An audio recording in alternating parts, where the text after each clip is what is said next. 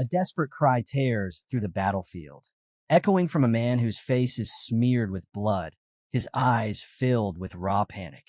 From the shadows, monstrous beings with blazing scarlet eyes charge forward, their movements swift and merciless, their presence suffocating. The ground shakes as they advance, and the civilians scatter in sheer terror, fleeing in every direction. Screams blend into chaos as fear consumes the entire city. Then, without warning, a thunderous explosion rips through the center of the battlefield. The blast flings bodies aside and sends shockwaves that ripple through the chaos, throwing the battleground into complete disarray. Through the smoke, a warrior emerges. His eyes glow crimson, radiating unstoppable fury. With sword in hand, he launches himself into the horde, each strike unleashing devastating bursts of energy that hurl the creatures back with tremendous force. The clash intensifies, sparks and blinding light erupting with every collision, the battlefield trembling beneath their ferocity. When the dust begins to settle, the warrior drives his sword into the ground, using it to hold himself upright. His voice carries one final remark, acknowledging that this strength is indeed worthy of a knight of hell. His body begins to dissolve in radiant light, fading from existence. The truth is revealed. This fallen hero is none other than the Empire's mightiest swordsman, Oz. Across from where he stood, his monstrous foe stirs. The Death Knight, cloaked in ominous black armor, rises despite the crushing blow it had endured. Cracks spread across its helmet until the mask shatters and falls away, exposing blazing red eyes that refuse to yield. But in that instant, a shocking transformation occurs. The Death Knight regains human form. His eyes widen in disbelief as he gazes upon the devastation around him. Flames devouring the battlefield, the Empire's banners reduced to ash, nothing left but ruin. As silence lingers, slow claps echo across the wasteland. A new figure steps forward, savoring the destruction with twisted delight. With chilling words, he proclaims that vengeance, when left to ripen, is all the sweeter. Standing tall, he announces the fulfillment of a vow made 1,000 years ago, his long-awaited revenge at last complete. And then the veil lifts. The true identity of this terrifying being is revealed. Arch Lich Dorgo steps forward, his skeletal frame cloaked in dread, crimson eyes burning like fire. Before him stands Emperor Helios, who erupts in rage, his voice booming with fury at the merciless slaughter of his people. But Dorgo only smiles coldly, mocking the Emperor's words as if they were nothing more than a pleasant curse. With biting sarcasm, he declares that the time for talk is over. It is now time for his coronation. Helios, battered yet unyielding, roars back in defiance. He refuses to accept the idea that someone like Dorgo could ever be crowned king. But Dorgo, undeterred, proclaims his triumph with pride. He boasts of uniting the continent for the first time in history and claims the title of emperor as his rightful reward. The emperor's strength falters, his body sinking to his knees in defeat and despair. Dorgo turns away from him, his attention shifting to his loyal commanders. With chilling satisfaction, he praises the Demon Kings and the Death Knight for their tireless efforts, crediting their devotion for the victory he now claims. He then commands the royal crown to be brought forth for his coronation. His followers obey, carrying the crown with solemn reverence.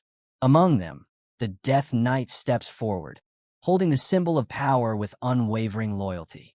Dorgo looks at him with satisfaction, showering him with praise and gratitude, questioning aloud how he could ever properly repay such devotion. But the Death Knight offers no response. His silence is heavy, his hesitation palpable. Dorgo's tone shifts.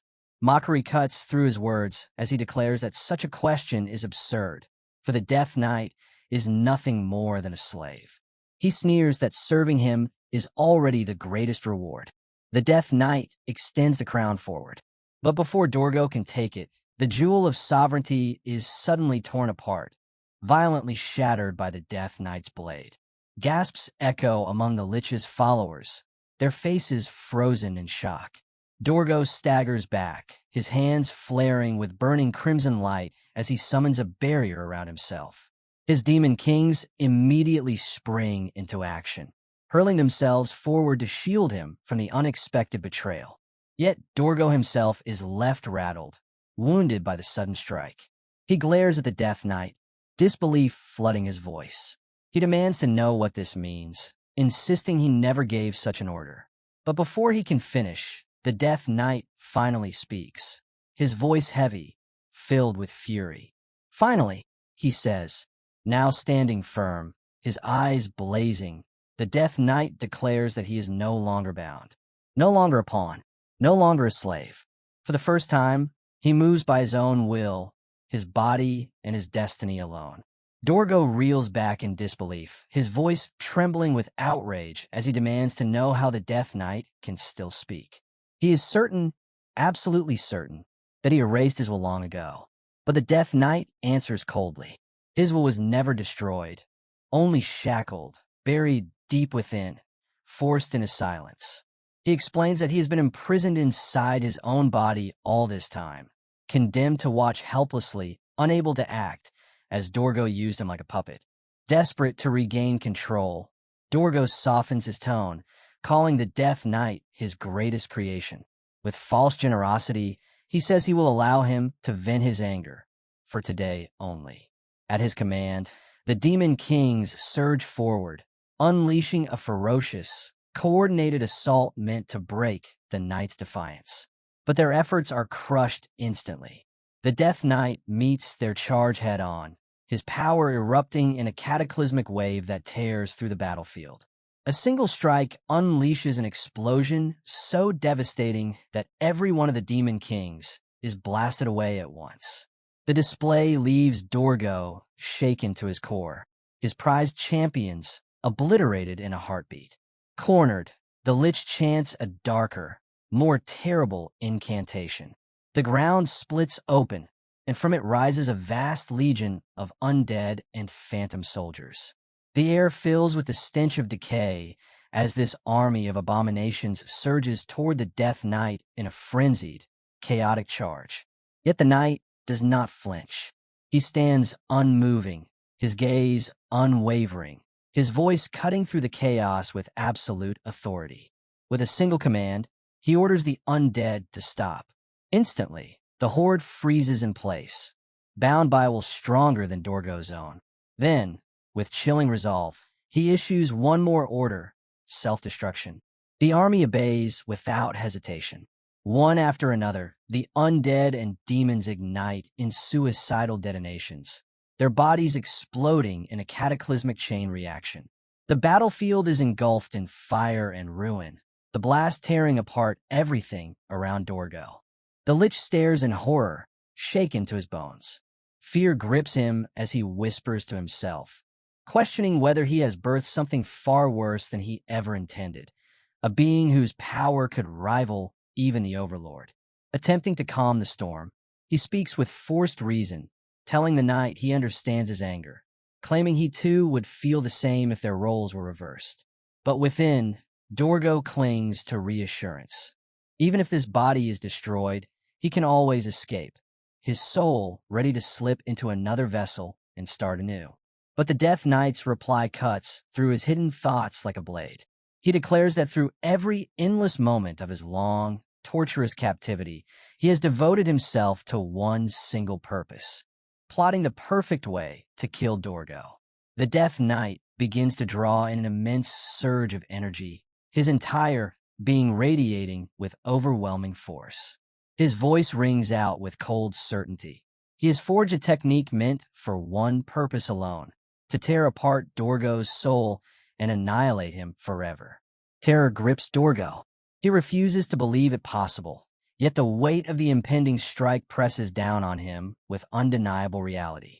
Panic takes hold, and he chooses to flee, racing across the battlefield in a desperate attempt to escape. But the Death Knight closes the distance with ease. From above, he descends with a crushing blow that splits the sky itself, the sheer impact shaking the heavens. For a heartbeat, silence falls. Dorgo trembles, clinging to denial. He forces out mocking laughter, declaring the strike nothing but an illusion.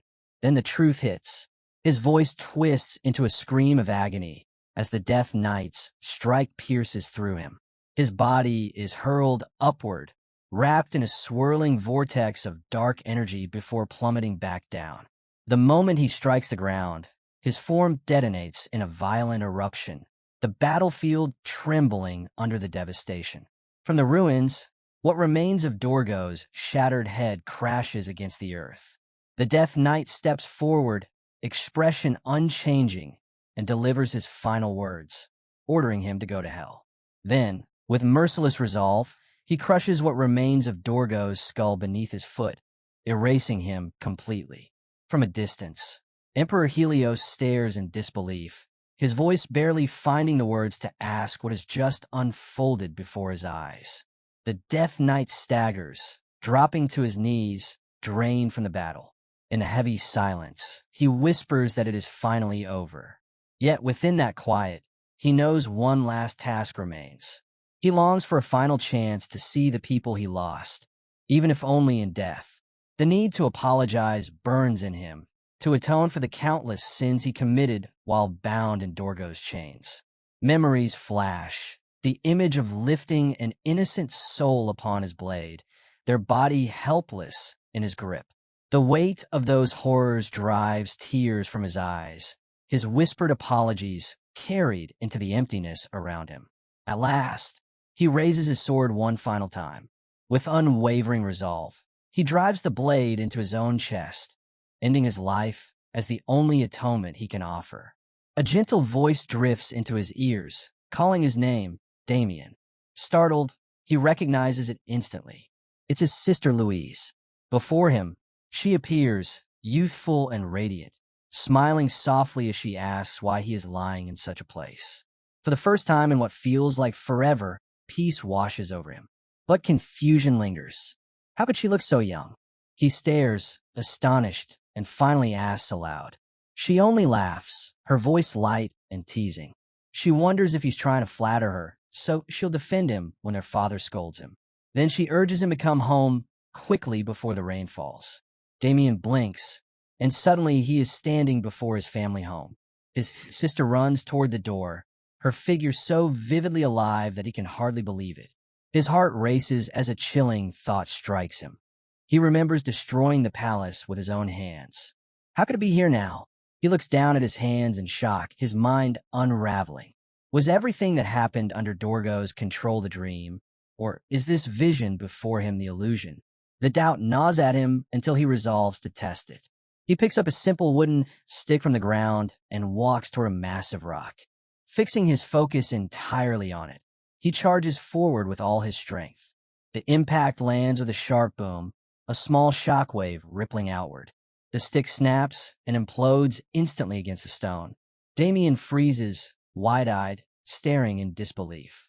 He holds his position, breath steady, refusing to move. Slowly, a crooked smile spreads across his face, and he mutters in disbelief that this is insane. At that very moment, the rock splinters at the point of impact. A second later, it explodes outward with a deafening force.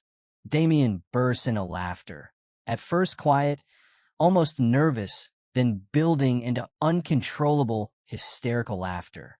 The sound echoes through the falling rain as his mind struggles to comprehend the power now coursing through him. At last, he collapses to the ground, his body trembling, breath ragged, fists clenched. He sits there in the storm, consumed by pain, shock, and the unbearable weight of a reality he cannot yet understand. At that moment, Damien became certain it was no dream. Every moment, every memory, all of it is real. A deep smile spreads across his rain-soaked face as he declares to himself that he has truly returned to the past. Memories flood him. He recalls the reckless boy he once was, a constant source of trouble, his family often calling him crazy. He remembers his father's furious voice, scolding him harshly after being thrown out of a public gathering for causing a scene, shaming their name. He recalls his brother's outrage after he struck the son of Lion Bloom March, sparking a scandal that dragged their family into disgrace. He sees the image of his sister, Louise, helplessly crying as she is taken away, her future ruined because of his foolishness. His mind shifts to the sight of his mother weeping bitterly, asking why he mortgaged their lands and borrowed recklessly, plunging them deeper into ruin. The memories cut deeper. How he squandered every last shred of the family's wealth until his father, at last, cast him out with finality, forbidding him to ever return. That day of exile burns brightest in his memory. His sister Louise ran to him, pressing money into his hand, begging him to be happy despite everything. She smiled at him with such deep affection, whispering only 2 words that pierced his heart: "Be happy." Overwhelmed with guilt, Damien had snatched the money from her hand, pushed her away, and walked off quickly, too ashamed to face her love. For the first time in his life, he felt the crushing weight of true guilt and shame. Back in the present, sitting in the lush green fields, Damien lowers his gaze, lost in thought. How could he ever turn to the past? His mind drifts back to the final moments of his former life, when he resolved to apologize to his family before death claimed him. He never expected to be granted another chance. Tilting his head toward the heavens, he wonders if this miracle has been gifted by the divine. Then he notices something strange in his hand, startling him. The sight makes him question the reality of his situation even further. He sits in silence, reflecting. His thoughts wander back to the struggles of his youth, how he could never properly wield combat techniques, no matter how he tried. One technique in particular surfaces in his mind: the shattering wave. He can almost see it, its immense power, its devastating force, the sheer destructive might it carried. The image of it burns vividly in his thoughts, a reminder of a skill he had once longed to master. Damien mutters to himself about a technique he's mastered, one that magnifies the force behind a strike, turning it into raw destructive power. He recalls a battle from the past, when a knight once used it so fiercely it was called the Wall Breaker. Damien reminds himself that he gained this very skill after killing that knight. Just then, a voice calls out from the distance. "Young master." Damien turns calmly toward the sound. A servant rushes toward him from the house, breathing hard but hurrying with purpose. Damien studies him for a moment, trying to recall his name. Victor? Was it Victor? Victor, he asks aloud, uncertain. The servant stiffens, quickly confirming the name. He says Lady Louise is asking for Damien immediately, surprised to find him still outside. Nervously, the servant adds that the head of the family is furious. Damien pauses. Did I do something wrong? The servant freezes at the question, staring at him in disbelief. What? You don't know what you did? Damien's confusion only deepens. He truly doesn't remember. But then, a thunderous voice roars from inside the house. "You scoundrel! It's the Viscount of House Haxon, his father." Damien steps inside, only to be greeted by a sudden strike aimed at him. He moves swiftly, dodging with precision, and his father stumbles, falling heavily to the floor. Shock flashes across the Viscount's face at his son's effortless skill. From the ground, he snarls, "You really are insane." Rising to his feet, his fury grows. He bellows that Damien has been thrown out of a tavern for starting a massive brawl, dragging shame upon their family name. His mother and sister rush in, trying desperately to restrain him, urging him to calm down. Damien watches silently as the scene unfolds. He remembers this moment. This is the past, one he has returned to once again. His mother pleads, "Do you truly mean to kill your own son?" His sister holds onto their father tightly, begging him to stop. And in the middle of the chaos, Damien lowers his gaze, feeling utterly defeated. Yet as he looks at them, his father, Paul Osborne Haxon, his mother, Marilda Haxon, and his sister, Louise Haxon, he takes in a moment with unexpected clarity. The family stares back, stunned by his expression, and at last, the Viscount forces himself to calm down. As the family's eyes fix on him, Damien stays still, lost in a quiet wave of remorse. "I've missed this," he thinks, holding on to the moment. Overwhelmed, his eyes begin to well, and tears silently slip down his face. His family looks at him baffled. His sister stares in disbelief. Are you crying? His mother's voice softens with sorrow. Perhaps it's all become too much for him. The silence is broken by his father's harsh tone. Enough. What excuse have you prepared this time? Speak. But Damien lifts his head, his voice steady and clear. I have no excuses. His father freezes, thrown off guard. No excuses? He stares at him as if he's hearing the impossible. You? The one who always hides behind pathetic justifications. Damien meets his gaze firmly. I stain the honor of House Haxon with my recklessness. I will not deny it. I accept full responsibility. Suspicion flashes across his father's face. Try to escape punishment, are you? Don't think I'll let you off that easily. But instead of retreating, Damien bows respectfully. I'll take care of it. His father blinks, stunned, struggling to grasp the meaning of those words. Damien straightens, then turns toward the door. I will resolve this myself. Once it's done, I'll return for the punishment I deserve. At the threshold, he glances back, confidence flickering in his eyes. I'll come back to accept whatever sentence you decide, Father. With that, a calm smile crosses his face, and he walks away. The house falls into silence. His family remains frozen, unable to comprehend the sudden change. His father mutters under his breath, bewildered. Did the boy take a blow to the head? Soon after, Damien arrives at the bustling heart of the commercial city, a sprawling maze of towering buildings and familiar landmarks, alive with noise and movement. Victor walks at his side, though unease is written all over him. Finally, Victor speaks. Young master, this is the place. But are you truly going in? They say it's backed by a criminal syndicate. If something goes wrong, his voice trembles with fear. Damien glances at him calmly. If you're afraid, return home. But Victor clenches his fists, refusing. No, I'll stay by your side. Damien turns to him with a quiet smile. Don't worry, I only intend to offer a polite apology. Nothing more will happen. Damien reassures Victor with a quiet promise.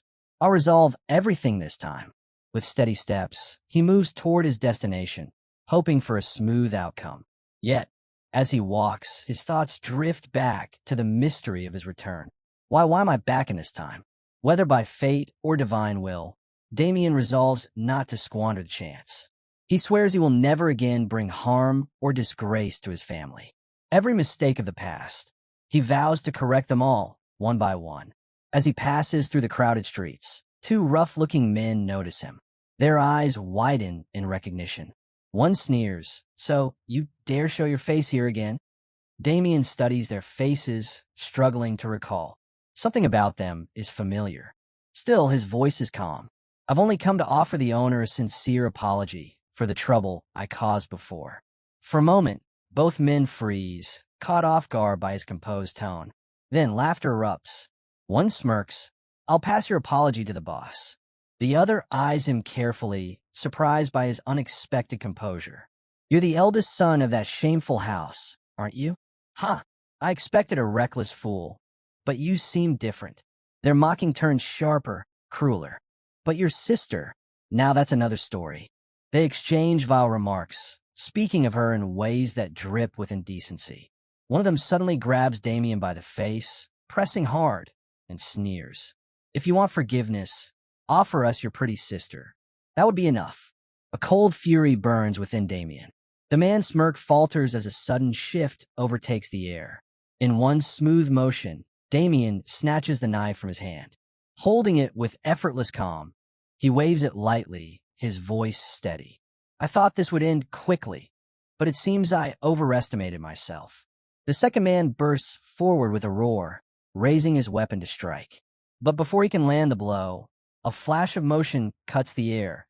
An explosive strike severs his hand clean off. The man stumbles back, staring blankly as blood spills from a wound. His severed hand hits the ground with a heavy thud. Shock locks his body, his mind unable to grasp what just happened. Damien holds his ground, unwavering, while dread begins to crawl across the faces of the men before him. With a voice as cold as steel, he tells them, "Since you're so eager, I'll show you what it means to face the eldest son of House Haxon. From the shadows, Victor watches in horror. His hands tremble and tears well in his eyes. How? How is this the same young master who swore he'd resolve things peacefully? The man whose hand was severed finally catches up to reality, his screams ripping through the air and drawing a crowd. Onlookers gather quickly, some whispering with excitement, others smirking at the spectacle. Let's go watch. It looks like a good fight. No, best not get involved. I'm not about to get caught up in that mess, another replies. Victor stays hidden, clutching his chest, his fear for Damien growing heavier with every passing second. In the open street, Damien stands calmly as the uninjured man points a blade at him. His partner writhes on the ground, wailing in agony. Do you even know who we are? The man snarls. Damien's reply is calm, almost dismissive. I don't care who you are. If you're going to strike, then strike. But the man doesn't let it go. He raises his voice, fury lacing every word. We're with the Black Snake, an organization no one in this city dares provoke without paying the price. The name hits Damien, unlocking old memories in a flood. He remembers the Black Snake's grip over the city, how they ruled the streets with fear and violence. He remembers them, the same men who once beat him down mercilessly, mocking and humiliating him over a simple protest at one of their establishments. He remembers the pain, the helplessness, the shame of being forced to bow his head in defeat. But this time, things are different. A shadow crosses Damien's face as he smiles. Dark, chilling, filled with certainty. An apology, huh? No, you are the ones who owe me one. The gangster snarls, raising his weapon. Don't think I'll hold back just because you're some pampered noble. This time, I'll cut you down for good. The man charges forward, unleashing all his strength as he swings his weapon down. Damien stands poised, waiting. With effortless precision, he slips past the strike, moving so swiftly that the gangster can't comprehend what just happened. Before the man can recover, Damien hooks his foot forward, catching the thug's step and sending him stumbling. The gangster's balance breaks completely, his body pitching forward, until his face slams into the hard ground with a sickening thud. The crowd flinches. The man groans, coughing violently, writhing in pain. Damien walks toward him slowly, his calm presence more terrifying than any shout. Even if I killed every last member of your Black Snake, he says coldly, it still wouldn't be enough to satisfy my rage. He raises the weapon high, ready to bring it down on the man's skull. But at the final moment, his grip falters. For the sake of his family, he restrains himself. Instead, he delivers a brutal, crushing strike that doesn't kill, but leaves the man broken, crippled beyond recovery. Now both thugs lie sprawled across the ground, moaning in agony, unable to move. From the edge of the street, another voice rings out, furious. Who the hell is this guy? A fresh group of Black Snake enforcers appear, led by a figure radiating menace. The leader steps forward, eyeing Damien carefully. You're strong, too strong to be wandering alone. Tell me, what organization do you belong to? Damien's answer is calm, unwavering. I belong to no faction. I came here to apologize. But after all this, his eyes narrow. It's your boss who owes me the apology. Laughter erupts from the gang. The leader's expression hardens. Enough lies. If you won't come quietly, we'll drag you instead. Attack. At his command, the enforcers rush Damien with blinding speed. Fatigue already weighs on Damien's body, his breath shallow from the earlier fights. But he steels himself, inhaling deeply, his resolve unshaken. His stance tightens, his eyes sharpen. Then he moves. Swift, precise, devastating. Each motion cuts down an opponent. His strikes land like thunder, one after another, until screams of pain and disbelief echo through the street.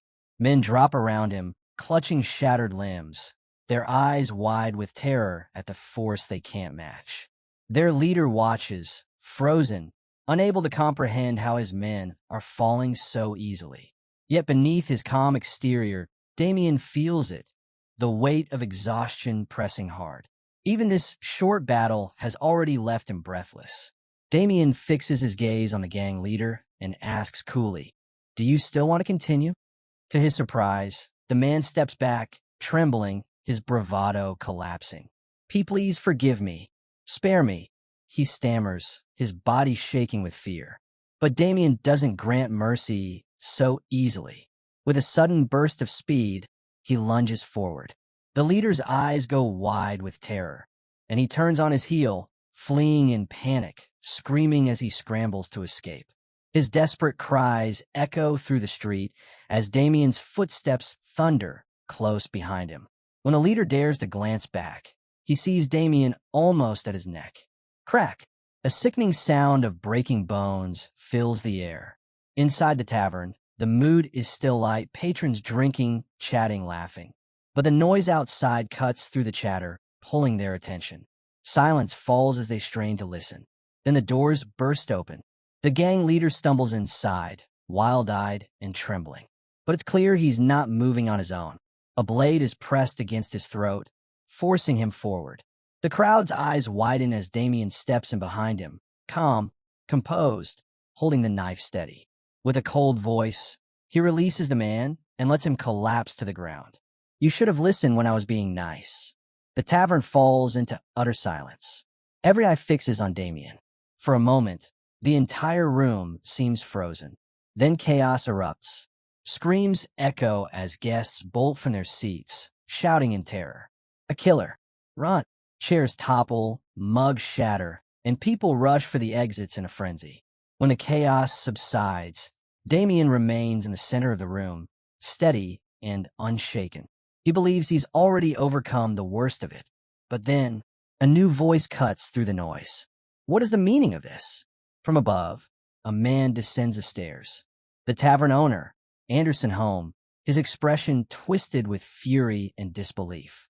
His eyes immediately darted to the fallen gang members littering the floor, his face contorting in anger.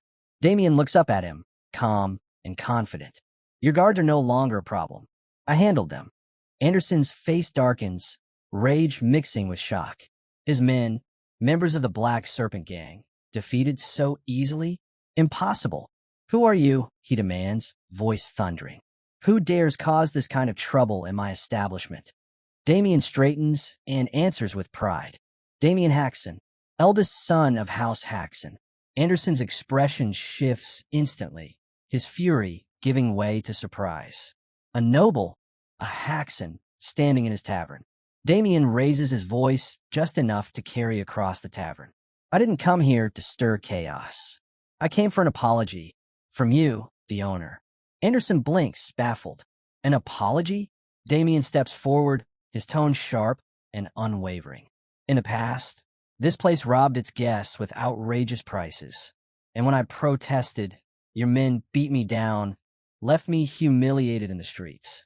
That incident branded me as a drunken fool in this city, a disgrace that has haunted me ever since." For a moment, his mind drifts back. He remembers that bitter day when his father cast him out, tired of his reckless reputation. The weight of his family's shame presses heavily against him even now.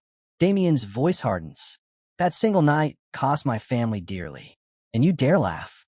Anderson does laugh, mocking, dripping with scorn. "So this is it? You've come to mourn your lost honor?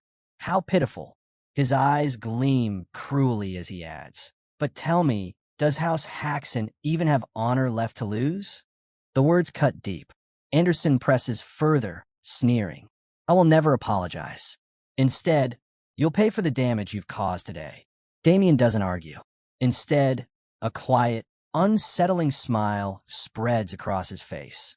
Had he simply apologized, I may have spared him. But now, the air shifts. Damien takes a single step forward, so sharp, so decisive, that Anderson flinches, frozen in place. The energy around Damien spikes. His body lowers into motion, speed coiling like a spring about to unleash. "Then you'll pay dearly for every word you've spoken," Damien says, his eyes flashing with a deadly glint. Knife in hand, he surges forward, a storm of intent aimed directly at Anderson. But before he can close the distance, clang, a sudden blur cuts across his path. Steel collides with steel, releasing a violent shockwave that blasts through the tavern. The aura is overwhelming, bright, and oppressive, sending Damien crashing backward to the floor. For the first time, his confidence falters as he looks up, stunned by the sheer force. Standing before Anderson is a figure clad in armor, radiating power. Anderson exhales in visible relief, his voice almost reverent. "Lord Ted, thank the heavens you arrived." Damien pushes himself up, eyes narrowing in disbelief. "A knight? Here." The realization strikes hard. Why would someone like him be working in a place like this? The knight steps forward, fully revealed at last. His armor gleams under the tavern's dim light, refined and imposing, his face hidden in shadow, amplifying the suffocating dread that spreads through the room. A narration cuts in, describing the order of knights, their ranks, their power. From mere trainees to apprentice knights, and finally to official knights, beings beyond the grasp of ordinary men. Unlike others, official knights command aura with ease, wielding strength so great they can shatter mountains with a single strike or cleave fortress walls as though they were parchment. They are transcendents, walking calamities in human form. Anderson laughs with smug pride, his voice dripping arrogance. "Do you see now? This man before you, he's a true knight. Lord Ted himself." Ted raises his weapon slowly, aura beginning to surge around him. Power radiates from his body, coiling and snapping like lightning, as he prepares to unleash a strike meant to end the fight in a single blow. Damien's eyes narrow. He recognizes the technique instantly. "That move," he mutters under his breath. The aura gathering around Ted is terrifying, majestic, and overwhelming. Damien knows he cannot simply dodge. He must respond in kind. Planting his feet firmly, he steels himself, calling forth a technique of his own. And then, memories rush back. He recalls a day in his past when he encountered the infamous Phantom Assassin, a killer spoken of only in whispers. Damien watches in his mind's eye as the assassin slaughters a knight without hesitation, his blade moving faster than death itself. The assassin's voice echoes in memory, mocking the fallen. "You don't even know who Dorgo is. If I really followed his plan and killed every last human, there'd be no fun left in this world." After cutting down his victim, the Phantom Assassin turns, pointing his blade at the Death Knight standing before him. His tone is sharp, amused. "That's why I'm telling you. Shut your mouth and leave. Unless you want to join him."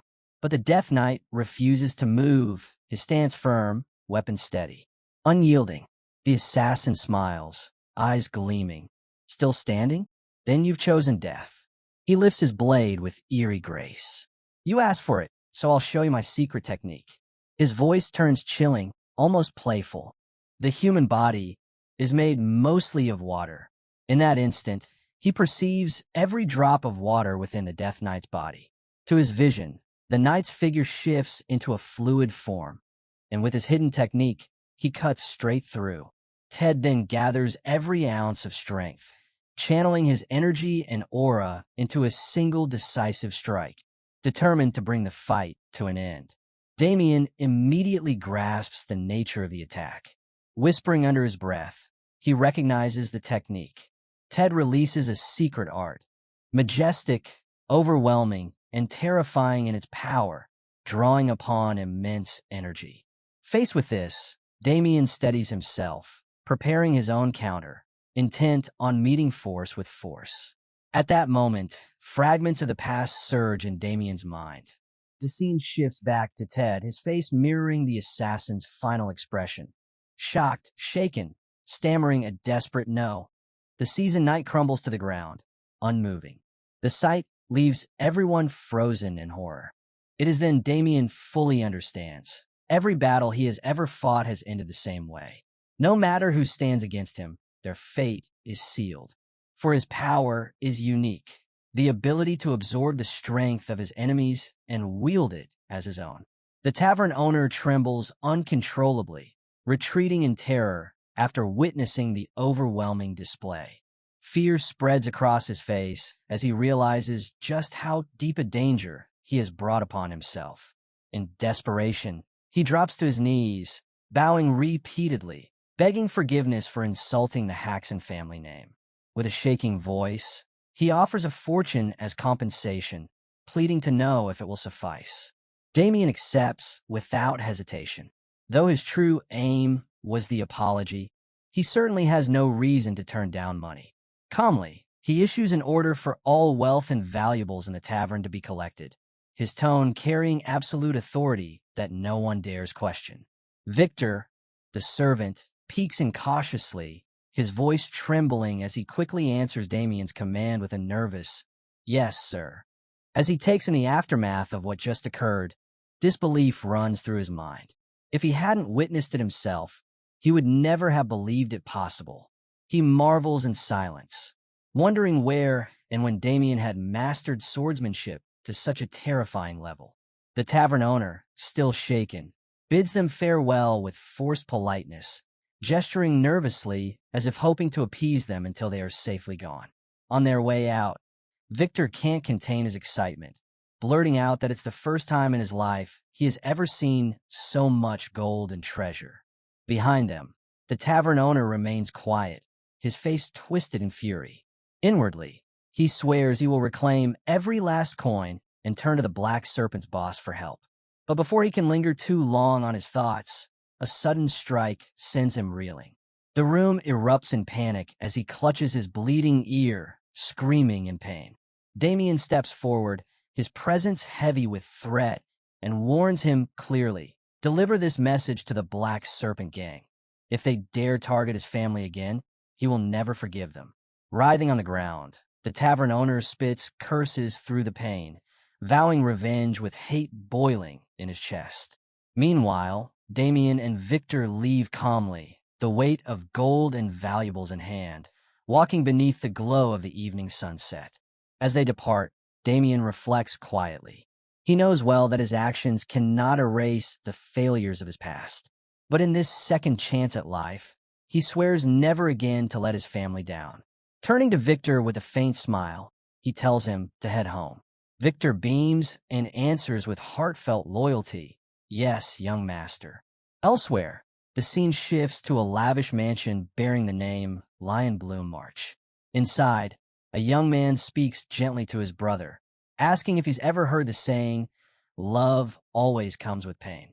His brother stares back in confusion, mocking him lightly, asking if he's heading off to a duel with such a dramatic expression. But the young man only smiles mysteriously and replies that he isn't seeking a duel. He's on a quest to find love. At that moment, Damien and Victor finally arrive back at the Haxenbear estate. Damien stretches with ease, remarking to Victor that he hasn't slept so deeply in a very long time. Victor quietly admits to himself, with a trace of envy, how Damien can rest so soundly while he spent the entire night awake, haunted by worries from the day before. Damien lets out a soft chuckle, admitting that things didn't exactly go as planned. Still, in the end, they walked away with a generous reward. More importantly, he says with firm confidence, word of what happened will spread quickly, and soon, no one will dare to look down on House Haxon again. Victor nods, his perception of Damien shifting. For the first time, he recognizes a sharpness in Damien's mind, a clear awareness he had never noticed before. Yet concern lingers. He voices his unease about the Black Serpent gang, reminding Damien that they left behind a wounded trainee knight and several gang members in dire condition. Damien, however, brushes it off with absolute confidence. No matter how daring the gang may be, they wouldn't recklessly challenge a noble family. And if they ever do, he vows he will deal with them himself. Victor can't help but admire his master's combat skill and finally asks, with burning curiosity, where and when Damien learned such extraordinary techniques. Damien responds with a nervous smile, hesitating before saying he only trained occasionally whenever he found the chance. But before the moment lingers, their exchange is cut short by a thunderous voice shouting Damien's name. His father storms into view, face burning with fury as he rushes toward him, demanding to know where he has been all day. grabbing Damien by the shoulders. His father's anger mixes with anxiety, pressing him for answers. Has he caused even more trouble? Damien meets him with calm confidence, smiling as he reassures him. Just as he promised, he has already settled the problem. Then he gestures to Victor to reveal what they brought back. Victor obediently opens the bag, and the glittering piles of gold and treasures spill into sight. Both parents cry out in shock. Our money. Damien explains smoothly. He returned to the tavern where the incident began and cleared the misunderstanding. The error had been in the billing, and as compensation, the tavern owner handed over the treasure. His father, though staring in amazement, silently doubts whether such a tale could be real. But his mother quickly counters, saying there's no other explanation. Where else would so much treasure come from? Damien, still smiling with confidence, tells his father that if he doubts the story, he should ask Victor, who was at his side the entire time. Turning toward Victor, he urges him once more to confirm his words. Victor pauses, caught in hesitation, before stammering out confirmation. His words seal the story in Damien's parents' minds, leaving them fully convinced. Admiration fills the room, praise flowing toward Damien. Yet in Victor's heart, a quiet thought lingers. Damien can't seem to utter even a single sentence without bending the truth. The realization leaves him both impressed and bewildered.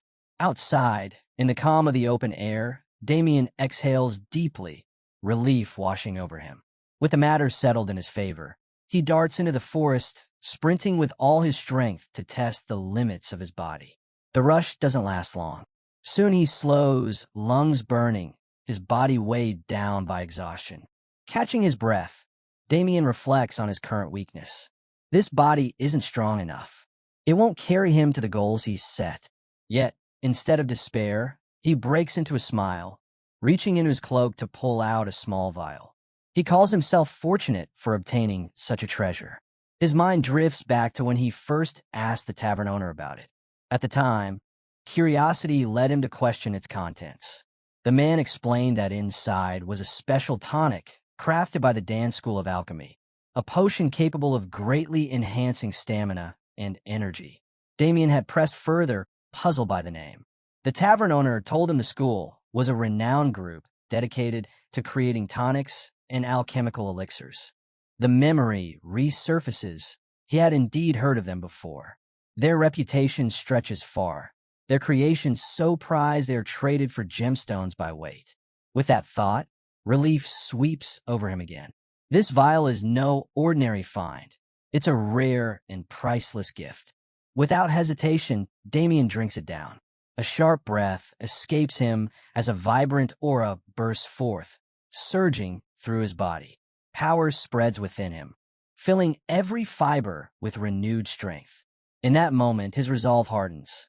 If he wants true power, he must first build his stamina.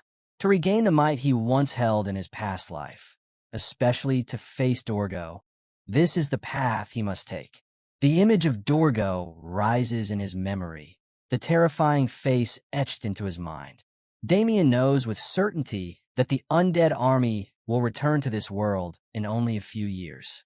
And so, he swears to himself, he will obtain the strength needed to kill Dorgo once and for all. Damien exhales slowly, his resolve firm. Only by regaining that level of strength will he truly be able to protect his family's happiness. With determination burning in his chest, he launches forward, sprinting ahead with power in every stride. His vow echoes within him. This time, Dorgo, I will kill you for sure. Far away, under the pale light of the moon, a hidden fortress comes into view, the secret base of the Black Serpent gang. Within its dark halls, their leader sits at a table, eating carelessly, his voice cold as he speaks. The one who failed, he declares, is worthless now. They have lost one of their best men, and that is the end of it. The members murmur regret over Ted's state, suggesting he should at least receive medical treatment. But their leader, Cedric Walker, cuts them off with a chilling command. Ignore him and throw him away. He is no longer of value. One of the men hesitates, his voice uncertain as he questions whether Cedric is sure. But Cedric's tone sharpens, ruthless and final. Ted is nothing but a broken tool. They can always buy another with money. Just then, a stir of movement breaks the room's tension. Ted begins to rise, struggling against his broken state. Gasps ripple through the gang. Cedric narrows his eyes before letting out a mocking laugh. So, he still has enough strength to crawl. With a cruel grin, Cedric taunts him further, saying he'll offer another chance, accept medical treatment, and he might rehire him. But Ted spits back in fury, shouting that he doesn't need Cedric's pity. He charges forward, moving with desperate speed.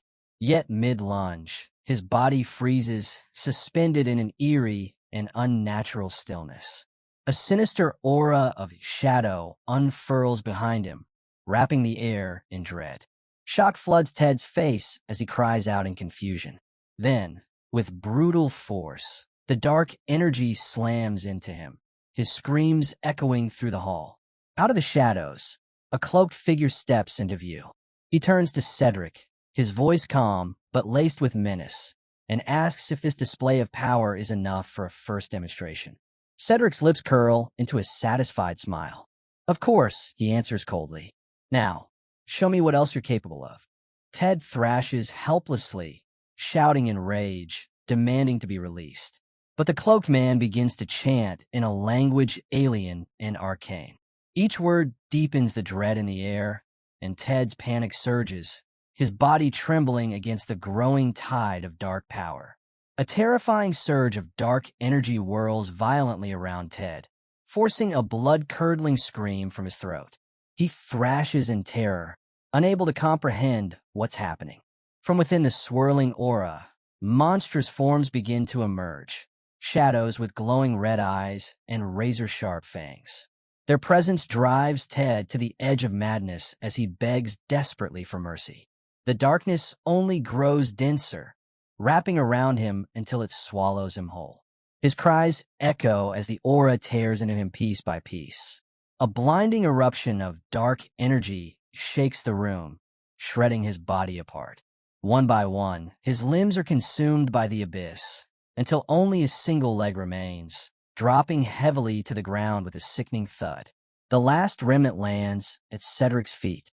Disgust flashes across his face as he covers his nose, muttering that the sight is revolting. The cloaked man, calm and detached, turns to him and asks if this demonstration is satisfactory. Cedric nods, but adds coldly that next time, it should be cleaner. With a chilling smile, the cloaked figure inquires about his next assignment. Cedric leans forward, a sinister grin spreading as he explains.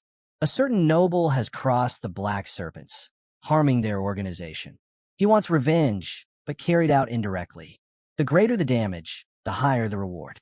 He slides over an advance payment. The cloaked man accepts it without hesitation, bowing his head slightly in thanks.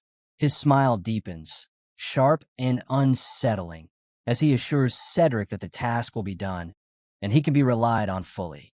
Elsewhere, Damien continues pushing his body through relentless training. Sweat pours, muscles ache, but his will doesn't falter. The tonic's effects are undeniable. His stamina has already improved dramatically in a short span. Even so, unease gnaws at him. Days have passed in eerie silence.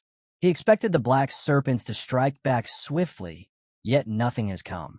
That quiet feels wrong. A sudden shift behind him snaps him alert. His instincts flare, and he spins sharply, muttering under his breath, just as I thought. Without hesitation, he launches forward at full speed, cursing the Black Serpent bastards as he slams a crushing strike into the figure hidden in the bushes. A pained cry bursts from the shadows. Damien suddenly stiffens, his eyes widening as he recognizes the face of the one he struck. He mutters in shock. Sitting on the ground before him is none other than his younger brother, Abel Haxon. Abel looks up at him, startled, and calls out softly, "Big brother." Still shaken, Abel steadies himself with a wince, then lets out a short laugh. "You've gotten stronger since the last time I saw you. For a second, I thought you almost broke my neck." Damien freezes at those words, a haunting memory flashing in his mind. Abel's body lying motionless in the past. The weight of it leaves him silent. After a moment, he extends his hand toward Abel, his voice steady but apologetic. I didn't mean to. That wasn't on purpose. Abel stares at the offered hand, hesitant. His expression hardens as he finally speaks. Father said you went to the tavern to settle things peacefully. But then we heard a fight broke out. People were injured. Tell me, Damien, you're not the one who caused it, are you? You wouldn't lie to the family, would you? Without flinching, Damien replies with calm certainty. No, I was the one who did it. Abel's temper flares. Liar. You expect me to believe that? Did you hire someone else to fight for you? You've never been the type to handle battles yourself. He points accusingly at Damien, his voice sharp. Stop bringing shame to this family. I'm always the one cleaning up after you. Instead of reacting with anger, Damien places a hand gently on Abel's head, his tone soft. Abel, you've always been the one who puts the family above everything. But listen to me, there's nothing to fear. I promise, nothing bad will happen again. Just as his words settle, a desperate voice cuts through the air. Young masters, a servant comes running, breathless and frantic. There's a serious problem. Both brothers exchange startled glances before hurrying back to the house. Tension grips them as Damien pushes the door open and steps inside, Abel right behind him, his unease written all over him. The moment Damien enters, his father's voice rings out, heavy with anger. Damien! And then, from deeper within the room, another voice, steady and calm, speaks. So you finally come. Irwin Loom is in the room with a sly smile, turning to Damien's father as though nothing is amiss. I was just explaining what happened at the party, he says smoothly. Forgive me for arriving unannounced. Damien's eyes narrow. This again. I've lived through this scene before. He recognizes him instantly, Irwin. His memory flashes back to that night in his previous life, every detail vivid. Without holding back, Damien roars. What the hell did you just say? Irwin raises his hands as if to defend himself. Wait. I didn't mean to insult anyone. But Damien doesn't let up. Don't act innocent. You mocked me, and you try to harass my sister. Irwin smirks, feigning confusion. You must be mistaken. Maybe you were drunk? I don't recall anything like that. He then leans in close, voice low and taunting. And what if I had done it? With a cruel smile, he goads Damien further. If I said it outright, what exactly could you do about it? Rage boils over. Damien remembers how, in his past life, he always restrained himself in moments like this. But this time, he doesn't hesitate. His fist smashes into Irwin's face, the blow landing with devastating force. Irwin crashes to the floor, blood pouring as he groans in pain. Yet Damien quickly realizes something. Irwin is no weakling. He's a trained knight, but he didn't even try to block the strike. He wanted this to happen. Irwin slowly gets up, clutching his face but wearing a twisted smirk. Then, without shame, he plays his next card. Actually, he says boldly, I must confess, I admire Louise deeply. That's why I'd like your blessing, Viscount, to marry her. He settles onto the sofa as though nothing just happened, his voice calm and deliberate. Yes, I wish to marry Louise. I ask for your approval. The room falls into stunned silence. Everyone stares at him, speechless with shock. Damien clenches his fists, knowing all too well this is the exact scheme Irwin had used before, turning violence into leverage to blackmail their family.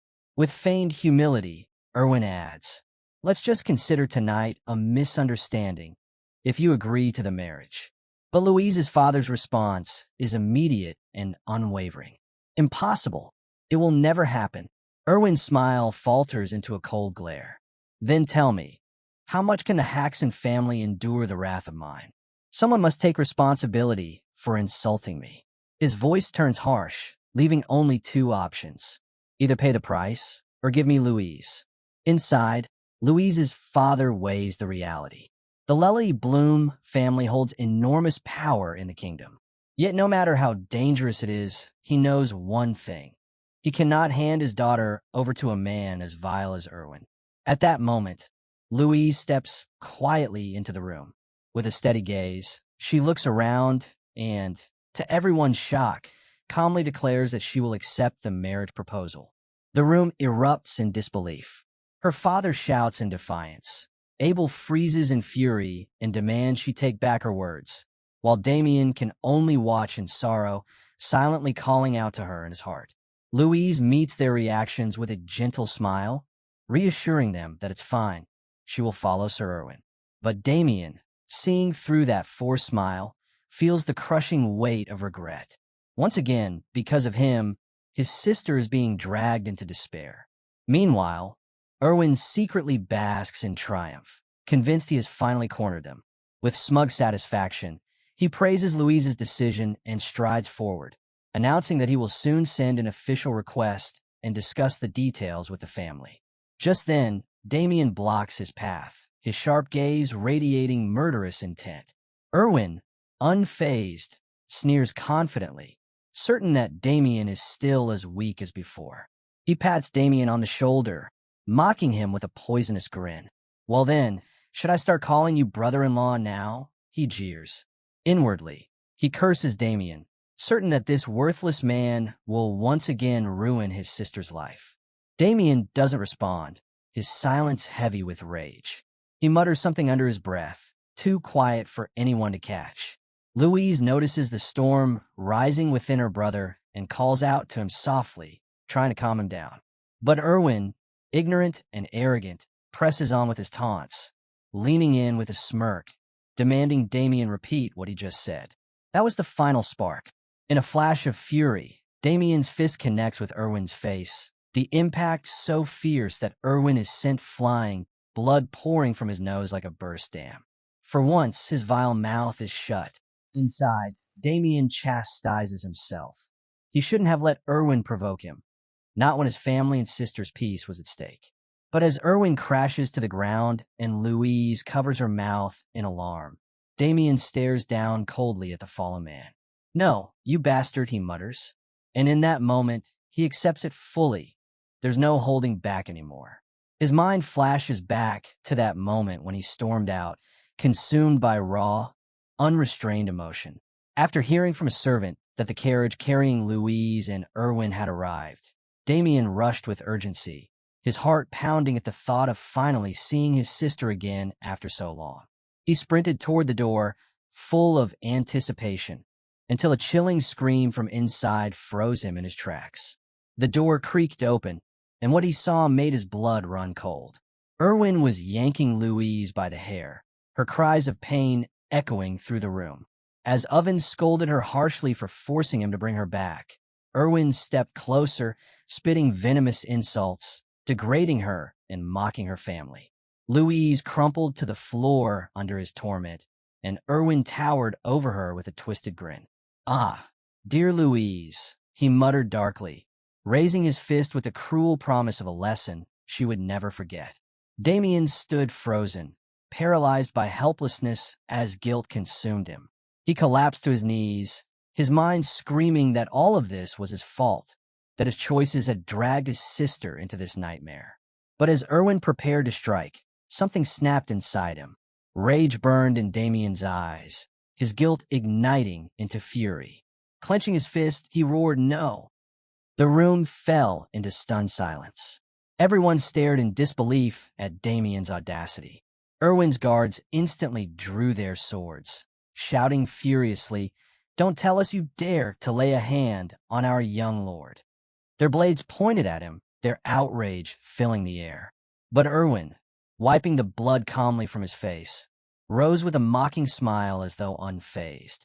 Sword in hand, he sneered, "Twice, you dared to strike my face twice." His voice dripped with malice as he leaned in closer, taunting, "Tell me, brother-in-law, is it a death wish you carry?" The guards rushed forward, desperate to restrain the chaos, attempting to calm their enraged master. But Irwin shoved their concern aside, shouting furiously for them to step back. His eyes burned with vengeance. He would deal with Damien himself. When the guard stepped forward, bowing slightly, "Allow me to deal with this insolent fool," he offered. But Irwin brushed him off, unwilling to share the stage. With a sudden surge of power, his aura burst forth. shoving the guards back as he ordered them to stand down. His eyes locked on Damien, his voice cold and firm. This was his fight. Abel and Louise stood frozen, alarm coursing through them as the confrontation grew sharper. Irwin raised his sword, advancing slowly, his glare unwavering. "Tell me," he asked with venom, "how do you plan to resolve this?" Louise's heart tightened. She knew Irwin had no intention of letting her brother escape unscathed. Fear overwhelmed her, and she cried out desperately, "Please stop." Her voice trembled with terror, certain something dreadful would happen if the clash went on. But Damien stepped forward, shielding her with his arm, standing tall with unshakable resolve. He turned to her with a gentle smile, his tone calm and steady. "Don't worry," he reassured. "I'll take care of this." Deep inside, he wished with all his being that she would never have to sacrifice herself again. Turning back toward Irwin, Damien declared boldly, "Let's settle this with a duel." Irwin blinked, startled. "A duel?" he repeated in disbelief. Damien nodded calmly. "If you defeat me, I'll accept your terms. But if I win, this ends here, once and for all." Irwin scoffed, objecting. "That hardly benefits me. Louise already agreed to marry me." Damien's lips curled into a taunting smile. "Why change the subject? Unless you're afraid of losing." The mockery hit its mark. Rage flared in Irwin's eyes as his thoughts boiled. That arrogant wretch. He dared strike my face, and now he talks down to me. I've been waiting for this chance. His grip tightened on his sword. "I'll crush him completely and then take Louise for myself." With malice burning, Irwin raised his blade high. "Very well. I accept your challenge." Word of the duel spread quickly, and soon a crowd gathered in the estate's courtyard to witness the clash between Damien and Irwin. Faces were tense with anticipation. Damien's mother trembled with worry, clutching her hands. "Should we stop this?" she whispered nervously. But his father, though clearly uneasy, shook his head. "No, look at him. Damien's confidence means he has something planned." All that remained was hope. Some prayed for a miracle, but Abel did not. Unlike his father, he knew miracles wouldn't decide this fight. As Irwin readied himself with razor-sharp focus, Abel could only conclude that Damien stood no chance. Irwin was a trained knight, brimming with confidence, his blade glinting as he showcased his mastery. Across from him, Damien stood unarmed. Irwin smirked mockingly. "How do you plan to fight without a weapon?" But Damien answered with calm certainty, pulling out a small dining fork. "No need to worry." He twirled it lightly in his hand, a confident grin spreading across his face. "This is more than enough." The crowd gasped in disbelief. "A fork?" Irwin burst into laughter, openly ridiculing him. "What's wrong? Has fear made you lose your mind?" Without hesitation, Irwin lunged, moving with the deadly speed of a knight. His sword cut through the air, his voice echoing, "I won't hold back." But Damien's figure shifted effortlessly, slipping past the strike as if it were nothing. Irwin's eyes widened in shock. Snarling with frustration, he gathered his strength and unleashed a devastating move from the lion's roar combat style. His aura surged, taking the form of a massive, glowing lion that roared across the courtyard, tearing apart the stone ground and filling the air with dust and debris. When the smoke cleared, Damien stood untouched, calm, unharmed, his fork still in hand. Gasps rippled through the crowd. Irwin's guards stared in disbelief, whispering to themselves, how is he still standing? How can he withstand the lion's roar without even a blade? Even Irwin felt a flicker of unease. None of his strikes had connected. Every swing dodged with impossible precision. Damien's lips curved into a subtle smile. Inside, he acknowledged the truth. His relentless training had paid off. He now fully grasped the fighting style of the Lion Bloom family. Memories stirred. Memories of his previous life, when he had once battled Michael Lion Bloom, Irwin's elder brother. Compared to Michael's refined skill, Irwin's technique was riddled with weaknesses. Irwin roared in fury, hurling another colossal wave of aura at Damien, daring him to avoid this one. The sheer force radiating from it was undeniable, far stronger than anything before. Damien's eyes narrowed. This one, Evading it with just a fork may not be possible. He exhaled sharply, making his choice. Then I'll use it, the hero's saint technique.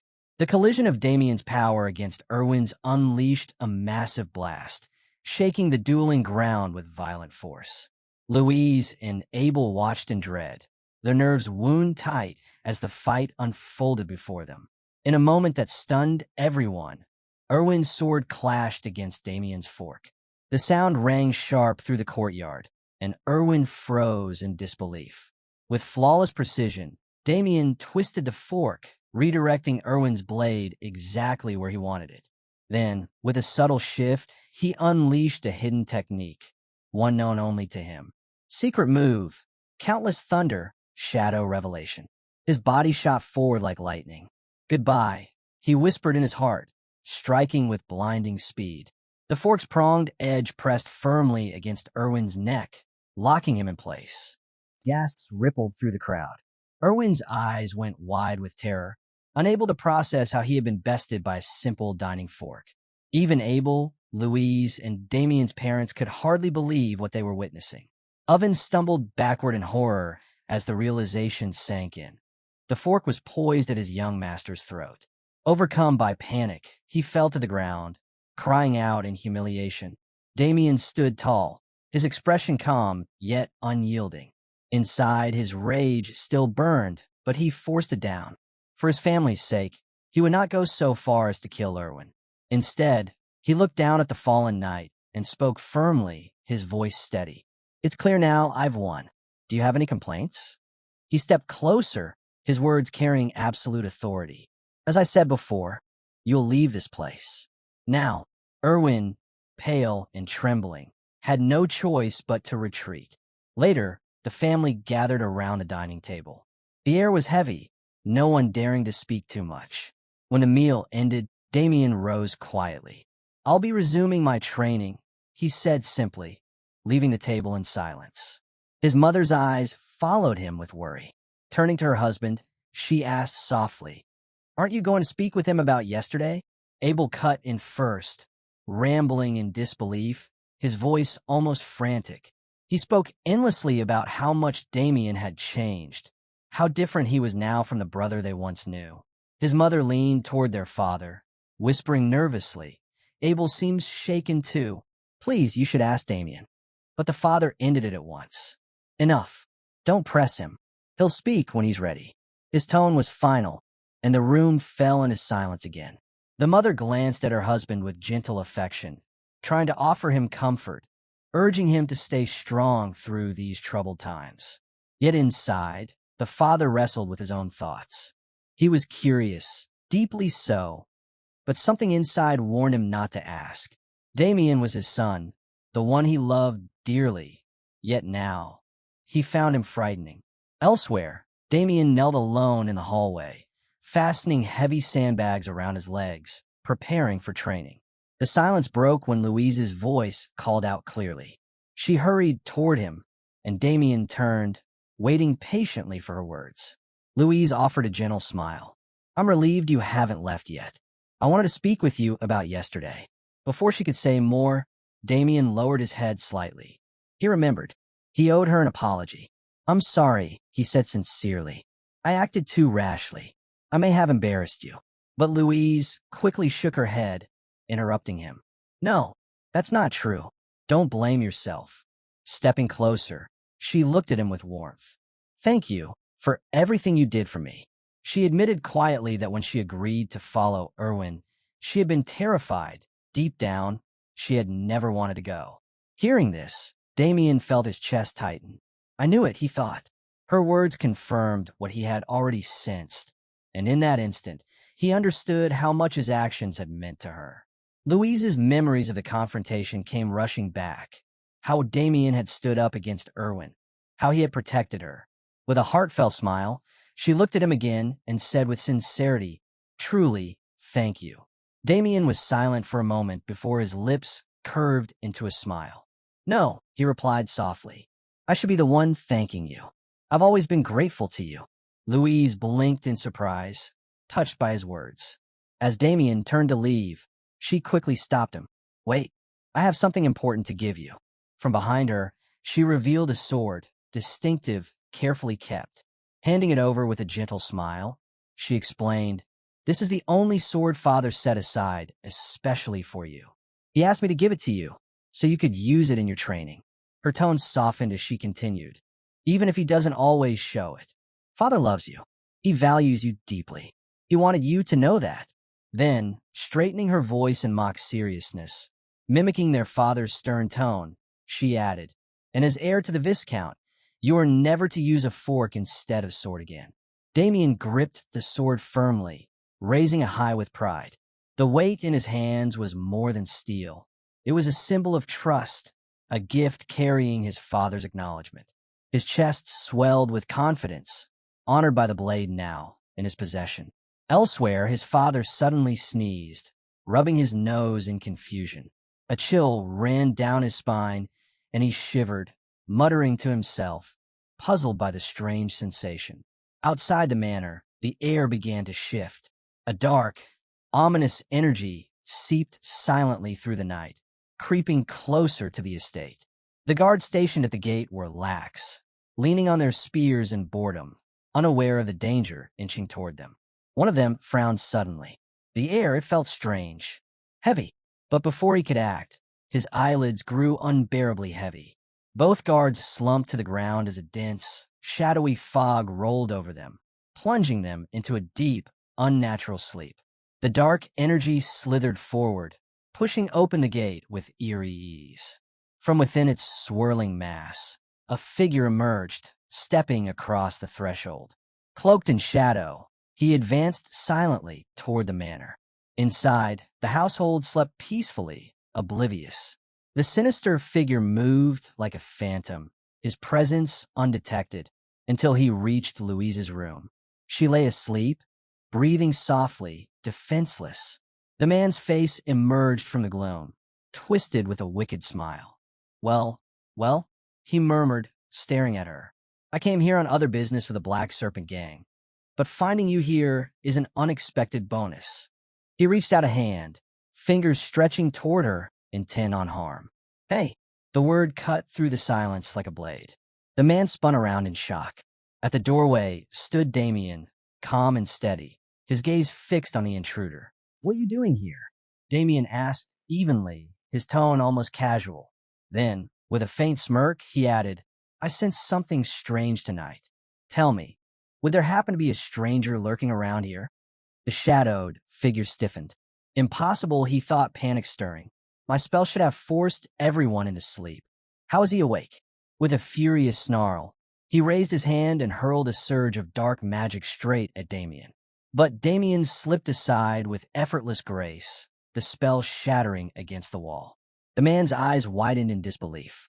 "Who the hell are you?" he shouted. Damien's reply was calm, unshaken. "That's the question you should be asking yourself." "This is my home," Damien said firmly, his voice steady. "So tell me, who are you, and what exactly do you plan to do to my sister?" The intruder's smirk faded into irritation. From the hallway, anxious voices echoed, guards approaching, calling out after hearing noise near Louise's room. The sound made the man grimace. Troublesome. He realized that if they saw him here, it would complicate everything. Without hesitation, he wove dark magic and dissolved into shadow. His body slipped out the window, vanishing into the night with impossible speed. All that remained was the trace of his sinister energy clinging to the air like smoke. Damien rushed to the window, scanning the darkness. Did I lose him? But just as he leaned forward, a pulse of eerie, unsettling energy rippled past him, making his skin crawl. Outside the manor, unease spread like a silent wave.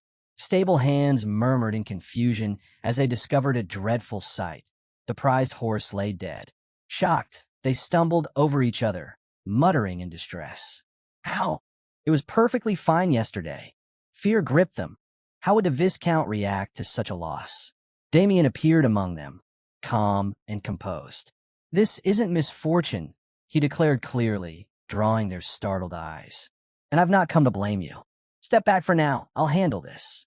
The servants quickly obeyed, moving aside as Damien crouched by the fallen horse.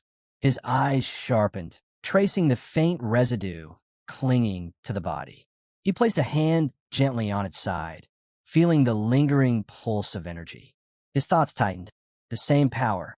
It was identical to what he had sensed from the intruder last night. A terrifying aura, steeped in malice. There was no mistake. This was black magic. Damien straightened, certainty settling heavy in his chest. The man he had faced was no ordinary enemy. He was a dark sorcerer. And as the rest of the Haxon family slept peacefully, unaware of the danger pressing closer around them, Damien felt the weight of responsibility settle on his shoulders. Their safety rested on him. The trail of shadowy energy slithered away from the stables, retreating swiftly through the night. Its path wound deep into the forest near the estate, leading to a concealed cave. Inside, the dark sorcerer muttered to himself, satisfied with his night's work. He chuckled, mocking the leader of the Black Serpent gang. Fools so easy to deceive. They thought I'd prepared some curse for them, when in truth it was nothing but scraps. He laughed bitterly, yet pride gleamed in his eyes.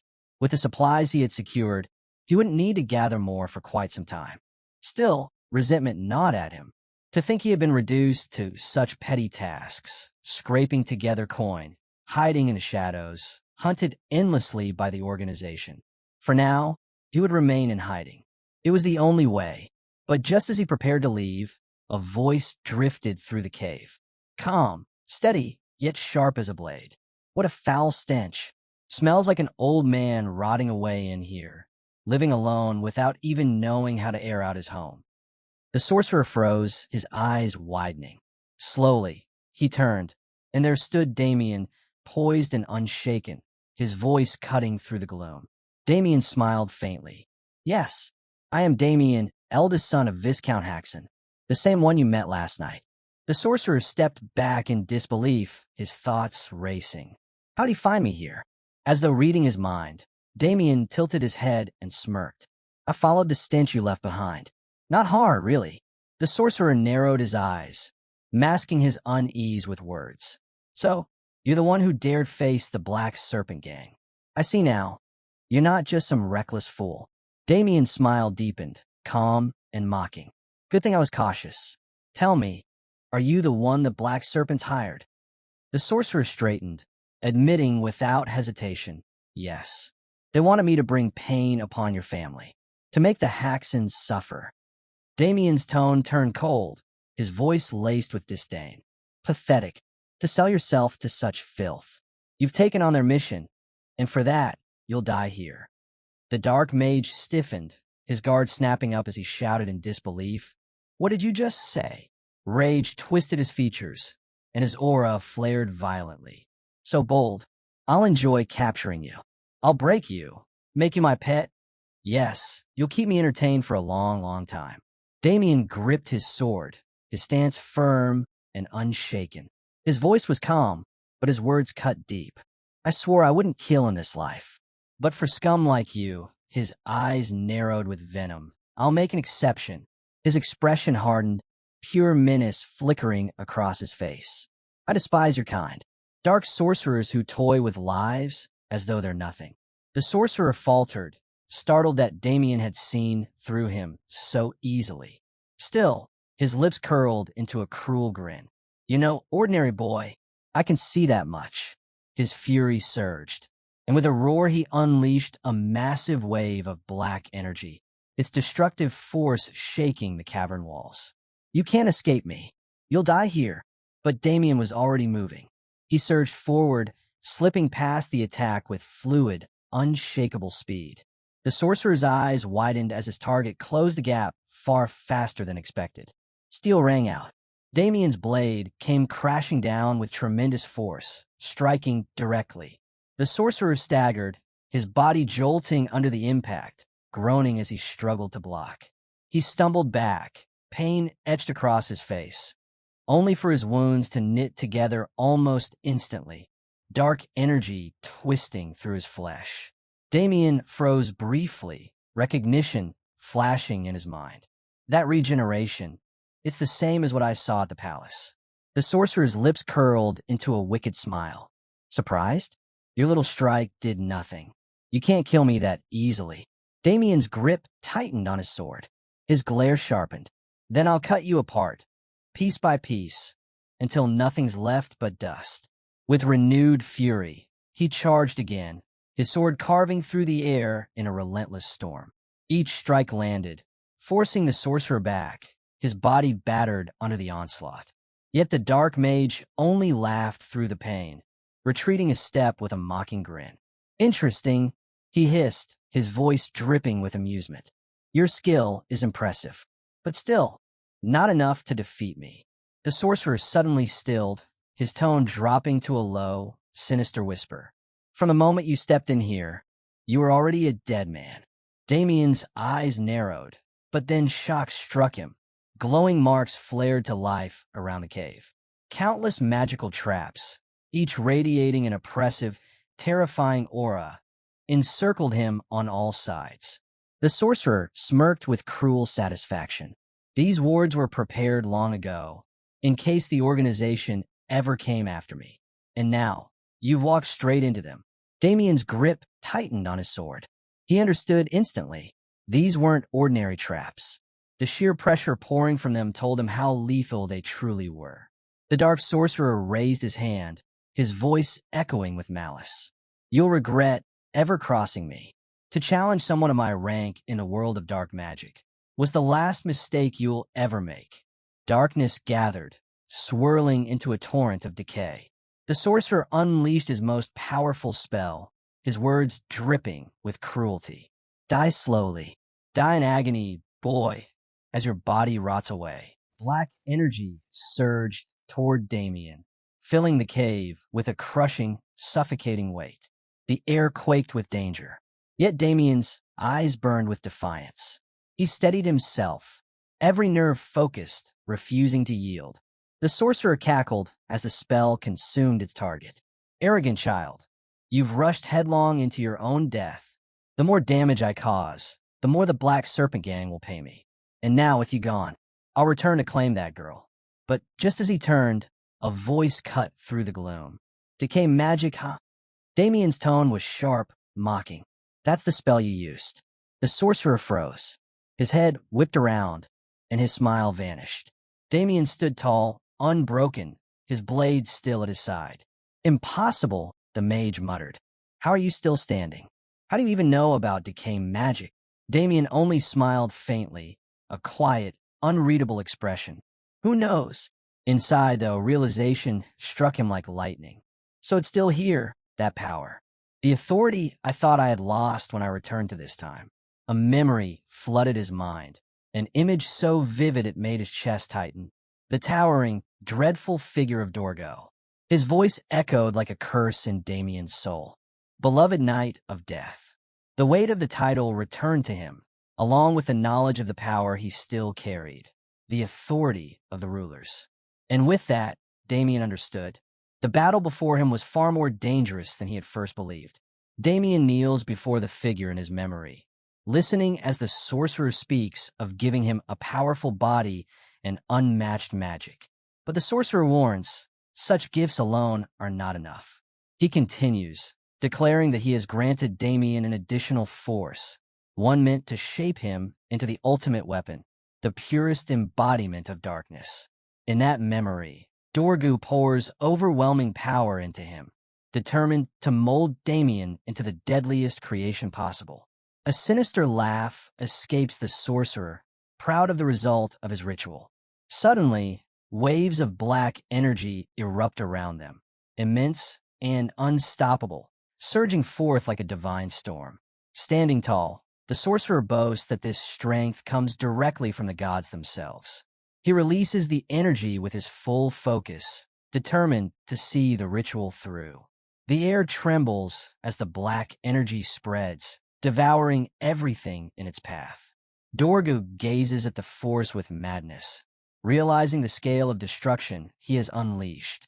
The power seeps violently into Damien's body, racking him with unbearable pain. He screams as the torrent of energy crashes into him, tearing through his being.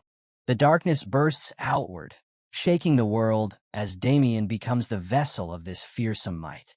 The sorcerer shouts with twisted delight, claiming his desire has finally been fulfilled. His eyes glimmer with manic joy as he confirms that the nightmare power he long sought is now in his grasp. Around Damien, the dreadful energy takes form, cloaking him in an awe-inspiring presence. Staring at his own body, Damien marvels at this force, wondering how it still lingers with him even after traveling back through time. Just then, a sudden strike of massive energy tears through the scene, raising the tension to its peak. With flawless speed, Damien evades the crushing blow, dodging the attack hurled at him by the very sorcerer who had empowered him. Shocked, the sorcerer demands to know how Damien survived his magic. But Damien answers coolly, almost mocking, saying, "Doesn't everyone have a hidden trump card ready for a moment like this?" It's then that Damien recalls something crucial. The sorcerer had once said he was a high-ranking member of the Yolan group. Memories flash in Damien's mind. He recalls the Yolan group, a clandestine organization notorious for its mastery of assassination and forbidden dark arts. With that knowledge, he realizes the sorcerer before him isn't just skilled. He is an expert whose power is far beyond ordinary. The sorcerer, radiating overwhelming energy, narrows his gaze. He begins to suspect Damien harbors a hidden weapon, something dangerous enough to turn the tide against him. If the fight drags on, he knows it will only grow riskier. He must finish this now. Slowly, he raises his hand and reveals a gleaming bracelet. He admits it was meant to be used against the church itself, but circumstances have forced him to bring it out here. As his words fade, the bracelet ignites with a radiant green glow, energy rushing up his arm and flooding his body. A surge of magic erupts from him, shaking the ground as his form shifts, confidence returning to his stance. The bracelet pulses violently, and from it pours an immense wave of dark power that takes on a monstrous form. Damien can only watch, astonished at the sheer magnitude of what's being unleashed. It becomes clear to him, this is no ordinary trinket. The bracelet is an artifact crafted to contain and mask unfathomable magical reserves. And now, those reserves are fully unleashed. The sorcerer grins with absolute certainty, his voice thundering as he declares this power to be unstoppable. With fury, he hurls his deadliest spell at Damien, roaring for him to be consumed by hellfire and perish. The attack crashes forward, an eruption so violent it tears the land apart, leaving behind a gaping crater smothered in dark energy. The sorcerer stands tall, convinced the battle has ended in his favor. A wicked smirk stretches across his face as he proclaims Damien is now trapped within the inferno, condemned to burn for eternity. But then, a voice cuts through the darkness. Calm, steady, unshaken. Damien's voice. He tells the sorcerer that he is gravely mistaken. Out of the shadows, Damien emerges, his body enveloped in a mysterious aura that radiates authority. The air trembles as this energy spreads, swallowing every trace of dark magic and erasing it completely. Damien speaks with unshakable confidence. The authority of greed, he declares, is not a mere shield against magic. It is a force that devours all dark energy entirely. The sorcerer's confidence shatters as he stares in disbelief. Panic rises within him. He cannot comprehend the ability before his eyes, nor how Damien has come to wield such terrifying power. Damien answers the sorcerer with a mocking tone, saying it doesn't matter, and he can think of it as nothing more than superior equipment. His expression hardens as he readies himself, frustrated by the cruel irony of it all, forced to wield the power of the one he despises most. Yet, against this enemy, he has no choice. To win, he must draw on the strength of the Knight of Death. The sorcerer's eyes widen when he sees what Damien is preparing. A surge of energy forms around Damien's sword, an aura blade. It is a skill known only to the most seasoned sword masters. Fear flashes across the sorcerer's face as the realization sinks in. In shock, he stammers, begging Damien to stop. But Damien does not slow down. He charges forward without hesitation, pouring everything into his strike. With devastating force, he unleashes his secret technique, Soul Severance. The strike lands, erupting with explosive force. The ground shatters, and the battlefield is consumed in destruction. As the dust clears, Damien stands tall, his sword glowing with the power of his aura. The victory is his. The sorcerer lies buried beneath rubble, coughing violently as he struggles to cling to life. Damien walks closer, calm and composed. Pointing his sword at the fallen sorcerer, he tells him coldly that if he speaks before he dies, his suffering will be eased. Then, in a firm and threatening voice, Damien demands the location of the Black Serpent gang's hideout. The scene shifts to the next morning. A carriage rolls smoothly into the heart of Trade City, the air peaceful and quiet. Inside, Victor, Damien's ever-loyal servant, looks at his master with both curiosity and unease. He asks what Damien intends to do at the city's landmark once more. Damien simply smiles, his answer quiet but sharp. If Victor is to follow him, he should do so without asking unnecessary questions. Victor feels a chill, unsettled.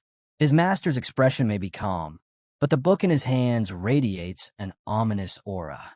Unable to contain his curiosity, Victor asks what it is that Damien is reading so intently. Damien closes the book slightly, a mysterious smile playing on his lips. His reply is simple. It's a very special book. Damien reveals to Victor that the book in his hands is one of dark magic, taken as spoils from the mage he defeated the previous night. Victor's face tightens with anxiety. He admits that while his knowledge is limited, he knows enough. Dark magic tomes are perilous, and to even obtain one is nearly impossible. Before he can continue, Victor suddenly stiffens. His nose catches a foul, unsettling stench drifting through the air. He glances around with alarm, his expression betraying both surprise and unease as he wonders what could be causing such a disturbing smell. Damien breaks the silence, announcing that they have reached their destination. Stepping out of the carriage, he carries with him a sealed sack. His voice is sharp and commanding as he tells Victor there is something of great importance he must do. He then places the sack into Victor's hands. Victor, uneasy, asks what is inside. Damien answers without hesitation, his tone calm and unshaken, a human head. Victor freezes, horrified. He stares at the sack, his voice trembling as he insists such a thing cannot be real. But when he dares to check, his worst fear is confirmed. Overcome by shock and terror, Victor screams and flings the sack away, unable to bear it. Damien quickly retrieves it, his demeanor unchanged. He urges Victor to compose himself, reminding him they are in a public space with many eyes upon them. He promises that explanations will come later, but right now, a task must be completed. He presses the sack back into Victor's hands, instructing him to deliver it to the location he had mentioned before. Meanwhile, Damien walks on, soon arriving at the headquarters of the Black Serpent gang. The massive building towers in the heart of the city, its prominence impossible to miss. Damien remarks with biting sarcasm on their choice, mocking how bold they are to establish such a base in the open. As he approaches, he takes note of the luxurious appearance of the place, commenting dryly on how comfortable the gang must be living. His bold approach immediately draws the attention of the guards posted outside. They glare at him, demanding to know who dares walk up so confidently to their base. Damien answers clearly, his tone calm and unwavering. I am Damien Haxon of the Viscount Haxon family. One of the guards bursts into laughter, mocking the name. He sneers, saying Haxon sounds more like pig's feet, and ridicules Damien for introducing himself so formally. But before the laughter continues, another guard stiffens. His eyes narrow as fragments of memory return, something their gang leader had warned them about. Damien smiles with unwavering confidence, remarking that it seems they already know who he is. He tells the guards plainly that he has urgent business with their leader and orders them to step aside. To his surprise, the guards move back immediately, granting him passage without the slightest resistance. But instead of letting him enter freely, one of them raises a signal flare and fires it into the sky. The bright streak bursts above the headquarters, a warning to everyone inside that an intruder has arrived. Damien tilts his head upward, calmly watching the flare as it burns in the air, fully aware of the storm it is about to summon. A smirk spreads across one of the guards' faces as he taunts Damien, admitting he never intended to let him pass so easily. Within moments, gang members flood the area, rushing toward Damien from all directions. Damien narrows his eyes, his expression turning cold and serious. He demands to know what they've just done. The mocking guard laughs, calling it nothing more than a welcoming gift from their boss. Surrounded by enemies on all sides, Damien stands tall and fearless. His voice cuts through the tension as he warns them. They will regret this. Elsewhere within the city, Governor Sebastian Baker sits comfortably at a banquet, raising a toast as he thanks Cedric, leader of the Black Serpent gang, for his hospitality. Laughter fills the room, and the atmosphere is relaxed. Sir Robert, a knight of the city guard, leans back with flushed cheeks, calling for more wine as he drinks without restraint. The governor, all smiles, addresses his guests warmly. He says he is glad to see them enjoying themselves and hopes they will visit more often. Turning to Cedric, he praises the gang, declaring his confidence that the Black Serpents can easily manage the city's operations. He adds that it would please him greatly if they took control of the entire entertainment district. With assurance, he promises to silence any opposition with his authority. Sir Robert, drunk and stumbling over his words, gazes at Cedric and apologizes clumsily, saying he wishes there was more he could do for him. Cedric, wearing his ever-polite mask, addresses him respectfully as Sir Robert. He assures him that his service in protecting the city is more than enough. With a deceptive smile, Cedric flatters him further, acknowledging how difficult it is to maintain order in a city as vast as Landwork. He insists that Robert has always been modest and that there is no need to belittle himself. Robert's face reddens even more at the praise, clearly flattered. He leans closer, telling Cedric that if the gang ever needs anything, he only has to ask, and Robert will do everything he can. All the while, Cedric's manner remains polite and gracious, but behind his calm expression, his thoughts are cold and filled with disdain. His courteous words mask nothing but contempt for the men at his table. Inside the hall, Cedric hides his scheming thoughts behind a mask of courtesy. But within himself, he reveals his true intentions. Once the Black Serpent gang seizes total control of the city, everyone will fall under his rule. His expression twists into something dark and deranged as he whispers in his mind that, sooner or later, they will all bow before him. The moment is shattered when a man bursts through the doors, shouting in panic, "Boss!" The sudden interruption startles everyone present. Cedric's eyes flare with anger at the disruption, demanding to know what has caused such chaos. The man bows his head, apologizing quickly, but Cedric doesn't wait. He strides out of the hall, ordering the man to explain without delay. In a hushed and uneasy voice, the man delivers the message, and Cedric's eyes narrow in shock when he hears the name Damien Haxon. His disbelief is plain on his face. Fury boils within him. What had the dark sorcerer been doing all this time? Still, Cedric finds some comfort in knowing he had already prepared his men for this very possibility. Forcing his expression calm, he tells the messenger to leave, assuring him there is no need for worry. Damien, he claims, has already dug his own grave. Meanwhile, outside, Damien is surrounded on every side by the gang. They believe him trapped, convinced he has walked straight into his own death. But Damien doesn't hesitate. He pulls out a vial, drinks it in one swift motion, and shatters it to the ground. Power bursts from him as his energy surges, his entire body bracing for battle. His eyes ignite with a brilliant glow, his movements becoming impossibly fast. In a flash, he tears into the mob. His strikes are precise and devastating, cutting through the gang with ferocity. Each blow sends enemies flying aside, his confidence unshaken as he dominates the field with sheer strength. And then, As the chaos rages, a cloaked figure emerges, shrouded in dark robes. The stranger steps forward with calm certainty. In a steady voice, the figure declares, "There is no need to worry. He has someone to rely on at this moment." Back inside, Cedric's face drains of color. Horror grips him as he senses the shift. He rushes to the balcony, expecting some minor disturbance, perhaps a nuisance easily handled. But what greets his eyes leaves him frozen. Below, his men lie scattered across the ground, writhing and groaning in pain. At the center, Damien stands tall, untouched, his presence commanding the battlefield. Cedric stares, disbelief etched deep into his features. His voice trembles with suspicion as he turns to one of his men, demanding to know, was that young man truly Damien Haxon?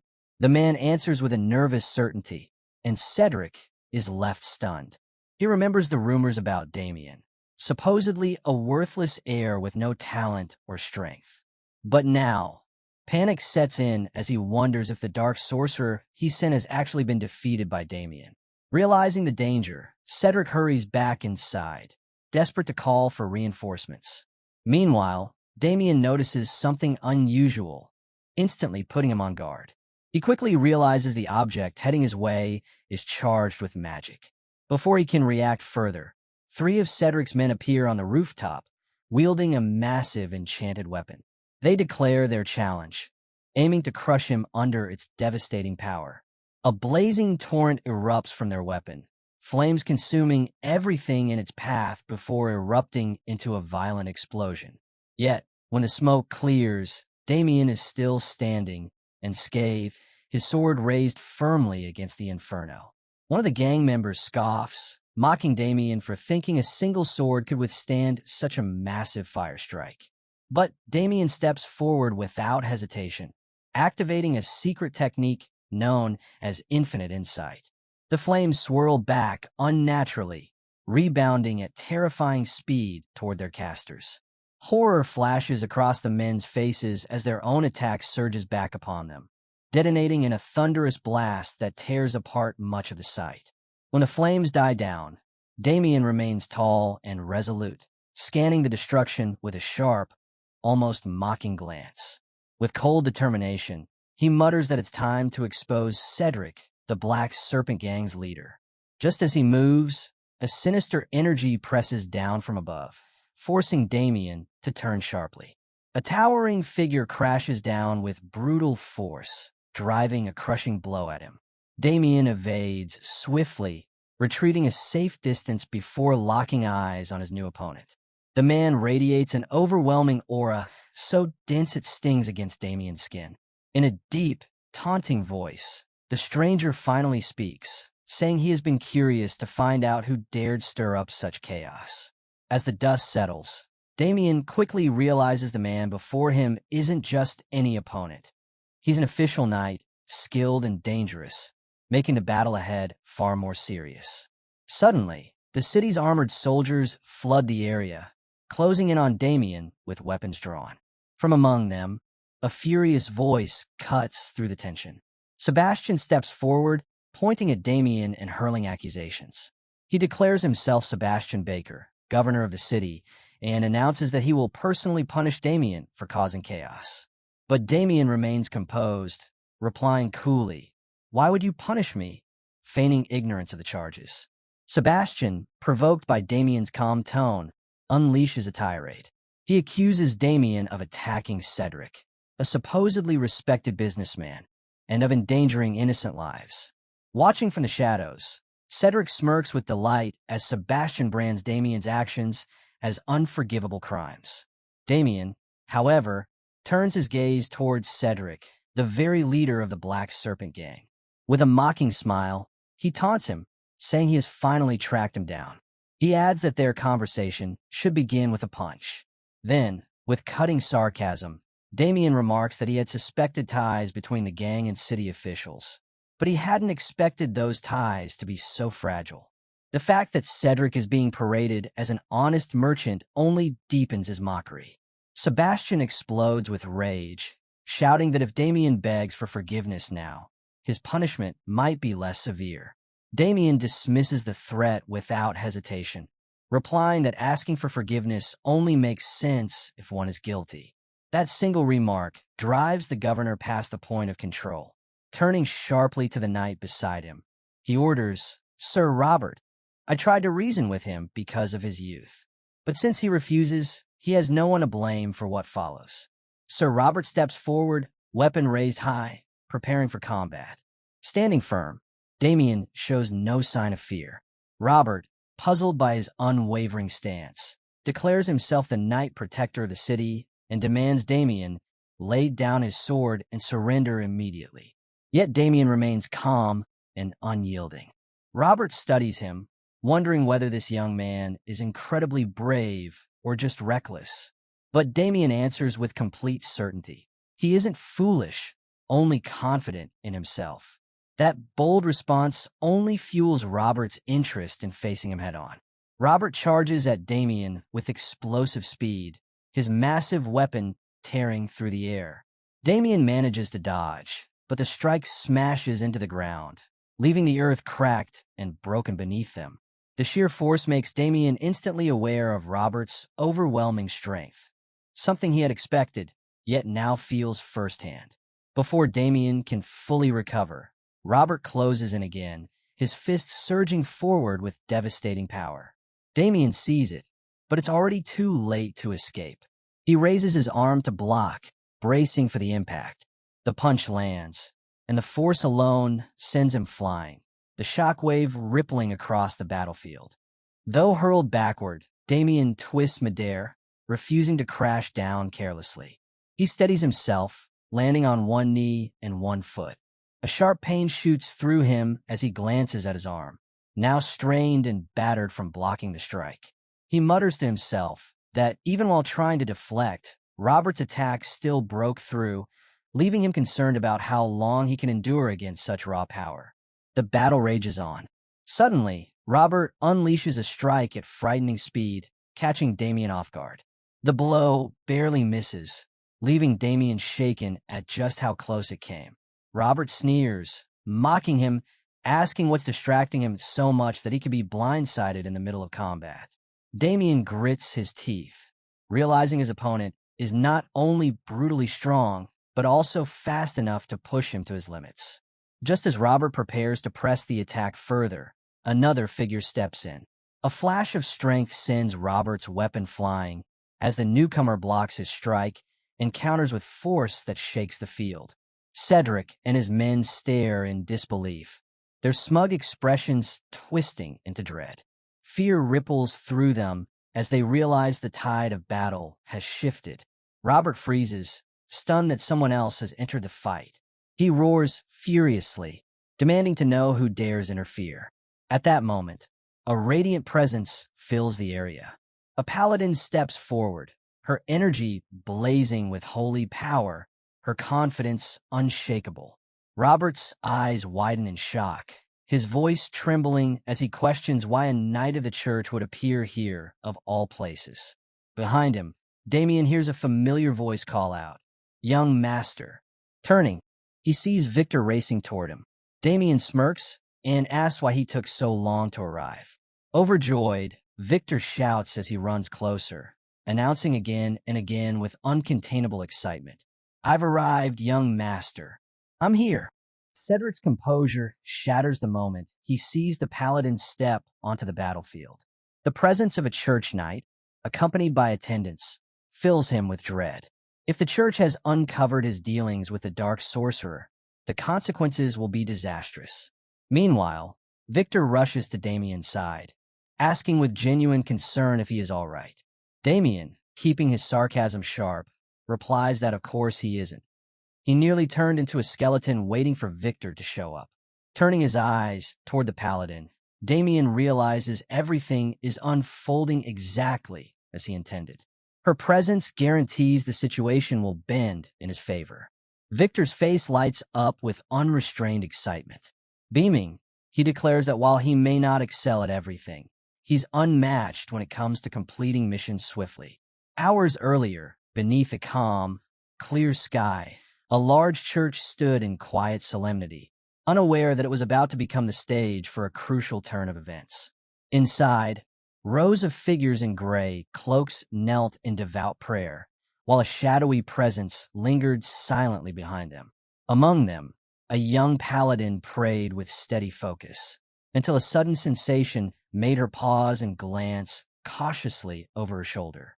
The church doors burst open as Victor stumbled in, breathing heavily from his desperate run. Struggling for breath, he hesitantly asked if this was the sacred branch of the church.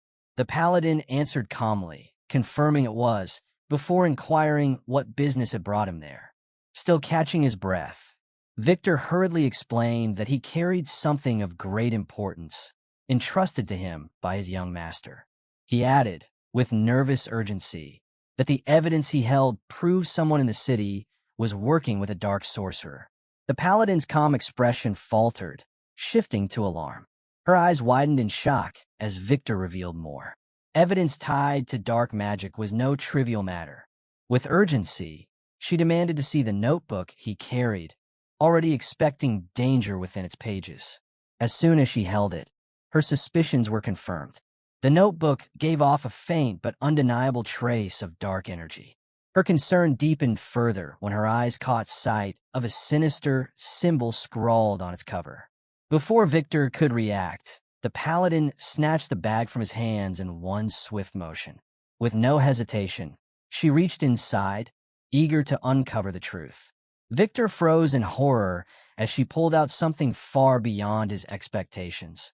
The severed head of the dark mage the church had long been hunting.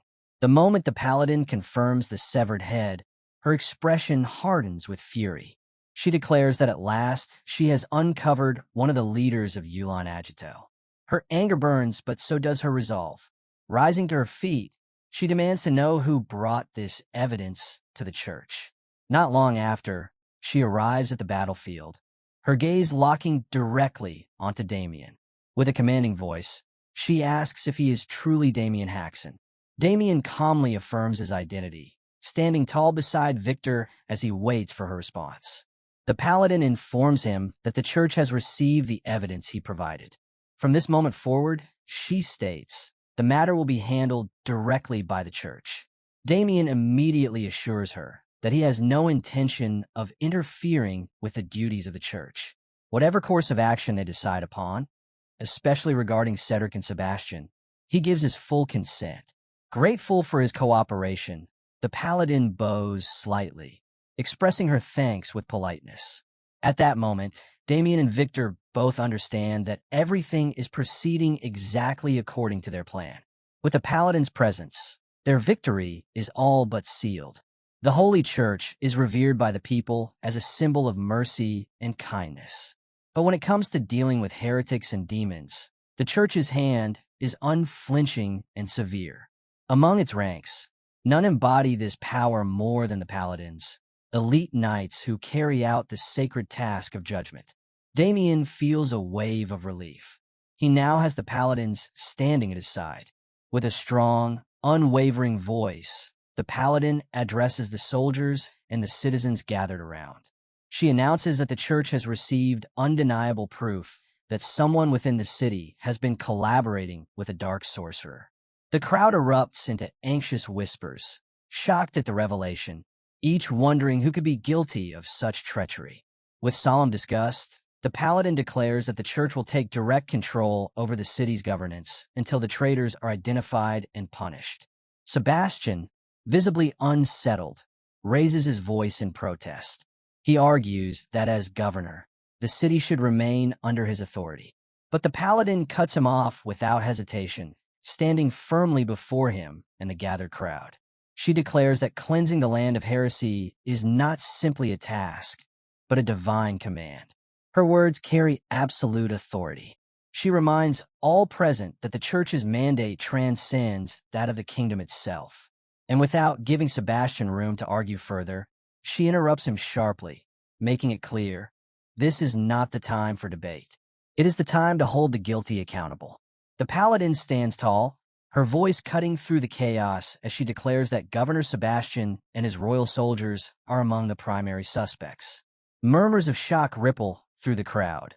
unrest spreading like wildfire. But she does not stop there.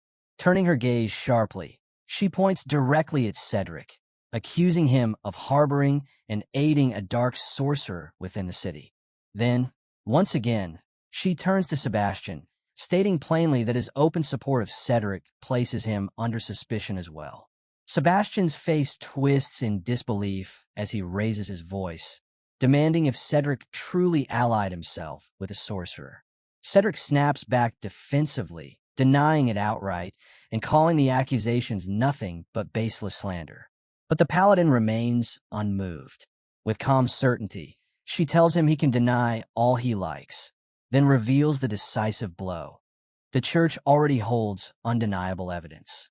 She lifts a small notebook into view, announcing that its contents detail Cedric's dealings with the sorcerer, complete with supplier names and meeting locations. At the sight of the book, Cedric's face drains of color.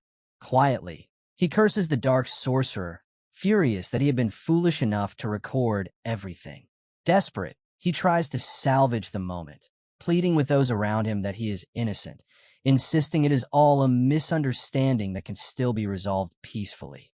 The Paladin offers him no chance. With a commanding tone, she orders the soldiers to seize all those involved without exception. Her words ignite action instantly. Cries ring out as Cedric, Sebastian, and their allies are dragged away by force, some thrashing wildly in resistance, others begging in vain. Damien watches silently from the background. As Sebastian is escorted past, his eyes lock onto Damien's. Suspicion gnaws at him. Could all of this have been orchestrated from the very beginning? A cold panic grips him as the realization sinks in. Falling into the hands of the church may mean he never leaves alive.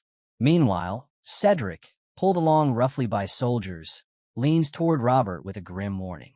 He tells him the church will not stop at simple arrest. They will pile on charges until his execution is guaranteed, trial or not. Just then, a voice cuts through the air, calling Robert's name with force. The knight freezes, silent for a moment. Then, with a roar, he unleashes his power. His body erupts in a majestic blue aura as he gathers his strength. With blazing resolve, Robert declares he will not be captured so easily. If the church wants him, they will have to fight, because he will resist until the very end. Cedric bursts into laughter from where he's restrained, convinced that the chaos has finally begun. Yet Damien remains unmoving, watching with a cold, measured gaze.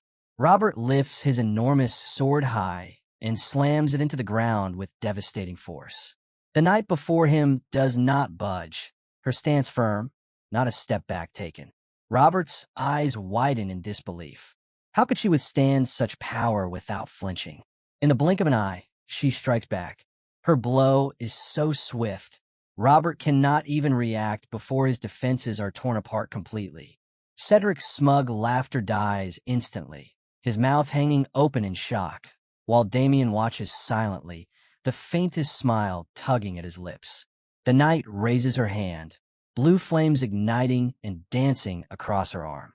Her voice echoes with divine authority as she declares that anyone who dares stand against the will of the Lord will find nothing but annihilation.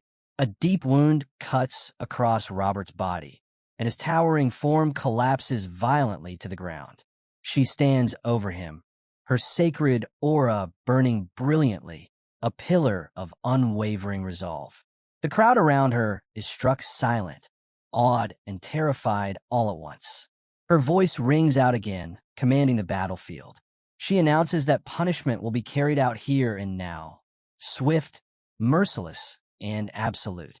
Rank, title, or power mean nothing in the face of divine law. She makes it clear, this is the Lord's judgment, and no mercy will be extended to those who have fallen into corruption. Cedric lies bound, his body slumped in humiliation, everything he built reduced to ruins. Outside, Sebastian thrashes wildly, screaming and cursing as knights drag him away, demanding his release in a frenzy of desperation. From a distance, Damien and Victor watch, their smiles quiet but telling. They remark that this broken man before them is truly the leader of the Black Serpent gang. though nothing about his current appearance suggests danger. But Cedric is seething, his rage boiling over. His eyes blaze as he stares at Damien, consumed with fury at the undeniable truth. All of this downfall is because of him. Damien, however, turns calmly to the Holy Knight, offering his gratitude. He tells her that thanks to her intervention, the mission has advanced and concluded exactly as planned. As his eyes linger on her, he discerns something profound in the purity of her energy. He realizes she is no ordinary knight. She is a member of the fabled Azure Flame Division. Damien's mind drifts briefly to the legacy of the Azure Flame Division, one of the 5 most feared units of the Church. Their name alone evokes terror. Known for their ruthless efficiency, they are infamous for purging heresy without hesitation, even when suspicion is faint.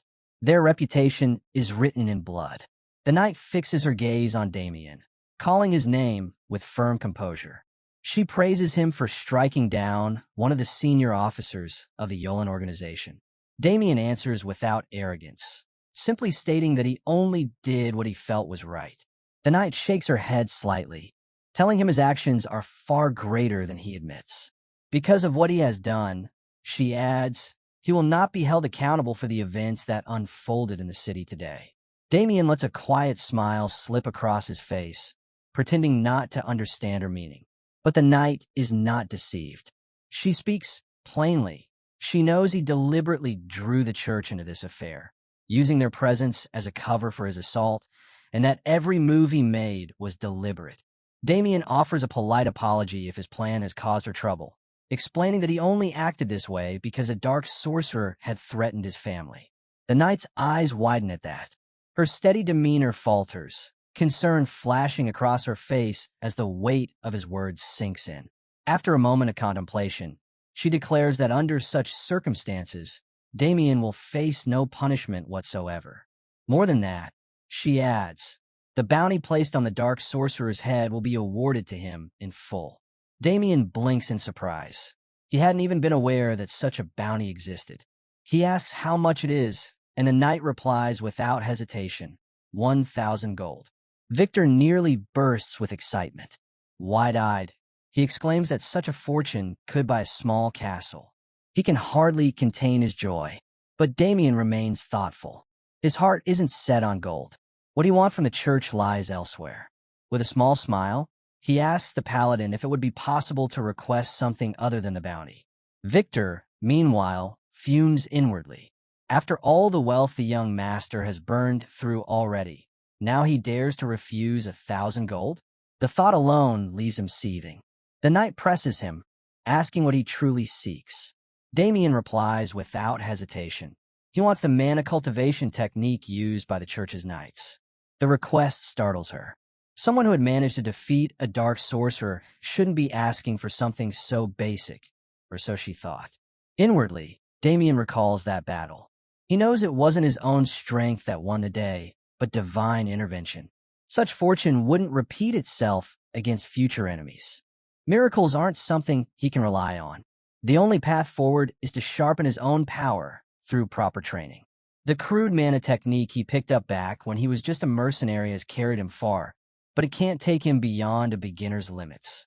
That's why he needs something real, an advanced method worthy of his growth. Hearing this, the Holy Knight studies him closely. The fact that he has come this far using only the most basic techniques astonishes her. She focuses on his aura and immediately notices his body already holds far more energy than most his age. Clearly, his gift isn't only in strength, but in sheer determination as well. Then, instead of answering his request, she offers something else entirely, something greater. With a calm smile, she stretches out her hand and presents him with an opportunity few could even dream of, the chance to become a holy knight. The air stills. Damien meets her gaze in silence, his expression steady. Beside him, Victor stiffens in shock, unable to believe what he's seeing. Yet Damien breaks the silence with a firm refusal. He steps back, rejecting her offer outright. Victor is left speechless. He leans in, whispering urgently, demanding to know why his master would turn down such an honor after triumphing over a foe so powerful. The knight's expression hardens as she explains. A holy knight is more than just a title. It's a sacred duty, the authority to strike down evil in the name of divine justice. Such a role is rarely bestowed and never easily earned. Damien listens but remains unsettled. Deep inside, he knows the truth. He refuses to live bound to the church like an obedient hound. But that truth can't be spoken aloud. So, he steadies himself, clears his throat, and delivers a solemn excuse, disguising his rejection as humility. With a formal stance, he tells her that he is unworthy, that he does not yet deserve the love of God. Damien continues his act, saying that for now, he only wishes to wander the world, following the traces of the divine as a simple devotee. To him, the life feels flawless. He imagines himself appearing saintly. Yet Victor, watching from the side, wonders in disbelief if his master truly thinks such a flimsy excuse could possibly fool anyone a second time. The knight lowers her head slightly, lost in thought at his words. Then, with sudden delight, she clasps Damien's hands and declares with joy that what he said is sacred. She seems deeply moved, while Damien internally wonders if his gamble has truly worked this time.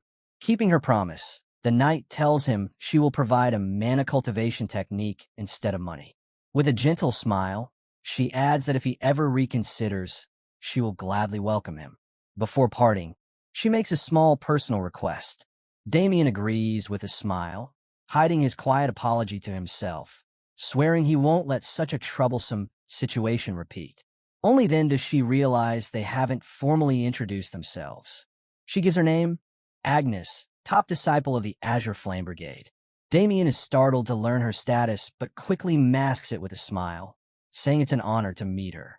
He then politely asks for her leave, explaining he has something personal to handle. Agnes consents, though curiosity lingers in her voice as she asks what it is he intends to do. Nearby, Cedric turns with unease, his movements hesitant and his nerves on edge. When his eyes meet Damien's stern gaze, panic twists into rage. He bursts out in fury, hurling insults while shouting at the top of his lungs. Damien doesn't flinch. He steps forward and drives a solid punch into Cedric's gut. The blow knocks Cedric to the ground, his body curling in pain. Damien looks down with a mocking smile, remarking that Cedric's thick fat probably cushioned his bones. Without hesitation, he strikes again, this time slamming his fist into Cedric's face. The sheer force sends Cedric flying, crashing into the dirt, left groaning and powerless. With that, Damien exhales deeply, ending the assault. He presses a hand to his chest, a look of satisfaction washing over him. Victor steps closer, speaking quietly, almost hesitant, and asks if this is truly the end. Damien gives a short reply, his gaze fixed on the horizon. Calmly, he affirms it's over. Meanwhile, at the Leon Bloom estate, chaos erupts. Marquis Holland storms inside, panic written all over him as he calls for his son. He finds Irwin locked away in his room, trembling and cowering in fear. The moment Irwin sees his father, his panic deepens. Holland seizes his son by the shoulders, torn between anger and shock, demanding to know what has happened to leave him in such a pitiful state. Through ragged breaths and a quivering voice, Irwin stammers out his explanation. Someone tried to kill him. He shakes violently as he speaks, forcing out the words. That his attacker didn't use a knife but a fork. Holland stares in disbelief at the absurdity of it. His temper explodes. He roars at one of the guards, demanding a full account. The guard falters, hesitant to answer, until Holland's furious shout forces the truth out. The guard finally blurts it clearly. The attacker was Damien Haxon, son of Viscount Haxon. The words ignite Holland's fury. In a fit of rage, he hurls a vase across the room, shattering it into pieces against the floor. His voice shakes with wrath as he curses Damien, denouncing him for daring to harm his son with such underhanded methods. Enraged beyond control, he orders messengers to be sent immediately to the Haxon estate. His command is clear. Damien must be dragged before him like a beast. The next morning, tension hangs over the Haxon estate. At the entrance, Agnes steps forward and introduces herself as a paladin of the church, with two knights standing firmly behind her. Damien's parents appear, uneasy but respectful, greeting her with strained politeness. The Viscount feels the weight of unease pressing down on him, well aware of the chaos his son has stirred inside and outside their household. He tries to ease the moment, explaining that Damien had mentioned Agnes would be staying with them for some time. Agnes confirms this, stating that her presence is tied to an official investigation into heresy, and she requests the family's full cooperation. Hesitant, the Viscount admits that their home is modest and may not have a room fitting for her status. Agnes responds with kindness, offering him a symbolic gift from the church as a sign of appreciation for their hospitality. Grateful yet burdened, the Viscount accepts, the weight of the situation settling even heavier upon him. Agnes expresses her gratitude once more, thanking the Viscount for allowing the investigation to be conducted within their estate. Damien, however, looks a little uneasy. He admits he hadn't expected her duties to involve staying inside their home. With a gentle tone, Agnes asks Damien if she may look into something beyond her official mission. Curious, Damien asks what matter she means. Smiling, she tells him it's something personal, concerning him directly. At that moment, both his parents freeze in shock. Misunderstanding completely, they glance at each other proudly, certain this is about a romantic affair. His father even flashes him a thumbs up. Mortified, Damien leans toward his father and whispers that it isn't at all what they think. Agnes then presents him with two books. She explains that these are the mana cultivation techniques he had requested, both carefully chosen for him. Damien, stunned, asks aloud why there are two books when he had only asked for one. Agnes clarifies, the first contains a sword technique, the second a cultivation method. She tells him that giving him only one wouldn't have been enough, so she included both. The titles are revealed, Destructive Sword Technique and Destructive Energy Technique. Agnes explains that obtaining them wasn't simple. She faced strong resistance within the church before managing to bring them. Damien acknowledges her effort with sincere words of appreciation, recognizing the lengths she went to on his behalf. Agnes then admits something more. She had to invoke her teacher's authority to make it possible. When she described Damien to her master, he declared that Damien was exactly the kind of chosen one the church needed.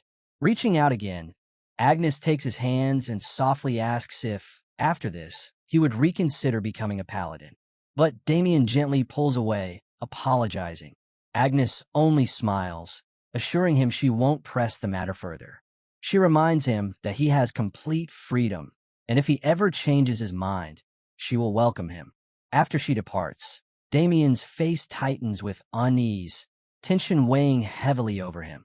Damien stands tense, his thoughts sharpening into clarity. Now he understands. Agnes is no ordinary knight of faith. She's a true fanatic, her obsession with the church evident in everything she does. Far away, in a secluded forest, the mouth of a hidden cave yawns open, shadowed and ominous. Within its depths, two cloaked figures stand in quiet conversation. One addresses the other as senior and voices his unease. Something doesn't feel right, he says. He points out the strangeness of recent events, questioning how Agito, one of the Yolan organization's leaders, could be taken down so easily. Agito may not have been the strongest in combat, but even so, the idea of him falling to a minor country noble seems absurd. His companion nods, admitting the same doubts. Still, he notes that Agnes herself has offered no comment on the matter. The first insists they should at least bring it up once, but the other advises focusing on their investigation for now. Before the debate can continue, Agnes suddenly steps into the cave, her voice steady and commanding. She assures them both that Damien Haxon is someone they can trust completely. Startled by her sudden appearance, the two men fall silent, listening closely as she speaks with conviction. She acknowledges their doubts, but insists that Damien has never once lied to them. One of the men pushes back, still unable to comprehend how Damien could have possibly killed Agito? Agnes raises her brows at the question, almost surprised, and reminds them she has already explained it. According to her, Damien simply evaded Agito's strike before ending him with a clean cut to the throat. Her voice carries into a flashback. Agnes recalls her own skepticism when she first heard the tale from Damien's servant. Rather than intervening, she chose to wait and see, keeping a close eye on the city. What she witnessed silenced her doubts.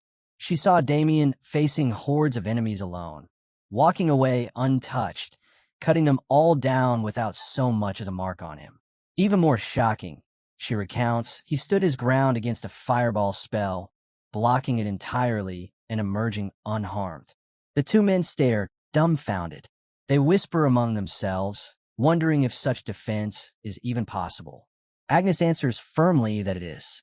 A true sword master, she explains, is said to be able to deflect anything, even spells. While Damien is not a sword master, his ability, she stresses, is undeniable. His talent is far beyond ordinary, and it cannot be overlooked. Agnes shifts the discussion back to her true purpose. She explains that while she is indeed tracking the Yulan organization, she also intends to bring Damien before her teacher. She urges the two men to set aside their doubts and stay focused on the investigation at hand. Convinced by her conviction, they nod, moved by her words, and return to their work within the cave. The scene changes. Hooves thunder steadily across a dirt road, kicking up dust as a group of knights ride in formation beneath the banner of House Lionbloom. Their advance is precise, confident, a military display of discipline. Among them, a young trainee named Alpus throws up his hands in excitement, declaring they've finally arrived. Another knight comments on a strange odor drifting in the air, and their companion Lavender jokes, saying it must be the scent of picnics, something peasants would understand, but not them. Their chatter is cut short when the leading knight snaps at them to keep quiet, grumbling as he asks if anyone has perfume to mask the unpleasant smell. The man at the front, Garrick of House Lionbloom, is revealed. His face is stern, hardened, filled with resolve. As the company halts before the Haxon estate, Garrick narrows his eyes and asks if this is truly the home of Viscount Haxon. A knight confirms, and Garrick presses further, inquiring about their mission from the Marquis. The knight responds clearly. It is to capture Damien Haxon. Garrick's lips curl into a cold line. With a firm, chilling voice, he declares that capturing Damien will be simple, but that alone will not erase the humiliation dealt to young Irwin and the Lionbloom family. At that moment, an old man slowly approaches the group, leaning heavily on his cane. Garrick watches him silently, eyes sharp, unmoving. One of the knights sneers, barking rudely at him, "Hey, old man." Startled, the elder turns, his face pale with fear. He stammers out a question, asking who they are. The knight's towering figures cast threatening shadows over him as one demands to know if he is a resident of the Haxon estate. Trembling, the old man admits he is and asks why they want to know. Without warning, one of the knights strikes him violently, slamming his head to the ground. Garrick's voice follows, filled with seething anger. He scorns the man, shouting how dare a mere villager under a viscount's rule fail to bow before the emblem of House Lionbloom. Garrick warns that showing disrespect to the Lionbloom family is a grave offense that demands severe punishment. Turning to his knights, Lavender and Alpus, he calls their names, and both answer swiftly with absolute respect. A sly grin forms on Garrick's face as he tells them he has a plan in mind. His gaze shifts toward the Viscount's mansion, and he declares that when they arrive, they'll drag Damien Hashin out themselves. Victor's expression turns to pure shock, unable to believe what he's hearing. Garrick's voice hardens as he adds that anyone daring to resist will be cut down without hesitation. Meanwhile, in another place, 3 cloaked figures are leaving the cave they had just searched. One of them voices disappointment, frustrated that the collapse prevented them from gaining the information they sought. Still, she acknowledges their effort, saying their work has been sufficient. Suddenly, one of the knights halts, sensing something unusual. The group turns their eyes toward Damien, who sits in silence, fully absorbed in his training.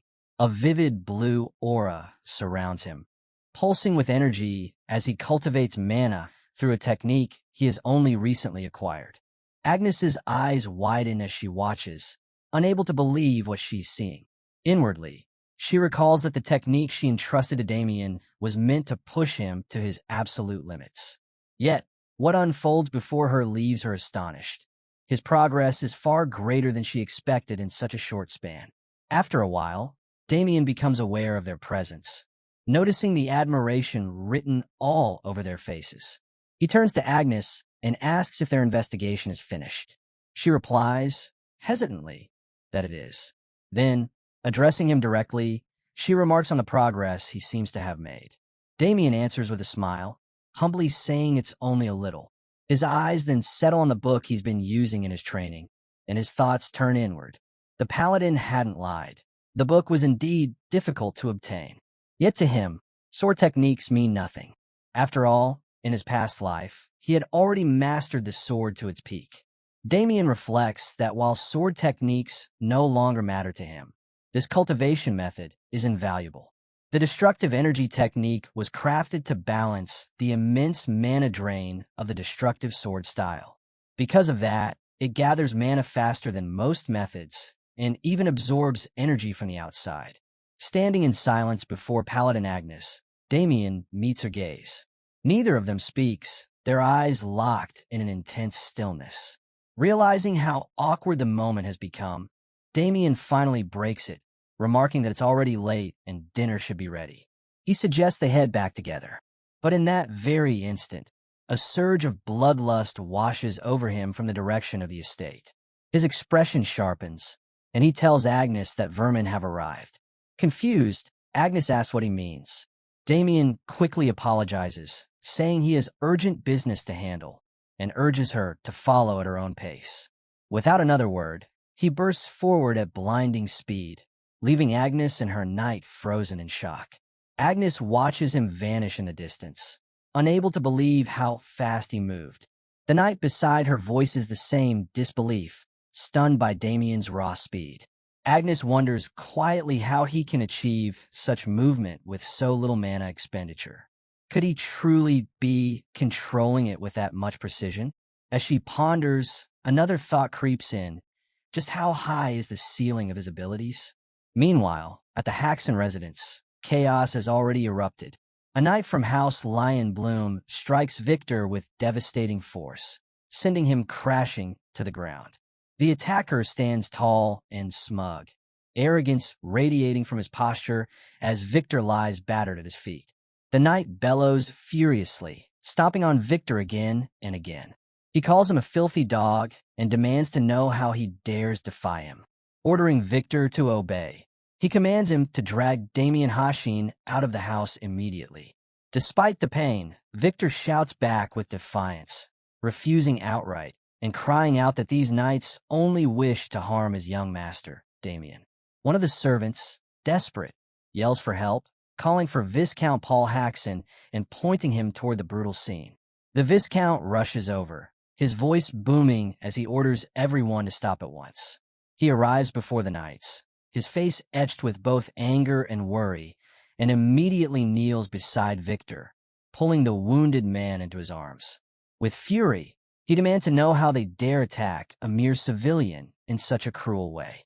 But Garrick steps forward, his tone like ice, declaring that their actions are nothing compared to the insult House Lionbloom has endured.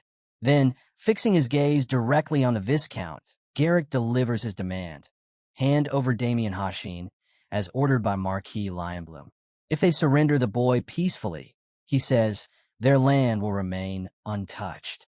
Inside, the Viscount seethes, outraged at the savage and dishonorable methods employed by the Blum family.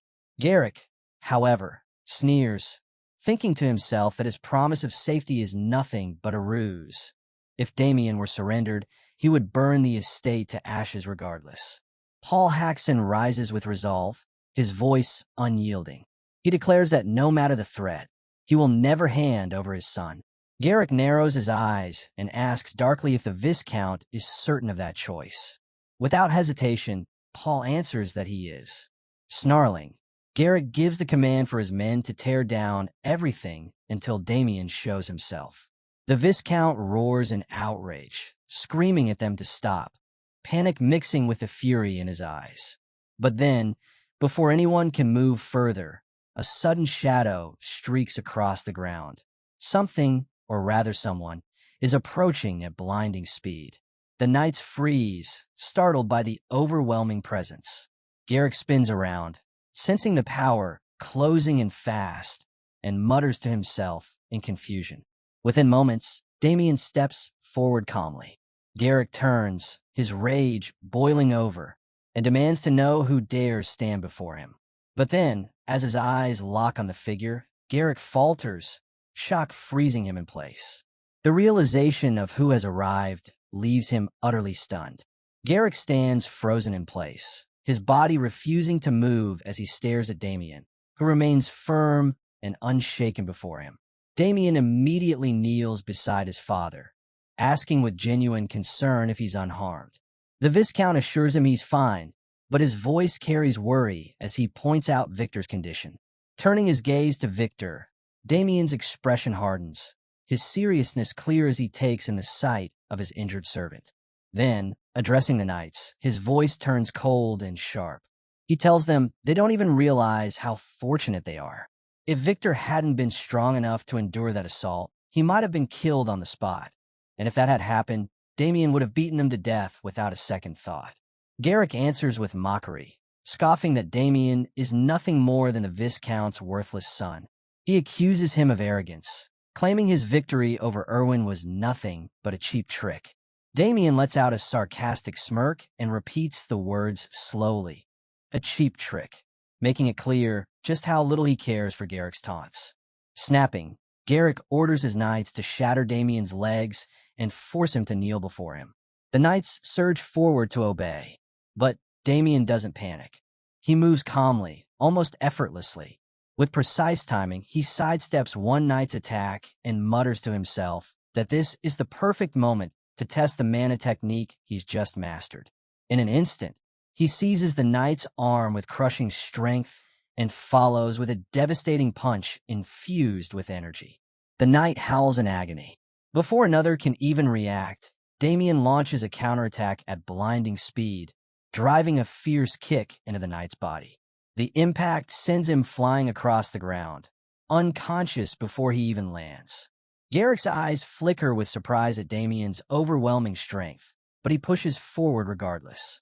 Meanwhile, Victor, barely conscious, opens his eyes and glances at Damien. His voice is weak and strained as he asks after his young master's condition. Damien quickly looks his way, his tone filled with concern, asking if he's all right.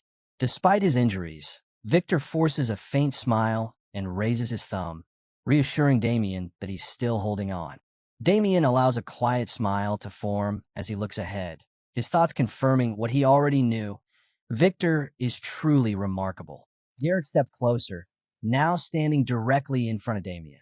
For the first time, doubt creeps into his mind as he questions whether Irwin's defeat had really been nothing more than a so-called cheap trick. Garrick's eyes fall on his fallen knight, disbelief clear in his voice as he mutters that he cannot understand how someone like Damien, labeled a failure, could wield such skill in combat. Damien meets his words with an icy tone, replying that Garrick doesn't need to know the answer. A sly smile creeps across Garrick's face. He suddenly claims he has figured it out. Pointing straight at Damien, he declares with absolute confidence that the man before him is not the real Damien. Both Victor and the Viscount show visible confusion, while Damien himself narrows his eyes, baffled by Garrick's irrational outburst.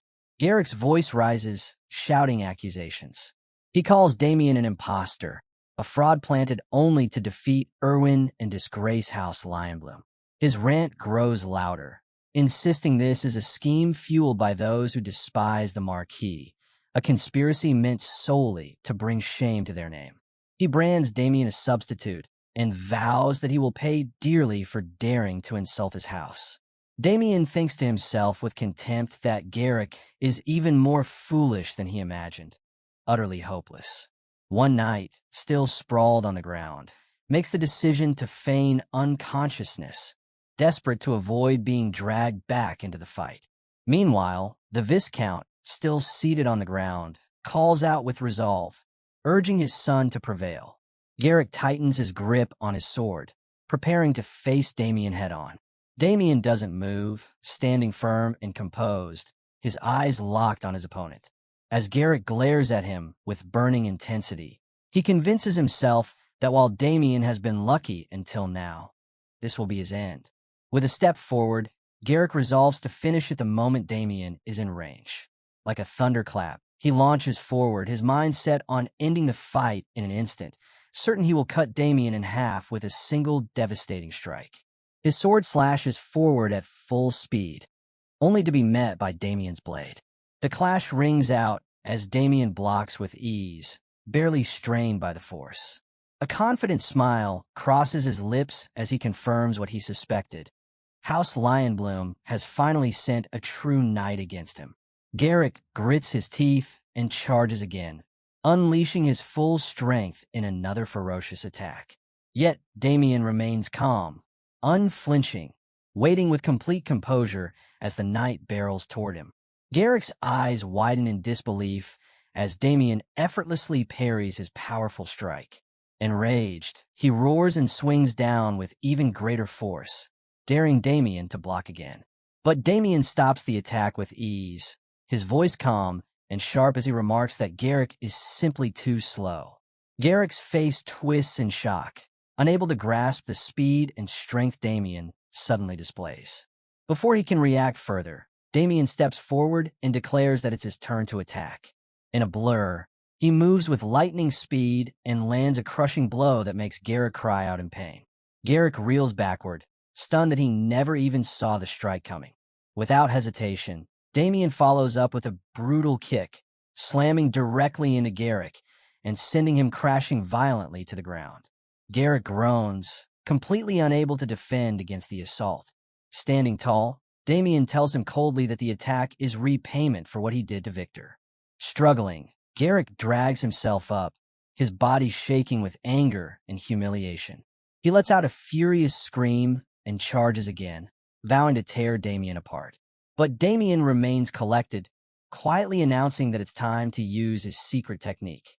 Garrick unleashes his own trump card, shouting the name of his technique, Great Lion's Rapid Blade, as the sword blurs in a rush of overwhelming strikes.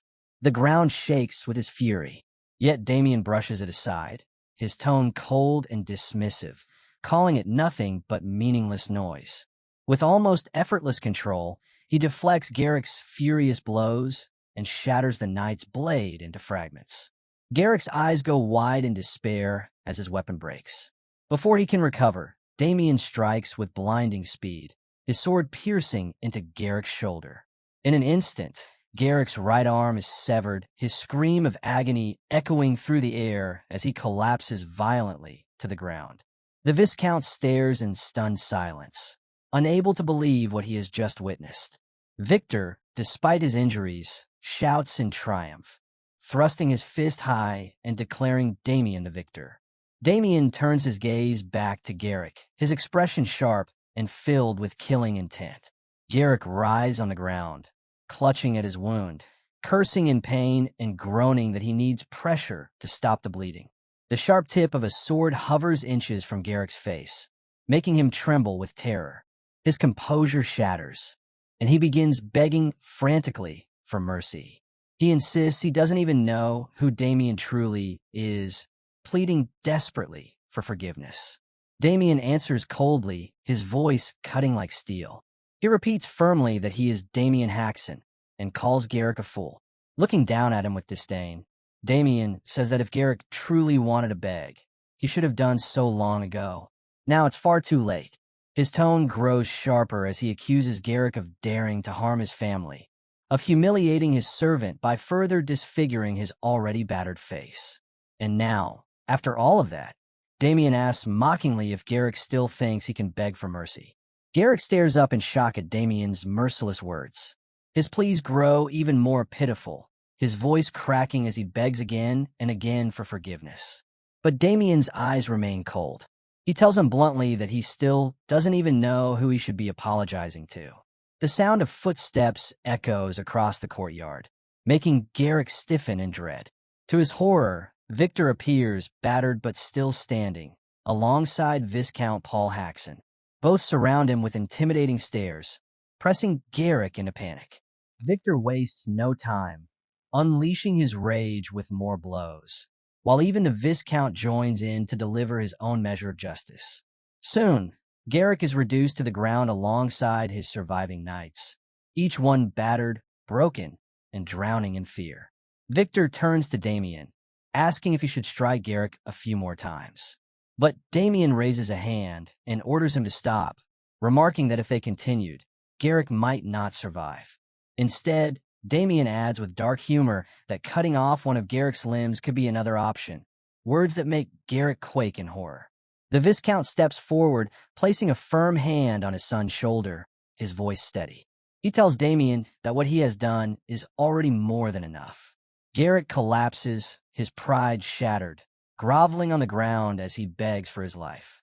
His voice is hoarse as he repeatedly apologizes to both Damien and the Viscount.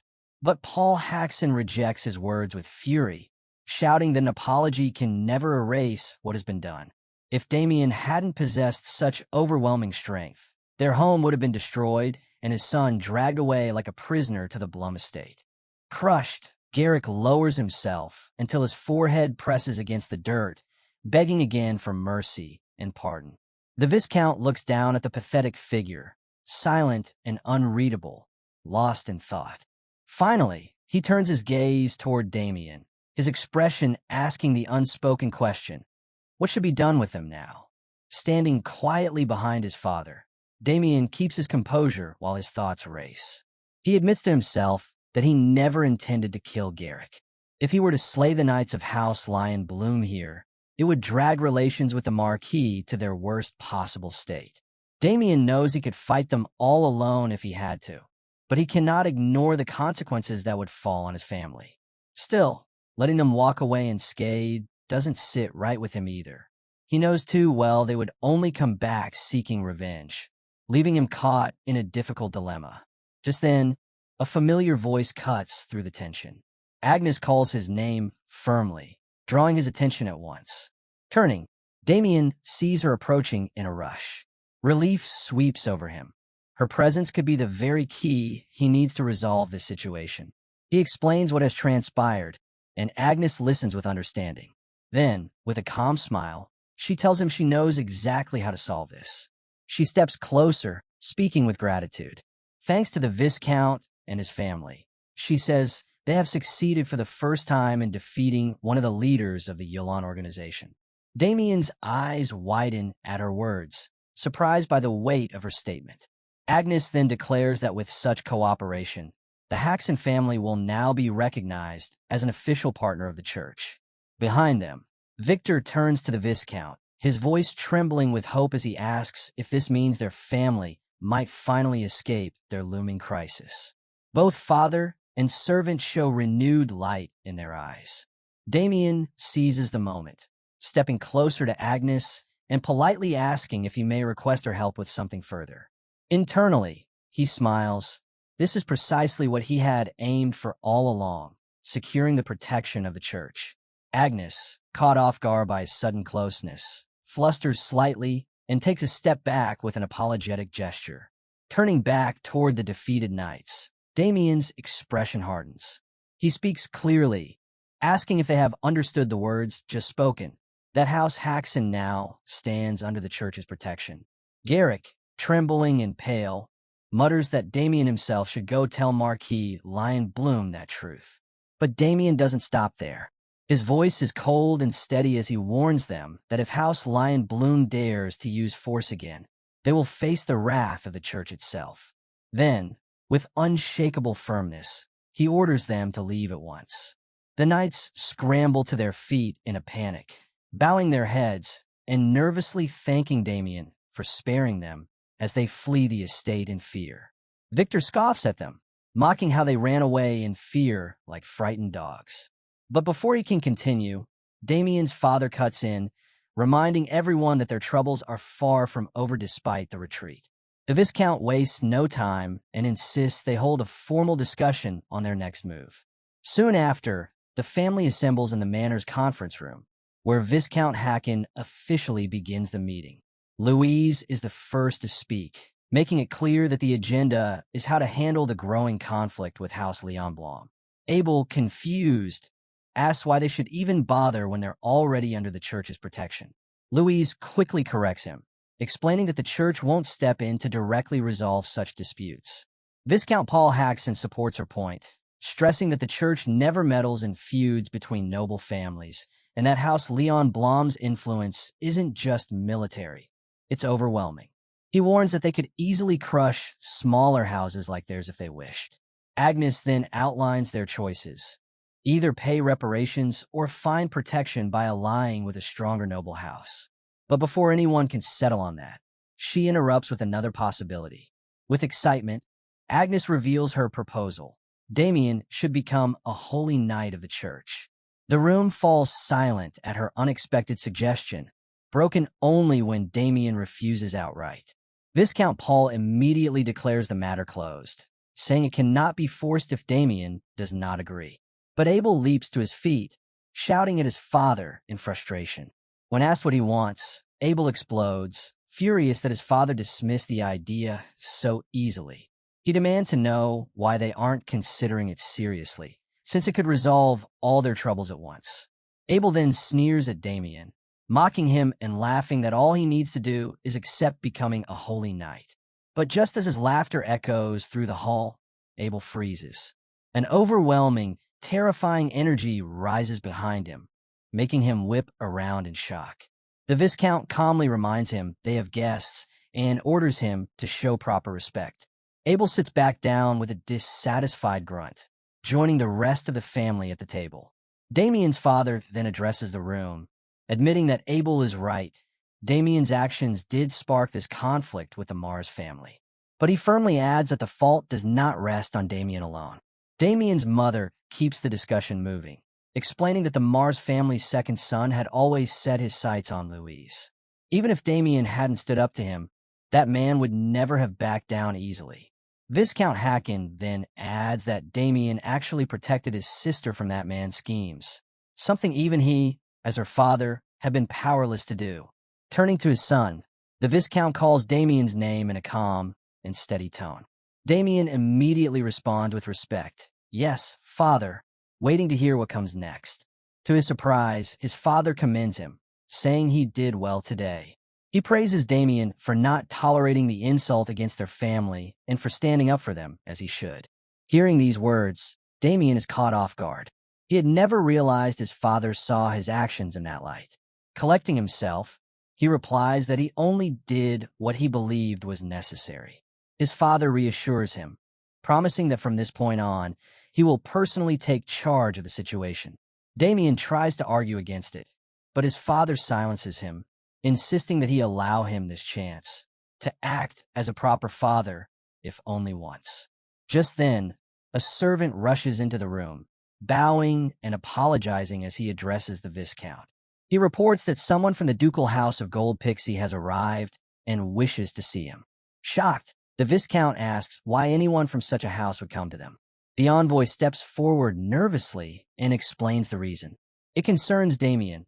He had borrowed money and used the Viscount's wheat fields as collateral, and the deadline for repayment has already passed.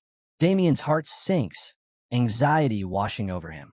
He berates himself inwardly, wondering if the fields have already been taken. He freezes as his father suddenly calls his name in a furious tone.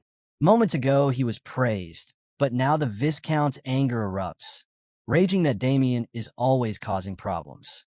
His furious voice booms through the manor, calling Damien a damn brat, loud enough for those outside to hear.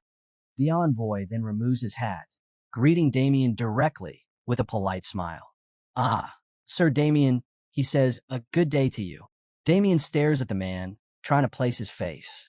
Slowly, the memory comes back. Olin Dinosaur, the West Branch manager of Dash and Cash, greets him with a calm smile, saying it's been some time since their last meeting and reminding him that today is the repayment date they agreed upon.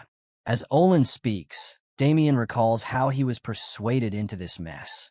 He remembers how Olin convinced him to put up the family's land as collateral, assuring him that it was the only way to borrow a larger sum. He had said it was nothing but a formality, that there was no risk at all, even laughing as he claimed, "How could someone like me ever take land from a noble like you?" Every word had been carefully chosen, every assurance dripping with false sincerity.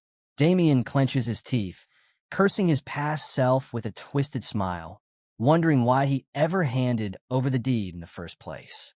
Shoving those thoughts aside, he asks bluntly how much he owes. With a mocking grin, Olin answers. The borrowed amount was 200 gold coins, but with interest, it now stands at 300. Damien freezes, shocked by the number. He can't even recall why he borrowed so much, only that his family could never hope to gather that kind of money. A wave of dread washes over him as he imagines them cast out, their lives destroyed by this crushing debt. Olin explains coldly that if the payment isn't made today, the collateral will be seized. The land will officially belong to House Gold Pixie. Enraged, Damien demands to know why Olin had promised the collateral was just a formality. But Olin only smirks, telling him he doesn't really have a choice. The order from House Gold Pixie is absolute. All debts must be collected, whether from nobles or commoners. Pressing further, Olin warns Damien to hand over the money if he understands what's at stake, though he clearly suspects he doesn't have it. Looking Damien straight in the eye, he asks if he can pay. Damien answers evenly, admitting he hasn't been able to raise the amount. Feigning sympathy, Olin smiles cunningly and says he understands perfectly. Then, without shame, he drops into a sofa, lounging arrogantly as though he owned the place, his eyes full of disdain for Damien who stands before him. With mockery in his voice, he remarks that Damien never should have borrowed money he couldn't repay. Then, with a smirk, he snaps his fingers. His guards move instantly at the signal. "Since you can't pay," Olin sneers, "I'll have to use the method I know best to collect." The two guards step up behind Damien, their heavy presence pressing down on him, clearly meant to intimidate. Olin Dinosaur, watching it all unfold, admits inwardly that he had never expected Damien to pay back the debt. That was never the real goal. What he truly craves is the sight of arrogant nobles brought low, begging before him. The thought excites him, and he can't help but wonder what kind of expression Damien will make now, cornered and facing danger. Just imagining it sends chills down his spine. Meanwhile, in another part of the estate, the rest of the family waits anxiously. The Viscount paces aimlessly, consumed with worry, while Abel stands in the corner, deep in thought. Damien's mother urges her husband to sit down and rest, warning that his stress might cause him to collapse. Louise echoes her, asking Abel to calm himself and take a seat as well. But the Viscount only grows more agitated. He refuses to sit, demanding how he possibly can when their family teeters on the brink of collapse. Abel raises his voice too, agreeing with his father, shouting that there's no way they can remain calm with disaster looming over them. Damien's mother, however, tells them both to settle down and place their trust in Damien. She reminds them that he has always found a way through every crisis. The Viscount shakes his head anxiously, insisting that Damien's survival so far has only been thanks to his combat abilities. But this, he emphasizes, is different. Combat and negotiation are worlds apart. Just then, a thunderous crash echoes through the manor. The family turns in shock. Back in the room, Damien stands over the fallen body of one of the guards, leaving Olin completely stunned. Damien, his voice laced with sarcasm, remarks that his father will surely scold him harshly for resorting to violence. The remaining guard, enraged, charges at Damien with his weapon raised high. But Damien moves with blinding speed, blocking the attack in an instant. He seizes the guard by the face, his grip so crushing that the man screams in agony. Lifting him effortlessly, Damien remarks coldly that when a guard dares to raise a weapon against a noble, defending oneself is only natural. A chilling smile spreads across Damien's face as he stands before the envoy, who sits frozen in shock. The envoy lets out a panicked scream, scrambling backward on the sofa in a desperate attempt to escape.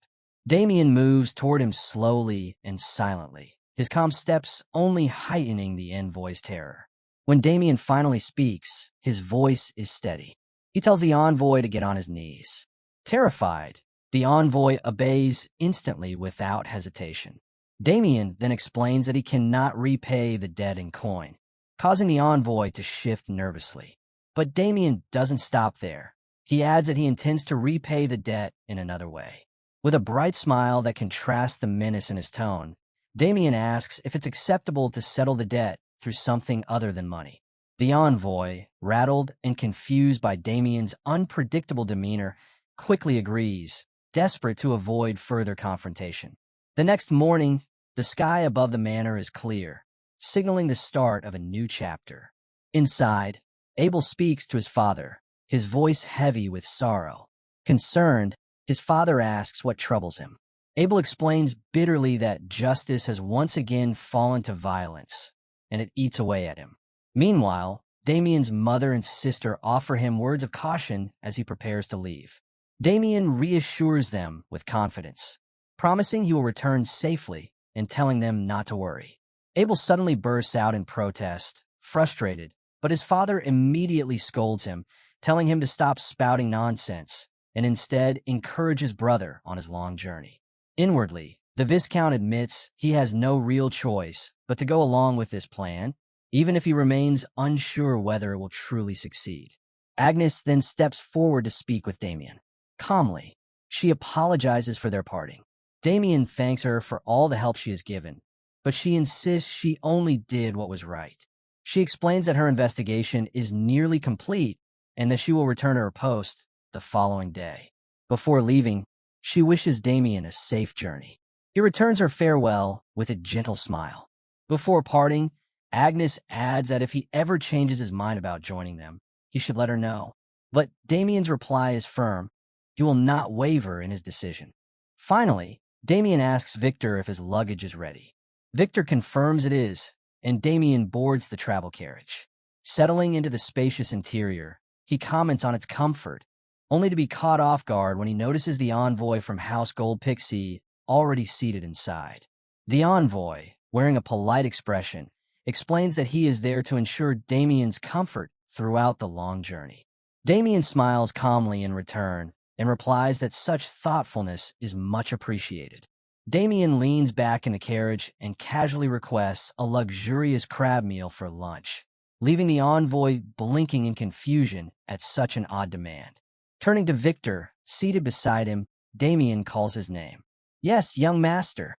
Victor responds eagerly, his voice full of energy. Without hesitation, he raises his voice, announcing with excitement the official start of their journey. The horses burst forward, the carriage picking up speed as Damien sits with unwavering determination. Looking ahead, he declares firmly that their destination is the ducal estate of House Gold Pixie. When they arrive, the grandeur of the mansion leaves Damien silently impressed. Standing before the enormous estate with Victor and the envoy at his side, he admits inwardly that the Gold Pixie residence truly lives up to its reputation. With a faint smile, Damien thanks the envoy, saying he won't forget that things have gone smoothly thanks to his help. The envoy replies stiffly, stating that the Duke has already been informed of Damien's arrival and that he may enter immediately. Once back inside the carriage, however, the envoy sulks, stewing over his misfortune. He curses Damien in his thoughts, blaming him for dragging him out of his comfortable life and into this mess. Quietly, he hopes everything goes smoothly and that he won't end up dead, though deep down, a darker wish lingers. Before entering the mansion, Damien turns to Victor with a smile, assuring him that he will return soon. "Yes, young master." Victor answers with his usual enthusiasm. Inside, Damien is greeted with suspicion. Someone asks if he is truly Damien Haxon. Soon after, Duke Adam Gold Pixie himself steps forward, studying him and asking directly if he is indeed the son of House Haxon he's heard so much about. Damien responds politely, thanking the Duke for acknowledging him, though inwardly he mutters to himself that all nobles are the same. Still, He keeps his anger contained, reminding himself that he came here for a single purpose. The Duke then mentions that someone named Dimitri informed him Damien was seeking an audience and asks why. Damien answers calmly. He had borrowed money from the Duke's loan office, and the repayment deadline has already passed. Is that so? The Duke asks, intrigued. Then that makes you my customer. Damien nods and explains that while he does not currently have the funds, he wishes to repay the debt in a different way. Curious, the Duke leans in and asks what he means. Damien's answer is simple yet bold. Rather than money, he declares he will defeat House Leon Blom, and that victory will serve as full repayment of the debt he owes.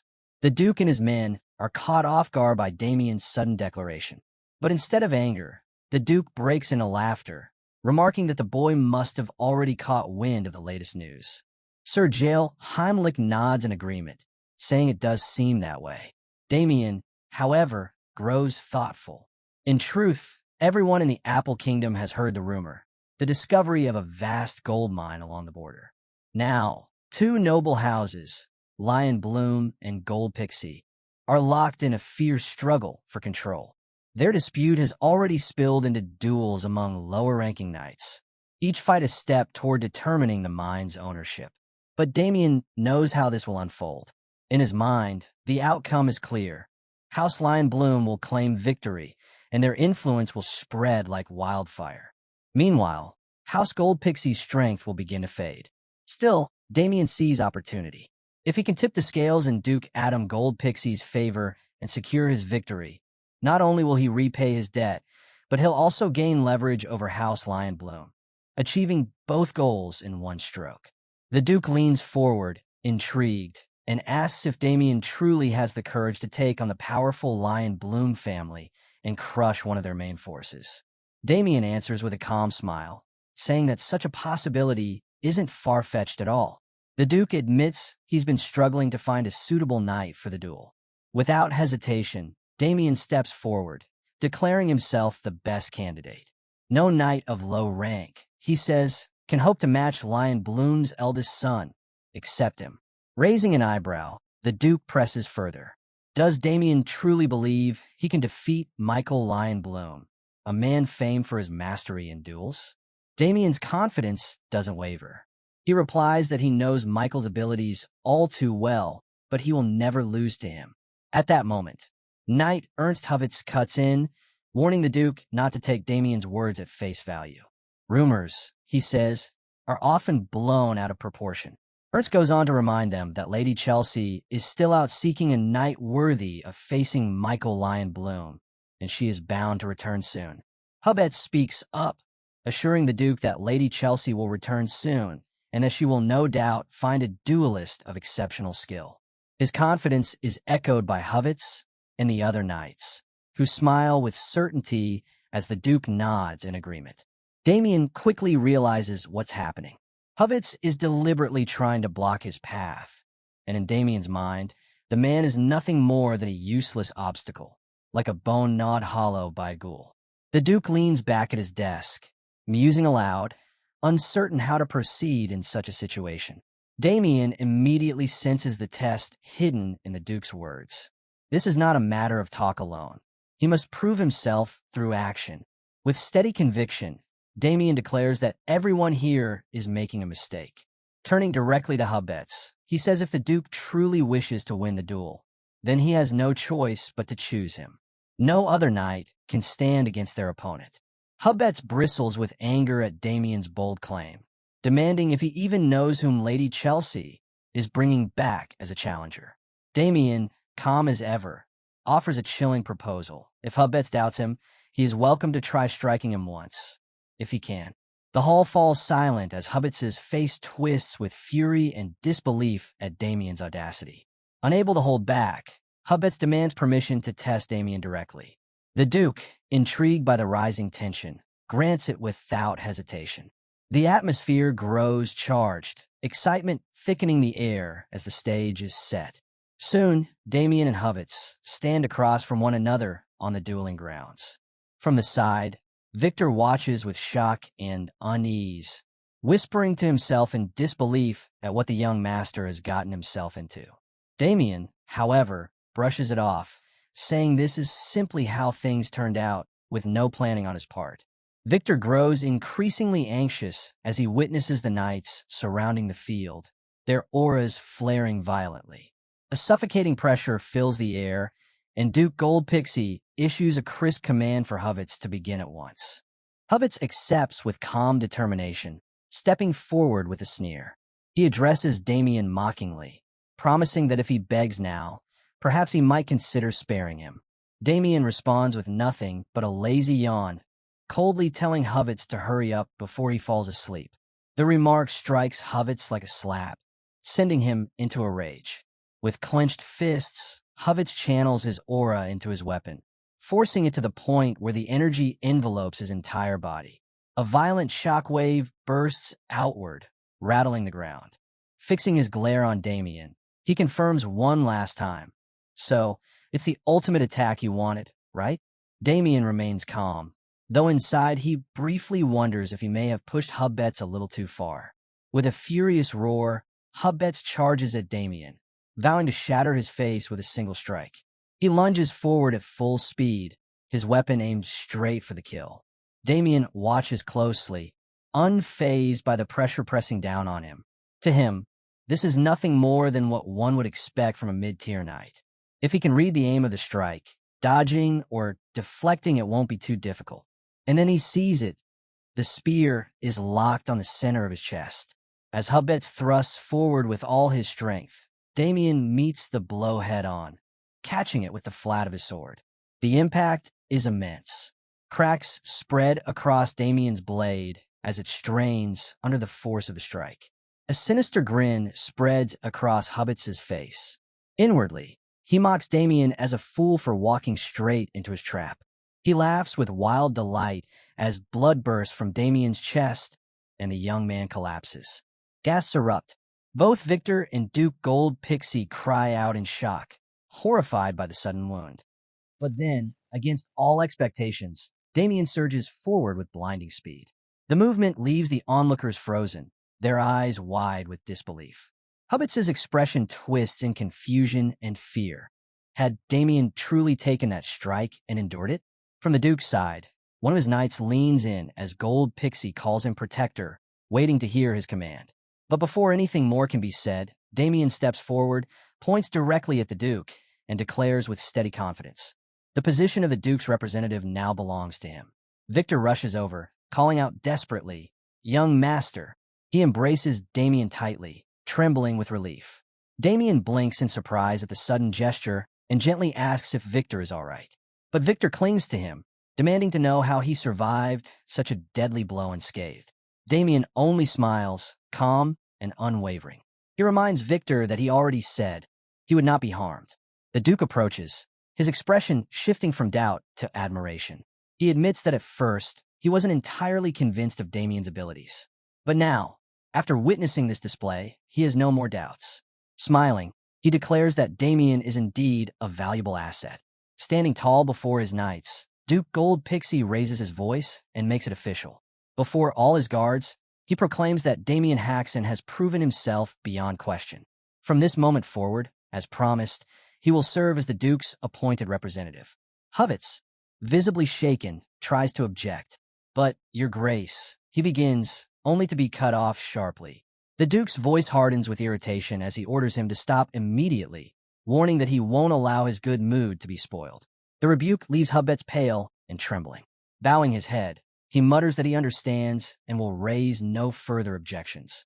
Damien stands calmly, unfazed by the tension, while Hubbets clenches his fists in silent frustration. Deep down, he is certain his strike had connected. Damien turns to him with a composed gaze, reminding him that he is being scolded by the Duke. His voice remains steady as he tells Hubbets his skills aren't bad, but he chose the wrong opponent. With quiet assurance, Damien adds that he has already surpassed the level of a mid-tier knight and grown even stronger. Inwardly, Damien reflects on his own words. It's important to reveal this level of strength, especially since the duel is restricted to mid-tier nobles. He admits to himself that without channeling mana at that crucial instant, the situation could have been far more dangerous. The Duke steps closer, studying Damien in silence, his eyes sharp with thought. He can see the strain hidden beneath Damien's calm exterior, the internal injuries that cannot be ignored. Without warning, the Duke draws out a peculiar ring, catching Damien off guard. A flicker of curiosity passes through him. Could this be a magical storage item? From the ring, the Duke produces a small ornate box and hands it directly to Damien. He tells him it is a personal gift. When Damien opens it, waves of magical energy spill into the air. Inside lie several small glowing spheres, the balance orbs. The Duke explains their purpose. Knights often use them during training, but they are just as effective for restoring internal injuries. Damien accepts the box with quiet gratitude, thanking the Duke for such a valuable gift. The Duke smiles, assuring him that from this day forward, he will be counting on him. Damien responds with a confident smile of his own, promising he will give his all. The next morning, sunlight pours across the gold Pixie estate, its walls gleaming in the brightness of day. Damien walks slowly through the courtyard, pressing a hand against his chest. He is surprised to find that his wounds have nearly vanished overnight. The orb's power is undeniable. Looking around, he notices the estate's impressive training facilities and resolves to make full use of them in the days ahead. Just then, a voice calls out to him. "Are you Damien Haxon?" Damien turns to face the speaker, replying calmly that he is indeed. Then, with steady eyes, he asks the man to reveal his identity. The man introduces himself as Pavel Burand, proudly presenting the two knights at his side as his trusted comrades. Stepping forward with energy, Pavel declares that they too will be taking part in the upcoming duel. Damien blinks in mild surprise at their sudden arrival and asks if they are also participants. Pavel answers with a sharp, challenging tone, "Yes, they are." He goes on to say that Damien is fortunate they had been away on external training yesterday. Otherwise, the duel wouldn't have fallen to him, but to them instead. With confidence, Pavel warns Damien that this contest with House Lion Bloom is far too important for the Duke's family to leave in unworthy hands. He tells Damien not to get in the way with his weak skills, making it clear that if he understands the gravity of the situation, he should step aside and let them train. Damien quietly shifts aside, choosing not to argue. Inside, however, he feels a spark of interest, eager to see just how the Duke's knights perform. Without hesitation, one of the knights launches a powerful move, calling out the technique by name, the high rise of the bird. His voice rings with energy as he charges his opponent. At the same moment, another knight mirrors him with equal force, raising the intensity of their duel. One of them shouts boldly, declaring this will be his victory in their 98th match. But his opponent fires back with a mocking reply, demanding to know who decided such an outcome. The clash intensifies. One knight is struck hard, stumbling back in visible pain. But before the rhythm can settle, Pavel himself bursts forward, unleashing immense strength in a swift, decisive strike. His opponent reels in shock, unable to comprehend the sudden blow. And yet, instead of faltering, the knight steadies himself. With a faint smile of disbelief, he acknowledges Pavel's strength and remarks that such precision is exactly what one would expect from him. He admits Pavel had already read his move and even managed to block it with nothing but his forehead. The match winds down, and Pavel suggests they call it a draw, recognizing the clear progress his opponent has shown. His words are met with respect as the other knight bows his head, saying he has learned much from the sparring. But the training floor doesn't stay still for long. A towering knight steps forward, eyes burning with excitement. With booming enthusiasm, he demands to face Pavel next, unable to contain his eagerness for a duel. In the background, two other knights exchange serious words about the upcoming battle with House Lion Bloom. If they continue to train with this level of intensity, they agree the results will surely be promising. The knight nods firmly, declaring with pride that together they will defeat House Lion Bloom and bring glory to the Duke's family. Fired up, the three knights lift their swords high and shout in unison, their voices echoing with passion. All for one, and one for all. Their display of unity and determination leaves the air charged with their excitement for the coming battle. From a distance, Damien and Victor watch in silence.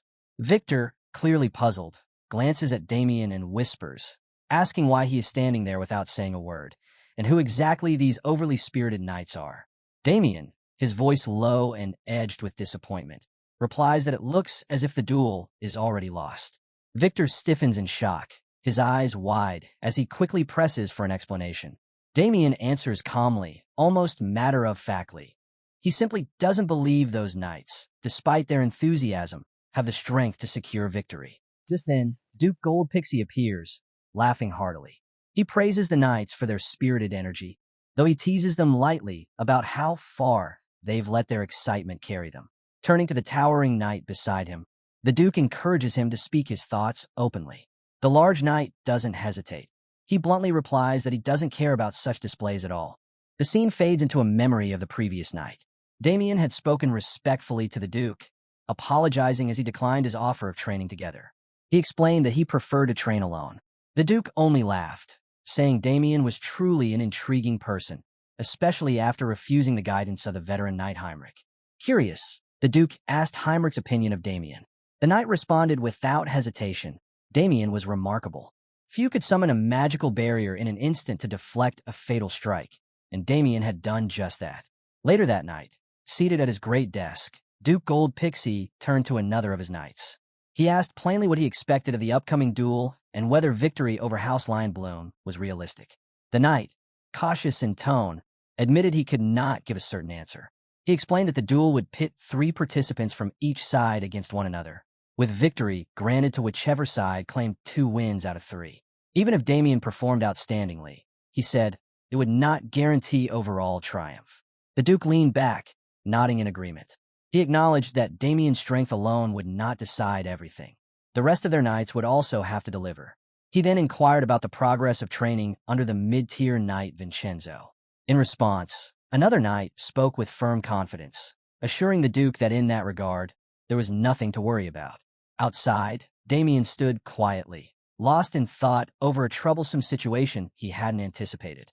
Watching the knights spar, he muttered that aside from their foolishness, their condition was pitiful. With skills that poor, defeat was inevitable. He sighed, hesitated for a moment, then decided there was no avoiding it. He'd have to step in and give them some proper training. His voice rang out clearly, calling to the 3 knights. You 3 over there. Startled by the sudden address, they turned to him. Damien smiled faintly and challenged them to a sparring match. Half Berman smirked, amused by Damien's nerve. Bold words, especially after you've seen what we can do. Damien's reply carried unwavering confidence. He accepted their challenge, but added that he would fight all 3 of them at once. The knights froze, taken aback by the audacity of such a declaration. Pavel erupted in anger, shouting how a fool like Damien dared to challenge them all together. Damien advanced calmly, his tone sharp. True, dueling 3 knights at once may go against chivalric rules, but those rules don't apply to stray dogs. Furious, the 3 knights lunged at him in unison, cursing him as they struck with everything they had. Yet Damien remained perfectly still, calm as a statue. Then, in an instant, the world flipped upside down for one of them. Pavel hit the ground, completely bewildered, unable to grasp what had just happened. Moments later, he and his comrades all found themselves sprawled on the ground, dazed and speechless. When Pavel slowly opened his eyes, Damien's voice reached him, calm and cutting. So, you're finally awake. Looking up in shock, Pavel saw Damien standing over him, mocking that he was still just as weak as ever. Then Damien's tone grew cold. Cause another scene like this, and what you see next will be far worse. Stunned, Pavel struggled as fragmented memories pieced themselves together. Damien, utterly composed, delivered his final words. This wasn't an incident. It was simply the lesson I meant to give the Duke's knights. Pavel's memories began to return piece by piece. He remembered how he and his comrades had rushed Damien together, only to be overwhelmed in an instant. The image was vivid, Damien brushing aside their attacks with almost no effort, knocking them down one after another. Pavel recalled the sharp blow to his face that had sent him crashing to the ground, consciousness slipping away as he was hurled through the air. Now, standing in shock, Pavel could hardly believe it. Could Damien really have defeated all 3 of them so effortlessly? Behind him, his comrades were pale and broken in spirit, but Pavel himself was consumed by a deeper fear. He stared at Damien, his thoughts trembling. What kind of monster is this man? Not a single sign of fatigue marked Damien's face or body. Damien's voice cut through the silence as he looked at them steadily. Tell me, who's in charge of your training? Still kneeling and shaken, Pavel stammered that their instructor was a mid-ranked knight named Sebastian Vincenzo. Damien repeated the name slowly, disbelief flashing across his tone. Sebastian Vincenzo? He trained you.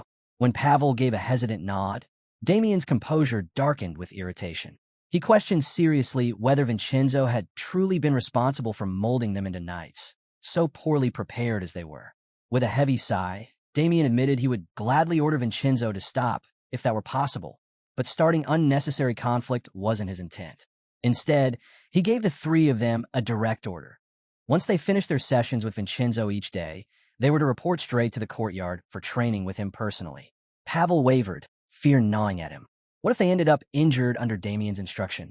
What would Vincenzo do when he saw them battered? But Damien silenced that worry with calm certainty. You don't need to be concerned. No matter how many blows you take, you won't walk away with so much as a scratch. Shaken, Pavel looked down at himself, inspecting his body in disbelief. Damien had struck him directly, yet not a single bruise or wound remained. His confusion deepened. Damien stepped closer, his expression cold as he explained, "That's because I learned long ago how to strike in a professional, precise way." His thoughts drifted to old memories of a man known across the continent as the personal corrector. This man traveled from place to place, disciplining criminals, breaking them down, and reshaping their behavior. His method was brutal in its simplicity. He would beat a criminal for a full hour straight. If that didn't change their ways, he'd double the time, sometimes extending the punishment far beyond that. But over time, Damien recalled, the corrector began to feel pity. He saw countless criminals crushed beneath his fists, enduring relentless beatings, and yet he didn't want his punishments to destroy their lives completely. So he searched for a way to continue striking them, mercilessly, endlessly, without putting their bodies in mortal danger. In time, that wandering corrector perfected a technique so refined it earned the name Pretend Death Kill, an advanced style that inflicted crushing pain while leaving no mark behind. Damien admitted to himself that this was exactly what he had just used on the three knights. Turning back to them, he spoke firmly. Now you should clearly understand how weak you really are. Shame washed over Pavel as he lowered his head, reluctantly confessing that Damien was right. They were as weak as he said. Damien's lips curved into a sharp, sarcastic smile. Don't despair too much. You still have 1 full month before the duel. In that short time, I'll reshape you, from useless insects into, at the very least, useful ones. The three knights froze, stunned by Damien's words, staring at him in disbelief. Before the silence could settle, a clear voice called out for Damien, announcing his arrival.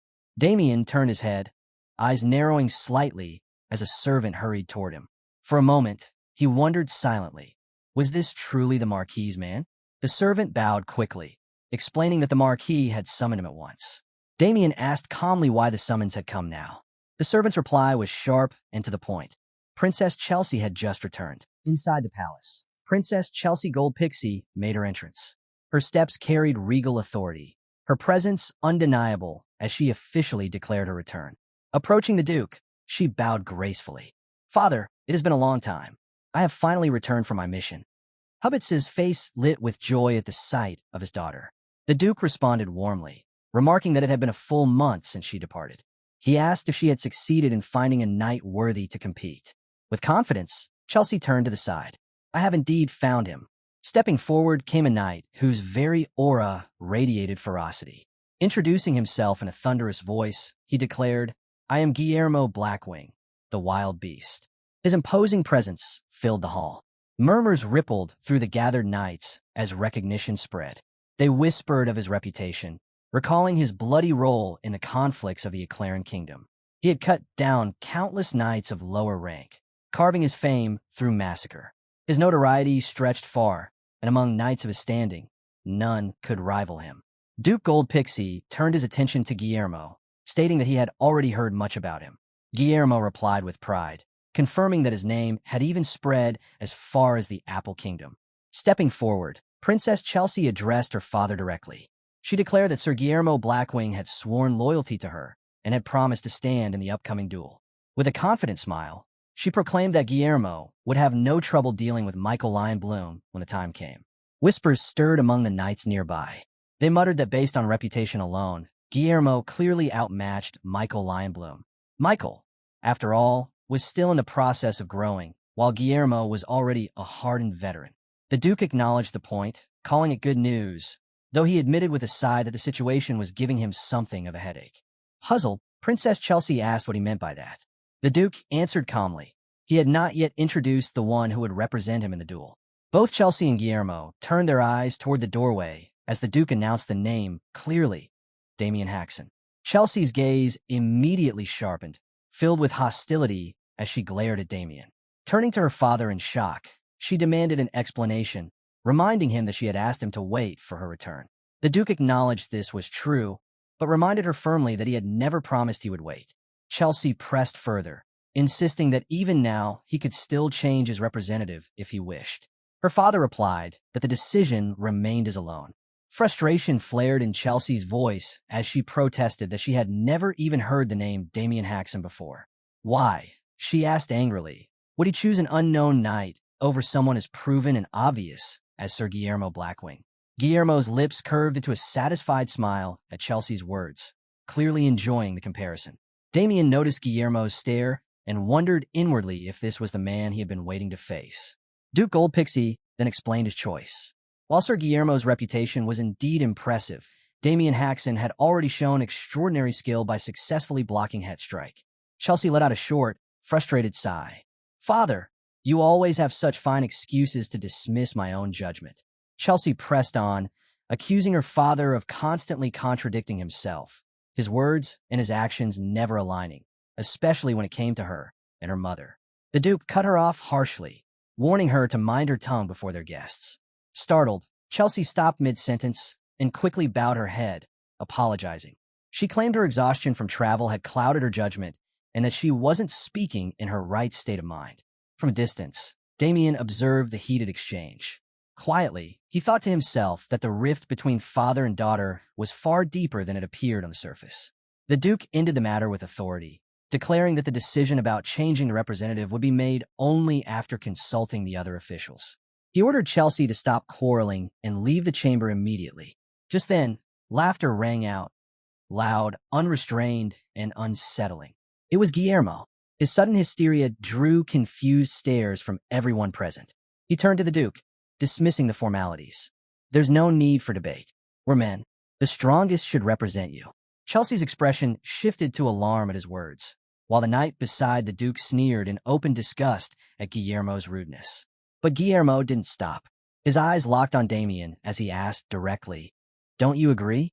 Shouldn't the strongest one be chosen?" To make his challenge unmistakable, he added bluntly, "You and I should fight. The winner becomes the representative." Chelsea stood abruptly, shouting at him in agitation. "What are you doing? I told you to remain calm and avoid reckless actions." Yet Duke Pixie interrupted her with calm composure. What he said isn't entirely wrong. Chelsea's frustration boiled over, her face darkening at her father's words. The Duke then turned his gaze to Damien. "And what do you think?" Damien remained silent for a moment, considering. He recognized instantly. This was another test from the Duke. If he wanted to settle the matter, he would have to show his strength. Still, he reasoned inwardly that a full fight wasn't necessary. A display of power without true battle would be enough. With that thought, Damien approached Guillermo and extended his hand. "Let's settle this with a test of strength. It's the quickest way to resolve things." Guillermo smirked mockingly. "Careful. If your arm gets dislocated, don't blame me." Damien's reply came with a cold smile. "If that happens, I'll simply dislocate your shoulder in return." The remark hit Guillermo like a slap, his face twisting in fury. He clenched his teeth, seething with outrage. In the next instant, Guillermo lunged forward with full force, seizing Damien's hand in a crushing grip. But Damien moved effortlessly, slipping past Guillermo's grip and twisting his arm with a sudden precision that caught him completely off guard. In an instant, Guillermo's body was lifted from the ground, flipping through the air before crashing violently against the floor. The entire hall fell into stunned silence, eyes wide at what they had just witnessed. Senior Knight Heinrich stood frozen for a moment, visibly astonished. Inwardly, he noted that Damien Hashin's performance had been nothing short of flawless. He began analyzing aloud, explaining how Guillermo had attempted to seize Damien's hand, only for Damien to redirect that strength against him, throwing him down with perfect execution. The Duke nodded in agreement, adding that Damien's technique showed not only raw strength, but also refined skill beyond expectation. Furious, Guillermo glared at Damien, his pride burning. How dare he humiliate me like this? Damien remained calm, a faint smile on his face. You're stronger than I thought. Honestly, I had only intended to dislocate your shoulder. The mocking remark sent Guillermo into a frenzy. He let out a furious scream, raising his weapon high, his body trembling with rage. Without hesitation, he charged forward, his voice cracking with madness. I'll crush your skull with one strike. Chelsea's panic cry broke through the chaos. Sir Guillermo, stop.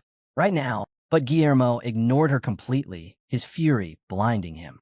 Just as his attack was about to fall, a commanding voice thundered through the chamber. Enough! Senior Knight Heinrich stepped forward, his presence suffocating. His tone was razor-sharp as he leveled his glare at Guillermo. You dare draw a weapon in the Duke's presence? Do you have a death wish? A terrifying aura erupted from Heinrich, his fury radiating like a crushing weight. Damien's eyes widened slightly, stunned. Inwardly, he admitted this was the true power of a high-ranking knight. But for Chelsea's sake, Heinrich forced himself to hold back. His voice dropped, low and cold. I'll overlook this once. But if anything like this happens again, there will be no second chance. Breathing hard, Guillermo lowered his weapon, beads of sweat forming as the reality of Heinrich's warning sank in. His face was tight with tension, his pride fractured but not forgotten. The Duke broke the silence with a calm clap of his hands, brushing off the chaos as though it were nothing more than a minor interruption. A small disturbance, nothing to concern ourselves with. He then announced decisively that Damien would remain the duchy's official representative in the duel. But Hubbets immediately interjected, his voice heavy with frustration. He argued that what had just taken place was hardly fair at all. Hubbets defends his stance, pointing out that Sir Guillermo Blackwing has yet to recover from the exhaustion of travel, giving Damien a clear advantage. But Knight Vincenzo cuts in, arguing that since Sir Guillermo usually fights with weapons, it's unfair to measure his true ability while unarmed. Princess Chelsea quickly agrees with Vincenzo, insisting that the only fair way to judge their skills is through an official duel. Duke Gold Pixie, however, loses his patience and orders his daughter to stop pressing the issue. She refuses to back down, speaking even more, which only fuels the Duke's irritation.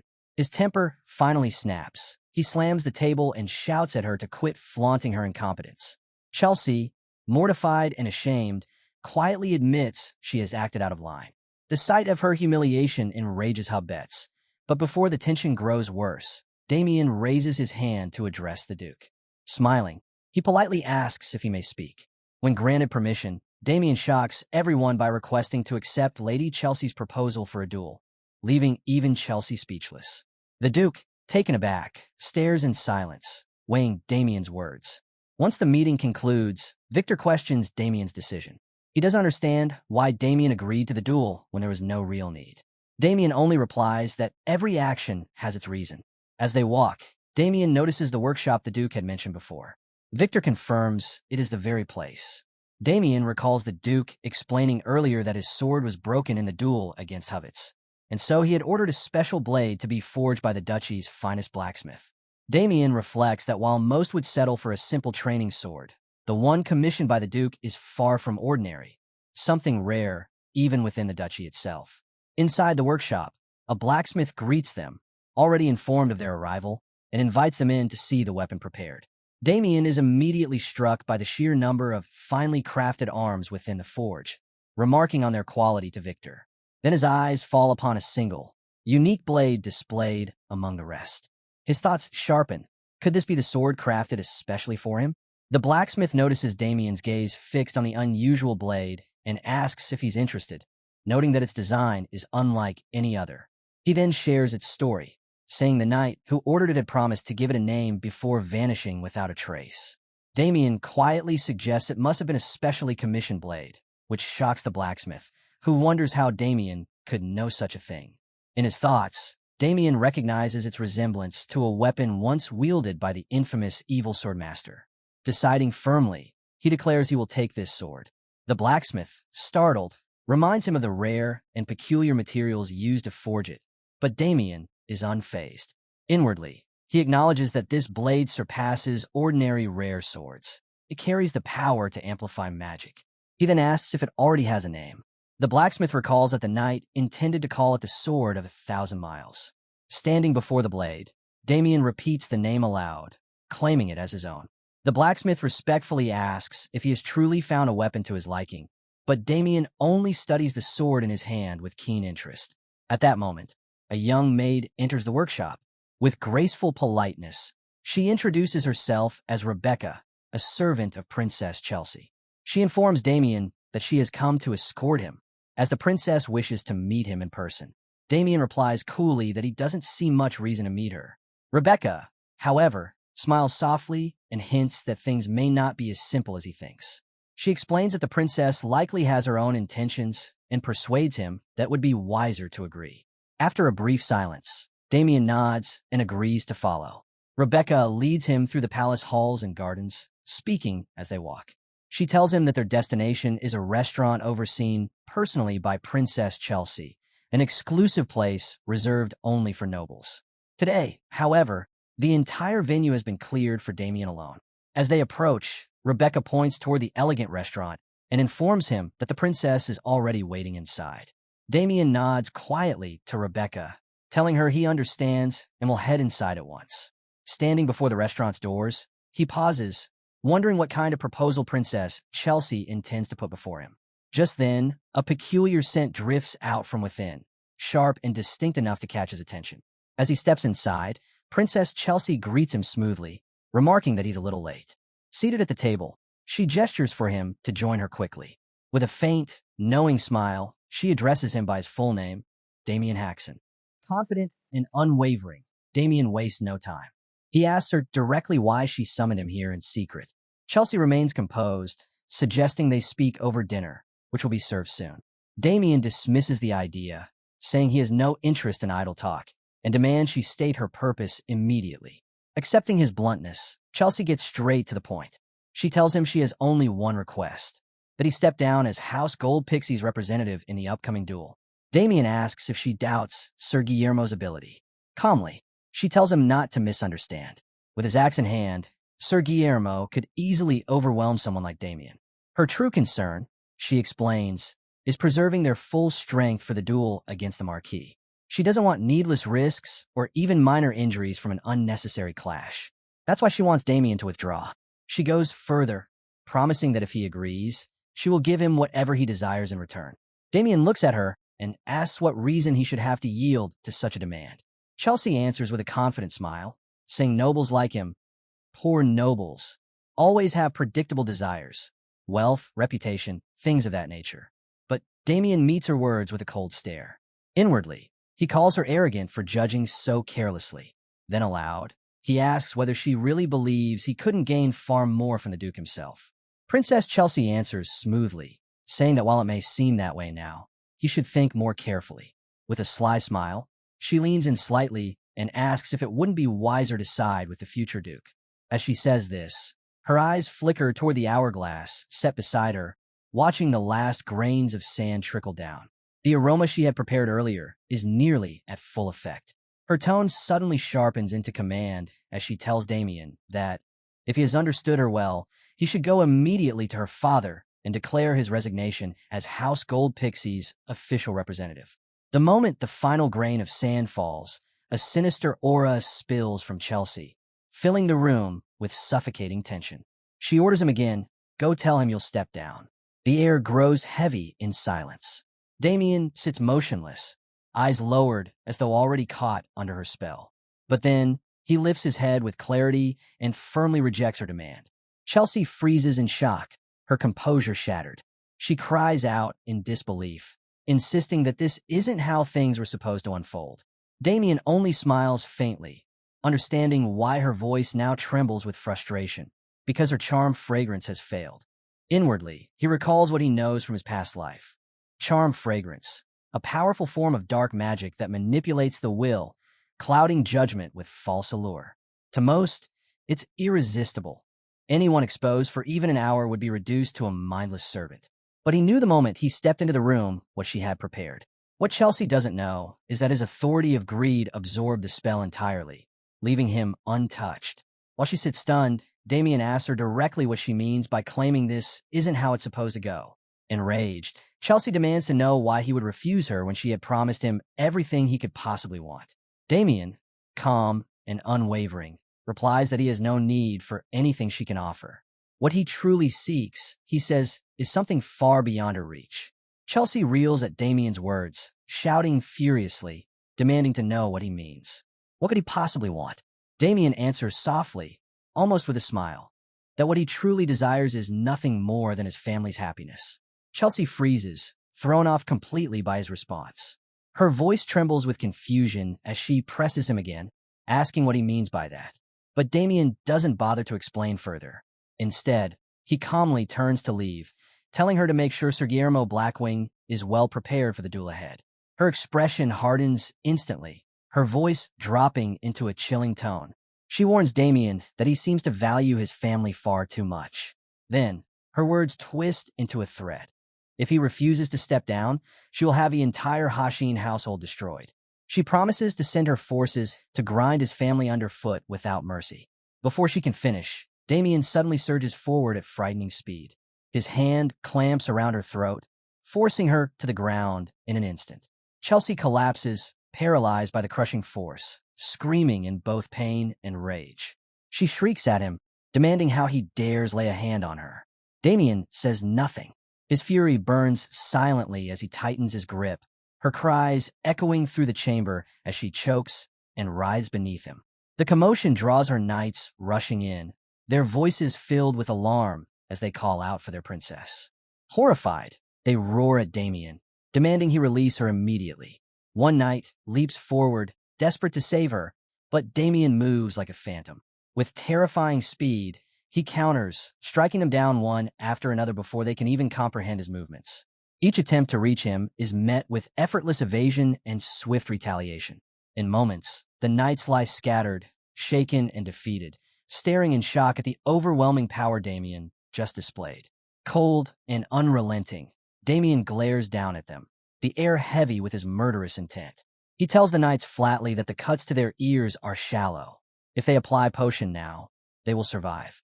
Before leaving, he turns his gaze back to the princess. Calling her by her full name, Chelsea Pixie, his voice cuts like ice. He tells her that as much as he longs to slit her throat right then and there, he'll refrain. Because for her, death would be far too merciful a punishment. As Damien turns to leave, his voice cuts through the silence one last time. He tells Chelsea to await the punishment she truly deserves. With a slight turn of his head, he flashes a chilling smile, an unspoken warning of the grim future closing in on her. Chelsea trembles where she sits, fear etched plainly across her face at his words. Just then, Rebecca bursts into the room, her eyes widening in shock at the scene before her. She rushes to Chelsea's side, asking anxiously if she's all right. But Chelsea, consumed by fury, clenches her teeth and vows that she will kill Damien Haxon without fail. Her rage erupts into a scream as she calls for someone named Mustang. At once, Mustang appears, loudly announcing his arrival.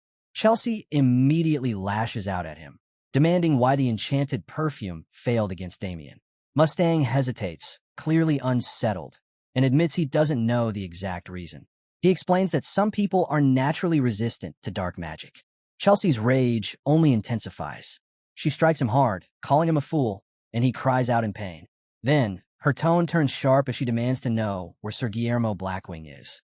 Mustang, trembling, explains that Sir Guillermo went to a tavern to drink, trying to calm his anger over the day's events. Chelsea erupts again, screaming furiously at the thought of him wasting time in a tavern with such a crucial duel ahead. By the next day, her fury hasn't cooled. She storms up to Mustang, screaming in his face, demanding if he's truly certain that Sir Guillermo can defeat Damien Haxon. Mustang, regaining some composure, responds with confidence. He assures her that Sir Guillermo is their strongest knight, unmatched in skill and mastery of dark magic. He urges her to be patient, promising that victory will soon bring the ducal estate firmly under her control. But Chelsea's glare is unrelenting. With venom in her voice, she threatens him, saying if he fails to deliver, he will be the first to die. Pale and shaken, Mustang stammers nervously, repeating that he understands and will not forget her words. High above, Damien observes the chaos below with a calm, unwavering gaze, his focus sharp as ever. The blacksmith's shop glows faintly against the night, its forge long cooled but still alive with dim light. Inside, Victor lies sprawled across the floor, fast asleep with weapons scattered around him, clutching them as though they were pillows. His soft snores echo through the quiet room, entirely unbothered by the world. Damien, however, remains awake, seated with the new sword resting across his knees. With a flick of his finger, he taps the blade and murmurs a single name, Yulon. The sword resonates in response, releasing a strange wave of sound. The reaction sharpens Damien's thoughts. His eyes narrow as he recalls an old and dangerous memory, the Yulon organization. Dark mages. He curses them bitterly under his breath, his suspicion now certain. Princess Chelsea Gold Pixie must be tied to them. The energy he sensed from Gaiam before was without doubt the same dark magic. Testing the blade again, Damien flicks it once more, and a heavier wave ripples through the room. He strikes harder this time, sending out a burst so powerful that nearby structures tremble, debris scattering into the air. A loose shard of stone smacks Victor on the head, yet he continues snoring peacefully, utterly unaware.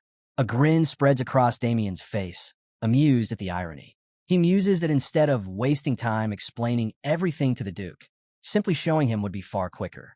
With a touch of self-satisfaction, he mutters that the idea is nothing short of brilliant. The night slips quietly into morning. At dawn, Guillermo strides onto the sparring grounds, his armor clanking with each heavy step. He paces back and forth, working himself up with guttural roars, a display both to steal his resolve and to intimidate the spectators. The crowd murmurs among themselves, recognizing him instantly.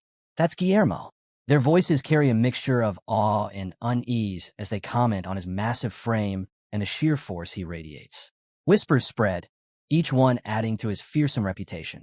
Then someone turns to Abel, asking directly who he believes will win the duel.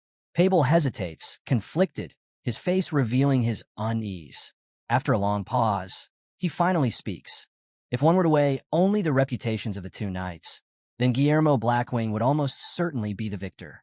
A low-ranked knight, standing near Abel, lights up at his words, his voice trembling with excitement as he blurts out whether this means they'll finally be freed from the grip of that demon-like Damien Hashin. His tone is drenched in resentment, the result of all the humiliation Damien had inflicted upon them in the past 2 days. The bitter remark sends a chill down the spine of another knight beside him, who shudders as memories of their sparring session flood back. Damien's merciless beating, the way he seemed to savor every strike. Pell, too, remembers it vividly, the helplessness of that one-sided fight. He admits he longs to see Damien lose, but with a heavy sigh, he confesses he simply can't imagine it happening. Just then, Damien steps onto the sparring grounds. His energy is electric, his movements alive as he stretches with enthusiasm, a glaring contrast to the grim and nervous knights around him. From the sidelines, Victor cheers loudly, urging him to win. Hitz watches Damien's bold entrance with contempt, his face twisted with disdain and confusion, unable to comprehend how he can walk in so fearlessly. Now, the duelists stand face to face. Damien versus Guillermo. The crowd falls silent, the tension pressing down like a weight. Guillermo is the first to speak, arrogance dripping from his voice. He sneers that he's surprised Damien didn't run away. Damien dismisses the jab with ease, asking instead what nonsense Guillermo is muttering. Then, with casual observation, he remarks on Guillermo's shoulder, suggesting he must not have slept well since it looks stiff. Guillermo scoffs at the comment, telling Damien to keep up his little act of calmness while he still can. At that moment, Duke Gold Pixie arrives, taking his seat with authority. He notes lightly that it seems he is the last to arrive. Wasting no time, he announces that, as promised, whoever wins today will take on the role of official representative. Before signaling the start, his voice grows firm as he adds a pointed remark. He expects everyone to accept the outcome without complaint. His eyes fixed deliberately on Chelsea. She meets his gaze with a smug smile, dismissing his warning with a scoff. Inside, she mocks him, convinced this victory already belongs to Guillermo. She thinks to herself that her father should enjoy this moment while it lasts, because soon, Sir Guillermo will secure triumph. Then, to begin the duel, the Duke raises a small white cloth, tossing it high into the air. His voice rings out clearly. With that signal, let the duel begin. Sir Guillermo is the first to make a move, pulling out a pair of axes, while Damien still has his hand resting on the hilt of his sword, leaving it unsheathed. Guillermo twirls both weapons with ease as he advances, his steps steady, his confidence clear. He calls out Damien's name, warning him that accepting this duel was a fatal mistake. Damien doesn't move an inch. Guillermo grips his axes tightly and declares that he'll show Damien why people call him the wild beast. He lowers his stance, ready to charge like a bull. Mana surges around his body. In the blink of an eye, he rockets forward with terrifying speed. His axe comes down, the strike just a breath away from Damien's head. Yet Damien stays perfectly calm. Just before the blow lands, he finally draws his sword, swinging it with a subtle motion, exactly like the night before. From the blade erupts a distinct wave of sound, surging outward to intercept Guillermo's strike. Guillermo's eyes widen, startled. He instantly pulls back, narrowly avoiding a direct hit, but the force of the wave still drives him back further than where he started.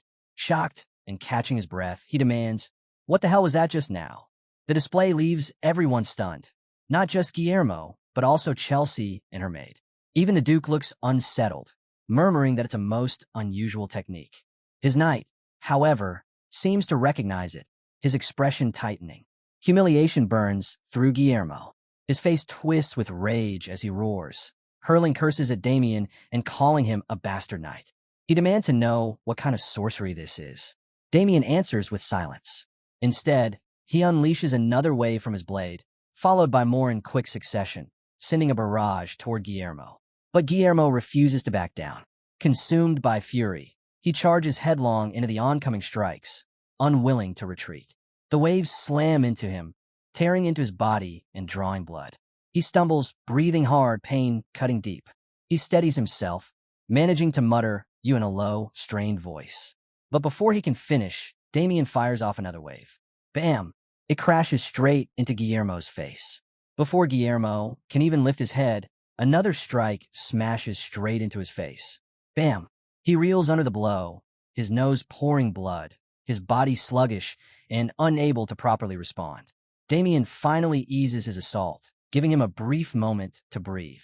Guillermo spits, wipes his bloodied mouth, and glares up at Damien. Through clenched teeth, he snarls, calling him a little bastard. In response, Damien raises his sword high, flooding it with mana until it radiates an overwhelming force. His voice cuts through the silence. He's done wasting time. Pointing the blade downward, he drives it into the ground with devastating power. Bam! A massive shockwave erupts from the strike, far stronger than before, and surges directly into Guillermo. The impact is brutal. His body convulses as the dark mana within him is ripped away, leaving him writhing in agony. A scream tears out his throat, raw and piercing. The spectators are frozen, their minds spinning. None of them can make sense of what they're witnessing. Shock and disbelief ripple across every face. Chelsea, her maid, the Duke, even a knight beside him. Guillermo clutches at himself, his stomach twisting violently. A vile sound escapes his throat, the unmistakable warning of what's to come. That happens. He vomits. A thick, revolting stream of black sludge pours from his mouth. It keeps coming, a sickening torrent that refuses to stop. Damien stands firm, unflinching, watching every second. The Duke, visibly shaken, demands to know what is happening to Guillermo. His knight narrows his eyes, muttering that it might be exactly what he suspects. Chelsea, however, is overwhelmed, her thoughts spiraling as she mutters in disbelief that such a thing can't be real. Still, the vomiting doesn't end. It stretches on painfully long. Guillermo's body shudders with torment, smoke beginning to rise from his skin. His hand shrivels before their eyes, the flesh withering as though being drained away. Damien finally steps forward, closing the distance between them. Standing tall over Guillermo, he allows a faint smile. His words cut cold. At last, Guillermo's true form has been revealed. Guillermo makes one last desperate attempt to fight back, but it's pitiful. His voice breaks, nothing more than the weak whimper of a dying animal, before his body collapses completely. His strength gone, his muscles wasted away, he lies crumpled on the ground, utterly defeated. Damien stands tall over the fallen man, his voice cutting through the silence as he calls Guillermo what he truly is, a fake knight. His words echo, heavy and undeniable. The crowd stiffens, a collective gasp breaking the air. A fake knight? The accusation strikes like a hammer. All eyes widen, disbelief written across every face.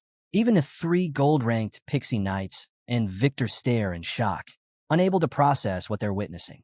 With practiced composure, Damien flourishes his blade before sliding it back into its sheath. His voice is steady, resolute as he confirms once more, Guillermo is no knight. He explains that Guillermo has been bolstering his body with dark magic, a disgraceful trick that makes him nothing more than a fraud. Damien dismisses him with a simple wave, as though the matter is beneath him. Guillermo, laid bare before all, trembles weakly on the ground. His strength is gone, his body shaking in pitiful defeat. Around him, unease spreads among the Duke's vassals. Whispers stir, dark magic. Fear mixes with denial. One man scoffs, unable to accept it, while Het can only stare blankly, lost in confusion. Chelsea's maid, unlike the rest, betrays no reaction. Her face remains perfectly still, unreadable, as she watches silently. The murmurs swell. Panic seeps into their voices.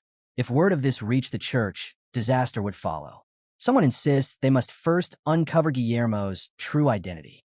Nods of agreement follow quickly, their hushed plotting barely contained.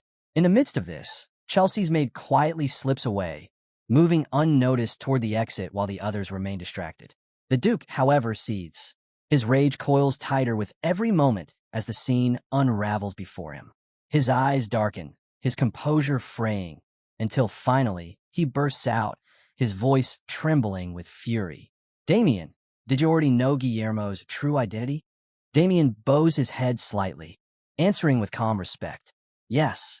He apologizes for keeping it hidden, but makes it clear that his silence was deliberate. The reason I didn't speak sooner, he explains evenly, was because I wanted to discover who is truly behind all this. To learn who could allow something like this to happen inside your very house. The Duke's stomach twists, a sickening weight settling in as his face pales. His voice shakes as he presses further. The perpetrators? Damien's gaze sharpens, turning grave. Yes, he confirms. Then, without hesitation, he delivers the revelation. Dark mages have infiltrated the Duke's household, and to unmask the one truly responsible. Damien drops a bombshell. The one tied to this dark magic, Damien declares without hesitation, is none other than your daughter, Lady Chelsea. The revelation crashes down like thunder. Chelsea's eyes go wide, her face frozen in disbelief as her name hangs heavy in the air. Cornered, she bursts out in panic, her voice sharp and desperate. Father, it's not me. I didn't know anything about this. But the Duke only buries his face in his hands. His shoulders slump, the weight of disappointment pressing down on him. His voice trembles as he speaks, torn between denial and fury. I can't deny it, not when I look closely. He admits softly, I don't want to believe it. Yet his anger swells past the point of restraint. His eyes harden as he lifts his head, glaring at Chelsea. How dare you bring such filth into my house? His voice booms, cutting through the chaos. Don't just stand there. He thrusts a hand toward Chelsea, his order absolute. Lock her and all involved in the prison. Find out who they truly are. Chelsea cries out in desperation. Father, I swear I've been wronged. But her pleas fall on deaf ears. Soldiers move swiftly, seizing Guillermo's weakened body and surrounding Chelsea. They urge her to submit peacefully. Panic overtakes her. She clenches her teeth, realizing that capture would mean ruin, that every hidden truth would spill out. In a frantic gamble, she snaps at her loyal men. What are you doing? Protect me. Without hesitation, her soldiers raise their blades, shouting in unison, Yes, my lady. They strike at the Duke's guards, recklessly attempting to shield her. The Duke watches this pitiful display and exhales heavily, his disappointment cutting deeper than anger. At last, his voice turns cold. Sir Jael. At the command, his official knight steps forward.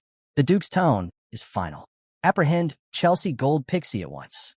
Sir Jael bows his head, his voice like iron. As you command. Then he advances. Every step he takes radiates raw dominance, his cloak sweeping behind him with an imposing flow. Chelsea's soldiers falter instantly. A suffocating aura descends upon them, pressing against their very souls. Their bodies shake uncontrollably, instincts screaming at them of the gap in power. Sir Jael's eyes lock onto them, sharp as blades, murderous intent pouring forth like a tidal wave. His voice strikes like a hammer. Step aside. But none of them move. Paralyzed, trembling, they know the truth. Before such a man, they are utterly powerless. Chelsea's soldiers, trembling under Sir Jael's overwhelming presence, grit their teeth and refuse to budge. With voices heavy with determination, they shout to their lady, "Please, find a way to escape. We'll hold them off." Chelsea's eyes are wide with terror, but she doesn't hesitate. "Okay," she gasps, turning to flee. Sir Jael exhales deeply, a shadow of regret in his tone as he mutters, "How unfortunate." His hand moves, unsheathing his blade in a single smooth motion. That alone is enough. The simple act of drawing his sword unleashes a devastating slash. Chelsea glances back mid-run and freezes in horror. The wave of mana from his blade has already ripped past her soldiers, still surging toward her. Her scream tears out as she ducks instinctively, eyes squeezed shut in sheer panic. The force still grazes her, slicing strands of her hair clean off. When she realizes she's still alive, her breath comes in ragged gasps. She dares to open her eyes, and relief briefly floods her chest as she sees her soldiers still standing. But that relief is short-lived. She doesn't notice at first the thin, imperceptible line etched across their bodies. A heartbeat later, their forms give way. Bodies and weapons alike collapse in pieces, neatly severed where Sir Jael's attack had passed. Blood bursts forth, splattering across Chelsea's face. Her scream dies in her throat. Horror takes its place. Two lifeless corpses lie at her feet, their blood soaking into the ground. Sir Jael steps forward, his presence towering over her like a crushing weight. To Chelsea, he no longer looks human. He is a demon advancing without mercy. She stumbles back, her voice cracking, trembling as she cries out, "Don't come any closer." Panic consumes her, her eyes darting desperately for salvation. Then she sees him, Sir Ernst. Her gaze locks onto him like a lifeline. "Sir Ernst," she cries. He stiffens, startled at hearing his name.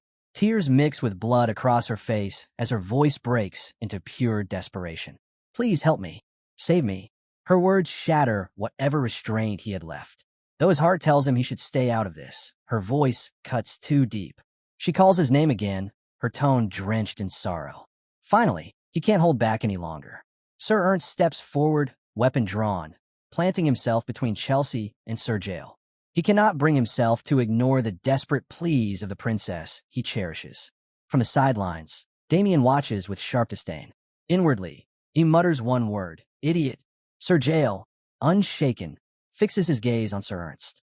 His voice is low but commanding as he offers him a choice. Sir Jael's voice cuts the air as he addresses him directly.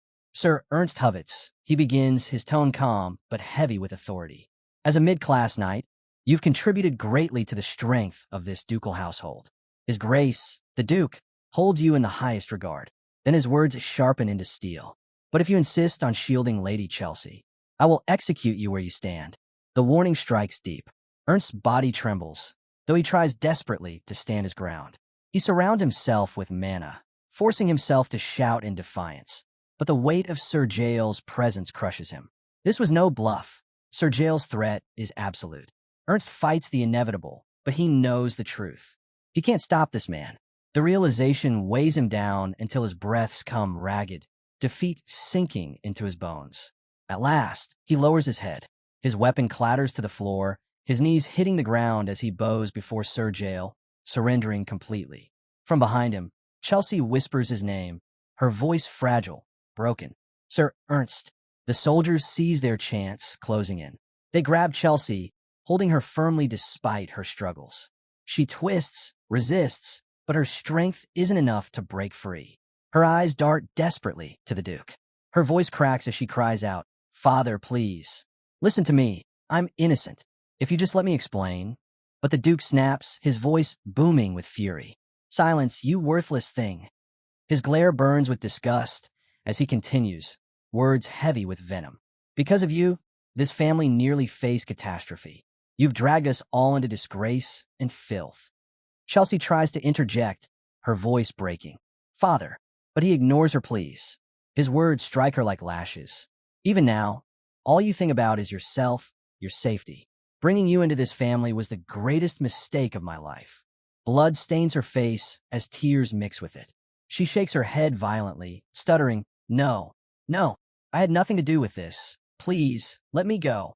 The Duke's expression hardens. He's finished. I will hear no more of your lies. Guards, silence her. Remove her from my sight. Chelsea thrashes, screaming, "Father, father." But before she can say another word, the guards clamp a hand over her mouth. Her cries die into muffled hums as she's dragged away, powerless. Chelsea struggles violently as the guards drag her away, twisting and thrashing in a desperate attempt to break free.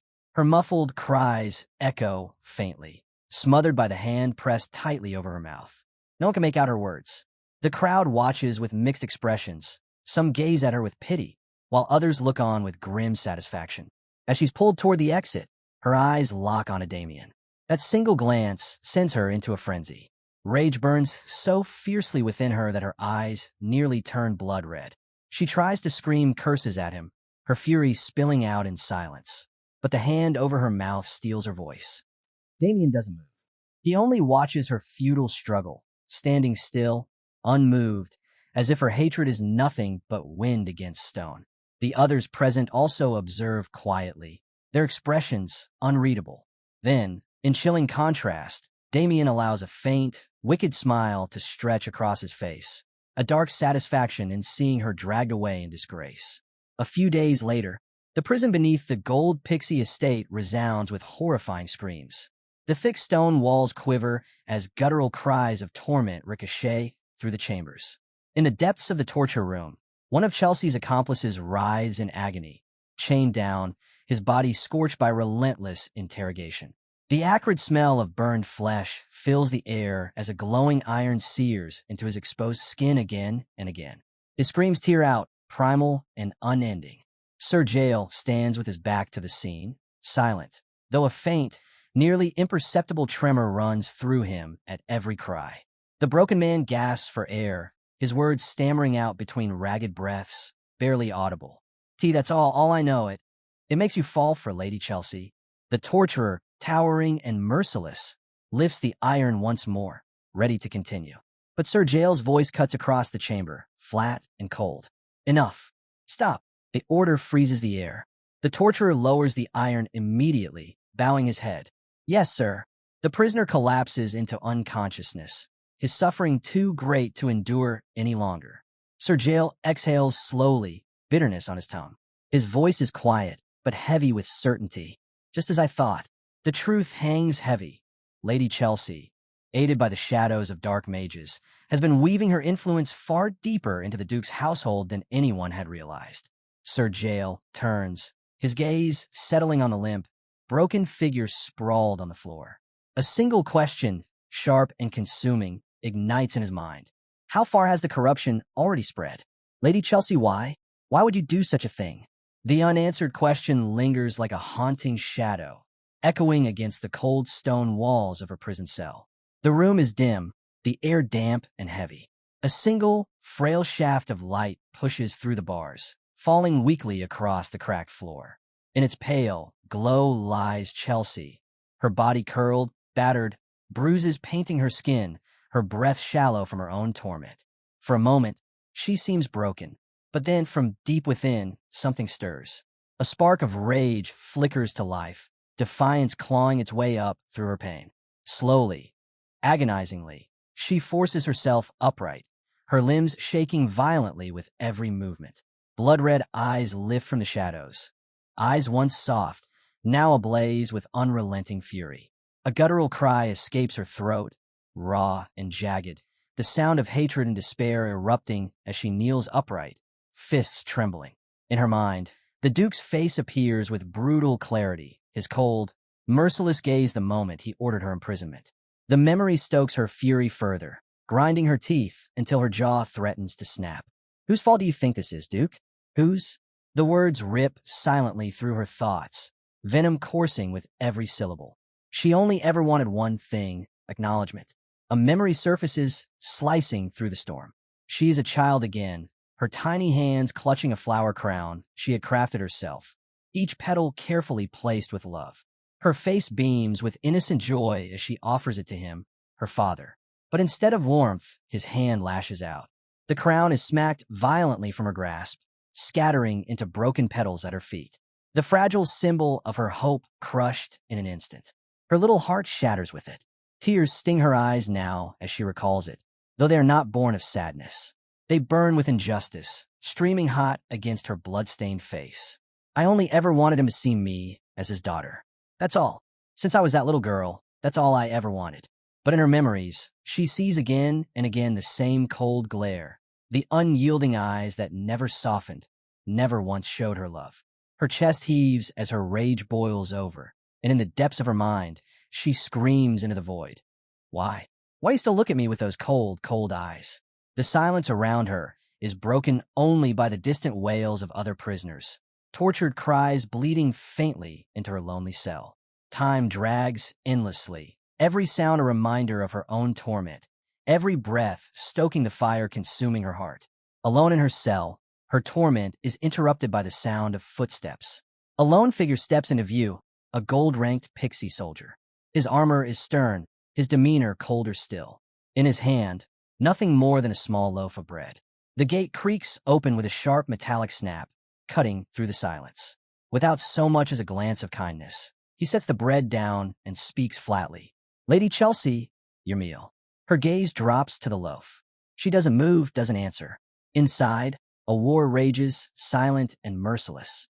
At last, her bloodied hand stretches forward, trembling yet steady, and she takes the bread. Words would mean nothing here. She tears into it, biting down hard, like a beast clinging to life. Yes, this is what she must do. She cannot allow herself to end here. She rips another piece with force, chewing it down with raw defiance. No matter the shame, no matter how far she's fallen, she swears to herself, she will live. She will endure. What she does not see is the soldier still standing beyond the bars. He lingers there, eyes fixed upon her. His stare is sharp, his presence heavy, as though he is quietly scheming something sinister. Elsewhere, in the stillness of a long corridor, Damien rolls his shoulders and stretches, loosening the strain from the day. A sigh escapes him, almost casual. Finally, my training at the ruins is finished. As he strolls, Victor appears, bowing low in greeting. "Young master, you've arrived." Then he adds, "His Grace, the Duke, wishes to see you." Damien pauses, his brows knitting together. What would the Duke possibly want with him now? Moments later, behind closed doors, the Duke himself pours a deep crimson wine into a crystal glass. He gestures to Damien, urging him to drink. Damien accepts, and after a sip, his lips curve into a small smile. "This is good," he remarks, genuinely entertained by the taste. The Duke bursts into laughter, his mood unusually bright. "I'm glad you noticed," he exclaims, almost gleeful. He admits the wine isn't costly, but it remains his favorite, savoring another drink with satisfaction. Then, without restraint, he lets out a loud belch and declares, "Excellent, excellent." Damien watches quietly, uneasy at the Duke's unusual behavior. Something about him seems off. Yet the Duke, still riding his cheer, produces another delicacy. Cheese from the Blanco region, rich and exquisite. The Duke gestures toward the cheese, assuring Damien that it pairs perfectly with the wine. "Go on, try it," he urges. Damien, courteous as always, accepts with a nod. "Thank you," he says, lifting the piece of cheese toward his mouth. But just as he's about to take a bite, the Duke's voice cuts in, low and deliberate. "About Chelsea, I've decided, in the end, to accept help from the church." Damien freezes, lowering the cheese in his hand. His head turns sharply toward the Duke, eyes narrowing with genuine surprise. "Really? That's unexpected. I thought you preferred to investigate on your own." The Duke lets out a long sigh, his posture sinking slightly. "Yes, but after all the help you've given me, I can't shake the guilt." His tone shifts, edged with frustration as he adds, "And we've lost every single dark mage." Damien's eyes widen, his voice quick and sharp. "All of them? You're telling me we lost them all?" The Duke presses his hand to his forehead, as though steadying the storm building inside him. Irritation laces his words. "Yes, we managed to capture all of Chelsea's other allies, but not a single dark mage was among them." He exhales heavily, then continues in a steadier tone. "I thought you should at least know where things stand." Damien's mind flickers with the shadowy faces of the dark mages who once stood at Chelsea's side. His jaw tightens, frustration bubbling within. Damn it, every last one of them gone. Maybe I should have stepped in myself. The Duke keeps speaking, his words firm despite his irritation. Even so, I'll let the church handle it. They're better suited to track those slippery bastards. I have no intention of drawing their suspicion by doing it myself. Damien nods slightly, then asks, "And Chelsea? Did she say anything at all, about the dark mages?" The Duke's head shakes slowly, the motion heavy with finality. No, not a word. Even under relentless torture, she never spoke. That woman, she's tougher than anyone imagined. He drains the last of his wine, then leans forward to set the empty glass on the table. For a moment, he stares into the distance, his voice dropping to a murmur. Chelsea wasn't always like this. The room falls silent, the weight of his words hanging in the air. Only the faint breeze drifting through the window stirs the quiet, carrying with it a subtle, chilling edge. The silence lingers until the Duke begins to speak again, his voice heavy as he unravels Chelsea's past. He tells Damien that Chelsea's mother was no noblewoman, but a commoner he met by chance during a hunt in his younger years. Not long after, she became pregnant with Chelsea. His tone carries a trace of bitterness as he admits, "Back then, I refused to believe a single mistake could leave her carrying my child. The idea that someone of such low birth bore my blood, it was unbearable." He recalls the memory. Chelsea, just a small, bewildered child, clinging to her mother's side as they stood at his door. Her mother's voice pleading desperately for him to open it. But in those days, he shut them out, cold and merciless, turning his back without hesitation. Now, in the present, his face darkens with sorrow. Time went on, he says softly, but eventually, curiosity got the better of me. I ordered an inquiry into the child I had cast aside. What he discovered shook him. The woman had succumbed to the plague. Only the child survived. Chelsea endured alone. With that knowledge, he finally brought her into his household. That's how I came to know her, he explains. A bitter laugh escapes him, hollow and sharp. Looking back, it was such an uncharacteristic decision for me. Why did I do it? The question hangs in the air, not meant for Damien, but for himself. Damien, calm and straightforward, give a simple answer. Maybe because she's family. Family, the Duke repeats, almost disbelieving. Family, the word feels foreign on his tongue, as though it doesn't belong to him. His gaze drifts upward toward the ceiling as he wonders aloud. Did Chelsea really wish for that? Did she do all of this just so I would recognize her as family? A long sigh escapes him, heavy with regret. She could have lived the life of a noblewoman, simple and ordinary. Why did it have to turn out like this? He pauses then, realizing the room has been filled only with his voice. He straightens up slightly, a faint flush creeping across his face. "Listen to me ramble," he chuckles. "The wine must be taking its toll. Forgive me, Damien, I've been talking far too much." Before Damien can reply, a panicked voice cuts through the air outside the door, hurried and frantic. Your Grace, are you here?" The door slams open, and a man stumbles inside, breathless, terror etched in his voice. The Duke narrows his eyes. What's all this commotion? The messenger gasps, struggling for breath, his words quaking. "Your Grace, Lady Chelsea, something terrible has happened to her. But he never gets the chance to finish. The scene cuts suddenly. Two soldiers stagger backward, collapsing to the floor, their faces twisted in sheer horror. Their wide eyes lock onto the sight above them. In the reflection of one soldier's trembling gaze, the horror is plain to see. Inside the cell, Chelsea hangs lifeless. The silence that follows is suffocating, broken only by the weight of the dreadful truth. Later, the estate is quiet. Damien and Victor walk side by side down the hallway, a basket of laundry in tow. Victor grumbles, unable to hold back his irritation. "Young master, are you really going to keep doing this?" Damien glances at him calmly. "Doing what?" Victor's voice rises as he scolds. "I've told you countless times. When you send laundry out, you must separate the undergarments from the rest." Unbothered, Damien replies, "Did you?" Victor nearly explodes, his face flushed. "Did you?" "Of course I did. I've told you again and again. Do you have no regard for the one who has to wash it all? And another thing, why are your socks always inside out the second you take them off?" But Damien doesn't answer. His steps falter. His attention is fixed on a half-open door, a narrow slit of darkness spilling out. Through the gap, he catches sight of the Duke. Alone in the dim room, the Duke sits motionless, his gaze lost in the endless void ahead. Damien lingers, a heavy solemnity settling over him as he takes in the Duke's lonely figure. Days have crawled by since the dreadful announcement of Chelsea Gold Pixie's death. The inquiry ended with finality. Suicide. The investigations of everyone tied to her have already concluded, the punishment swift, handed down as retribution for the shame she was deemed to have brought upon the house. Her resting place is bare and unmarked, an austere reminder of her disgrace, stripped of every trace of nobility.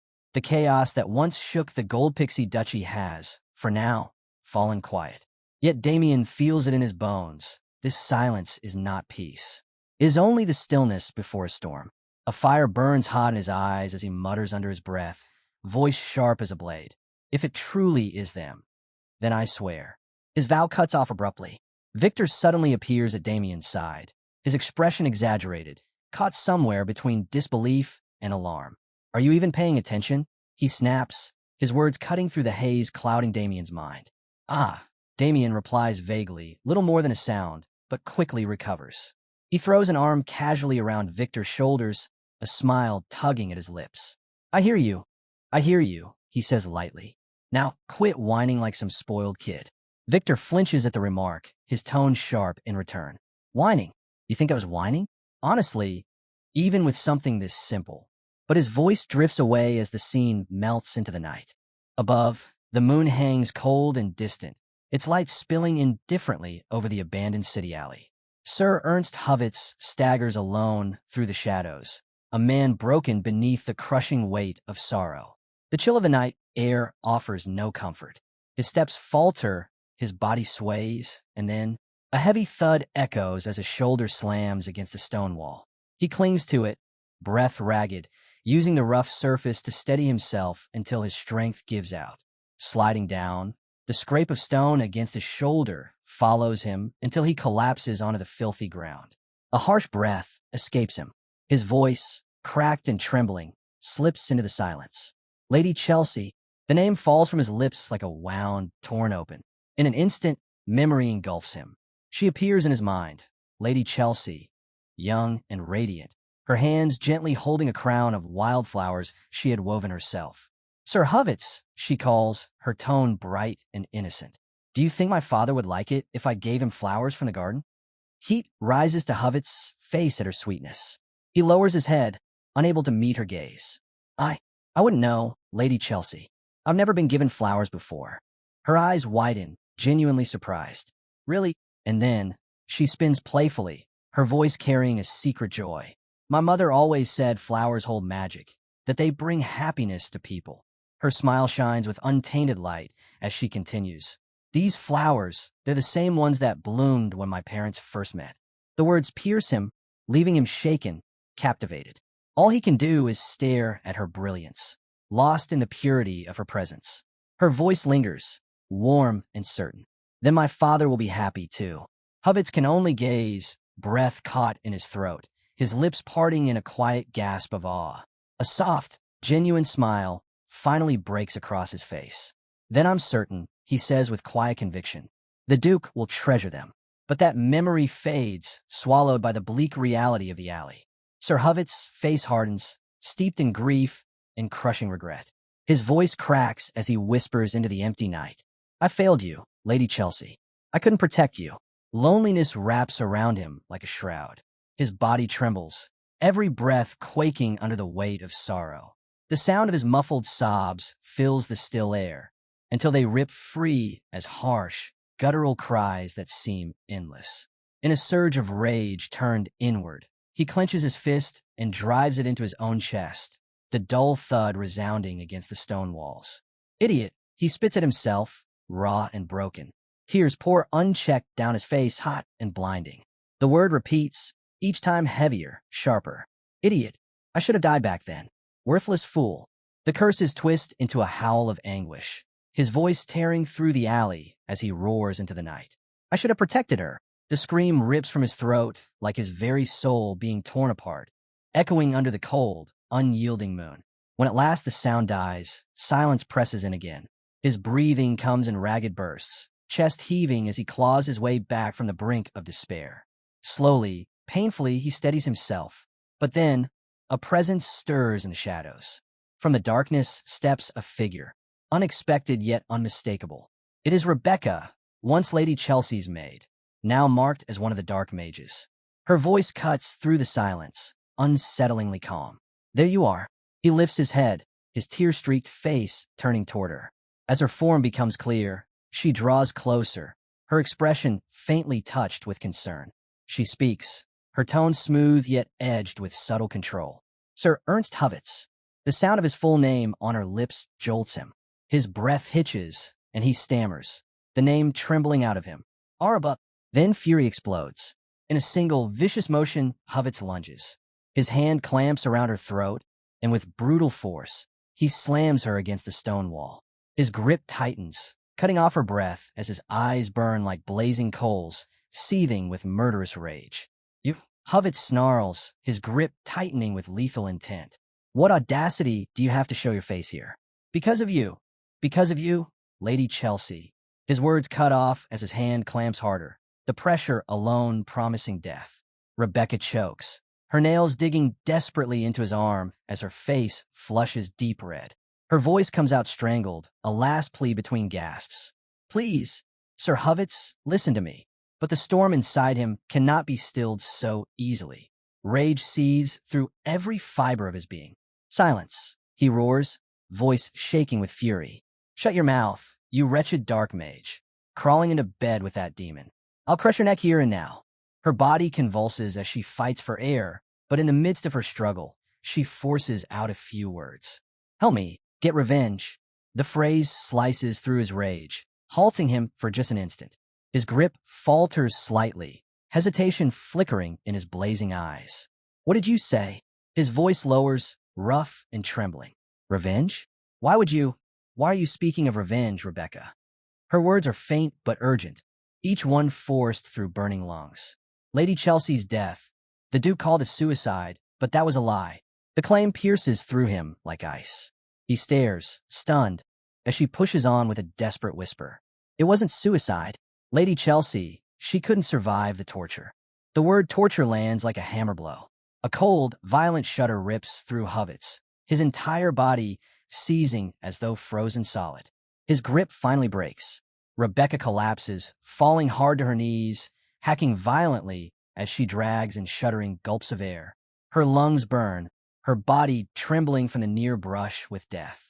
Above her, Hovitz looms like a shadow carved from rage itself, all warmth gone from his face. His voice is low, sharp enough to cut stone. What proof do you have to make such a monstrous claim? Rebecca doesn't lift her head, but her voice steadies, grim and unwavering. Think, Sir Hovitz. You know better than anyone. Lady Chelsea was never the kind of person to take her own life. Her tone hardens, growing colder, sharper. And more than that, I heard it myself from those who recovered her body. They said it was covered in wounds. Unspeakable wounds, signs of brutal torment no one could endure. The kind that guarantee death. The weight of her words slams into him. A sharp, searing pain erupts in Sir Hovitz's skull, his thoughts spiraling in chaos. His mind claws desperately between loyalty and the horror Rebecca has unveiled. Sensing the fracture in his resolve, Rebecca presses forward.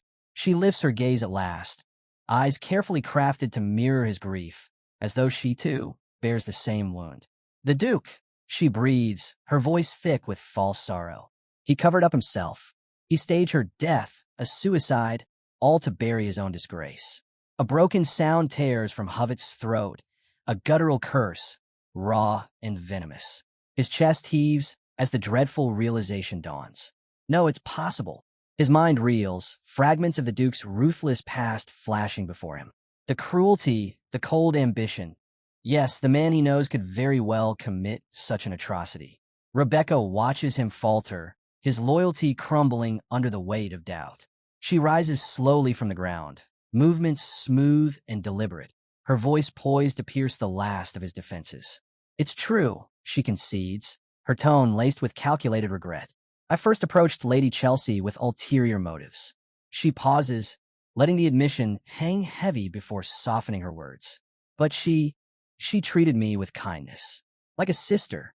Her hand extends, fingertips brushing against the one Hovitz still presses against his face, as if to shield himself from the storm inside.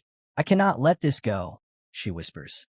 With both hands, she gently lowers his, forcing his trembling gaze to meet hers. I will avenge Lady Chelsea. I will make the Duke pay. Her eyes burn with a false fire as she declares it. Then the air shifts.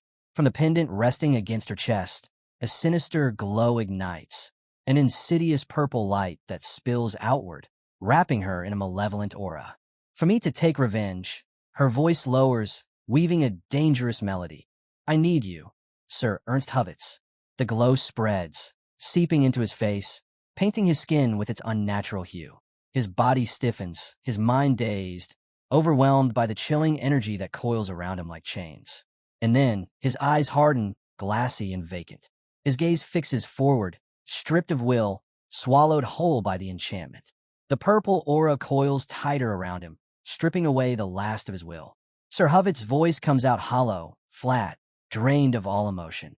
What do you want me to do? Rebecca's tone is calm, measured, as she issues her command. Without hesitation, his hand slackens. The bottle slips from his grasp, crashing against the stone, the sharp clatter echoing through the empty alley. His body sways unnaturally before straightening, his movements stiff and mechanical. Like a marionette bound by invisible strings, he lumbers forward, his steps carrying him toward the Duke.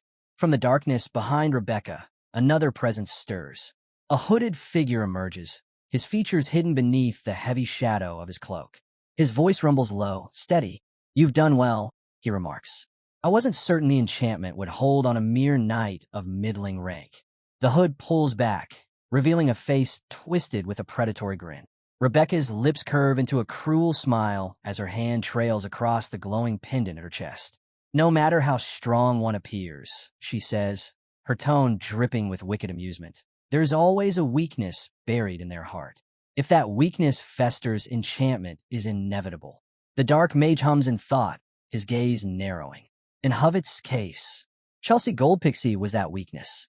Rebecca's laugh starts low, a chilling, uneasy sound that builds with unnerving speed, rising higher, faster, until it breaks into a sharp, manic cackle. She tilts her head, almost playfully, a sneer curling her lips. Hovitz is such a fool. He doesn't even realize who truly killed Chelsea. When the truth comes out, that we, the dark mages, orchestrated her death, he'll lose his mind completely. A thought suddenly flickers across her expression, halting her laughter. She turns toward the hooded mage, her tone briefly pensive. Boss, do we really have to go after Damien Hashin? I've never liked him much, but still. Her question cuts off as his voice sharpens, heavy with command. What choice do we have? You expect us to sit idle. His words bite, his tone edged with fury. His features twist, anger blazing as he continues. Did you forget what the church's spy confirmed? That it was Damien Hashin who killed Agito. His voice grows harsher still, vibrating with indignation. The hooded mage's expression hardens, his voice dropping to a chilling calm. On top of everything, Damien interfered with the grand cause entrusted to us. That alone makes him unforgivable. His eyes gleam, a sinister crimson glow flickering within. His lips curl into a twisted smile as he continues. He still doesn't know who we are. Even the duchy believes we've vanished. They'll never see it coming. A low, sinister laugh escapes him, echoing like a curse through the alley. In his mind, the image of Damien Hashin burns vivid and sharp. He is certain this is their golden chance to end him once and for all. Night falls within the duchy. Inside his quarters, Damien sits alone, cross-legged in silence. His breathing is steady, his focus unshakable as he guides the flow of mana through his body. The stillness cloaks him like a shroud, yet he is not alone. From the shadows, three figures lurk, eyes fixed on him. They wait, patient, until his concentration deepens. Then, like predators springing from cover, they move as one. Their sudden rush nearly snuffs out a nearby candle flame. All three strike together, wooden blades slicing down toward the motionless figure before them. But in the instant before impact, Damien vanishes. In a blur, He reappears above and behind them, his form silhouetted in shadow, eyes glowing white with lethal intent. His voice cuts through the air, calm yet final. What a pity! The strike comes swift. One attacker barely raises his sword to block, but the force of the blow crashes through his defense, hurling him across the hall. He slams into a pillar, collapsing to his knees. His sword hand trembles violently, teeth grinding in pain as he forces his head up. Ugh! But his body gives way, and he crumples fully to the ground, defeated. The remaining two freeze in fear, retreating instinctively as low growls of panic escape them. Damien lowers his weapon, resting the blade casually against his shoulder. His tongue clicks in disdain, disappointment dripping from his words. Pathetic. His gaze sharpens as he delivers his command. All three of you kneel. The low-class knights of the gold Pixie estate hesitate under the crushing weight of his presence, the order pressing down like iron. Standing over the three, Damien speaks firmly. I told you to do whatever it took to land a hit on me, even ambush, and yet you still failed.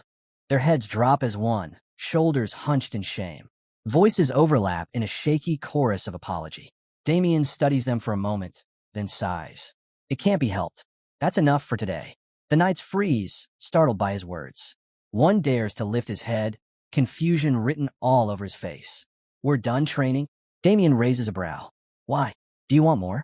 The knight's eyes light up instantly, and he blurts out almost too quickly. No more training is just fine. Still, uncertainty lingers in his gaze. To him and the others, these sparring sessions have always felt like thinly veiled punishments. Nothing more than relentless beatings disguised as lessons. Rest, Damien orders. In 2 days, you'll face the Marquis family. Their excitement falters at once, replaced by a collective groan of dread. Oh, but Damien continues without pause. There will be no more sparring from now on. Spend the next 2 days resting, and think carefully about what I've taught you. The knights blink, baffled. What he's taught us. Their memories betray only endless bruises and exhaustion, deepening their confusion. Damien exhales heavily, disappointment in his tone. So, none of you understood. His eyes sweep over them, sharp but not unkind. These sessions weren't just for physical training. That wasn't my goal. The knights exchange uneasy glances, still lost, but Damien's gaze settles on one of them. The man is silent, brow furrowed, deep in thought. A small smile tugs at Damien's lips. At least one of you gets it. With that, he reaches down and removes the weighted bags strapped to his body. The knights stare, jaws slack, finally realizing he'd been holding back all along. He pays them no mind, turning away with a faint, proud smile. Perhaps I can look forward to that match. Days later, the sound of hooves carries across the leafy plains. A mounted figure arrives. It is Duke Gold Pixie. His sharp voice cuts through the air. You're late. Behind him follow his personal knight, Sir Jael, along with Damien Hashin and a group of soldiers.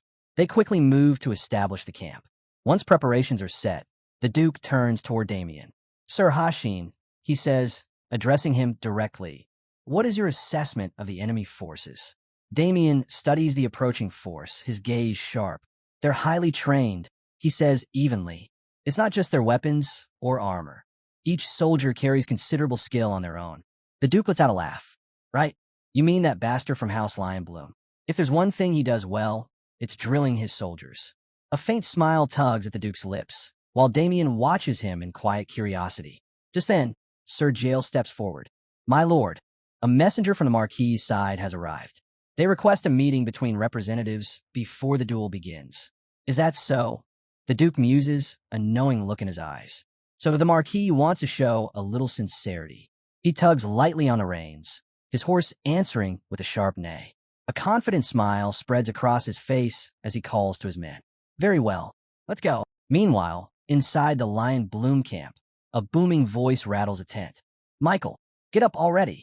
Marquis Lion Bloom kicks the side of the bed, glaring down at his son. We're meeting the Duke's faction soon. How long do you plan to sleep? With a yawn loud enough to fill the tent, Michael pushes himself up slightly, eyes half-lidded. Father, you're too noisy. What? The Marquis roars, veins straining at his temple. But Michael only yawns again, stretching lazily. Why'd you wake me? I was having such a good sleep. This is Michael Lion Bloom, the eldest son of House Lion Bloom. True to form, he promptly flops back down, pulling his blanket over himself. "You little brat," the Marquis snarls. "Do you even understand the importance of your role in this duel?" "I'm not interested," Michael mutters, rolling onto his side.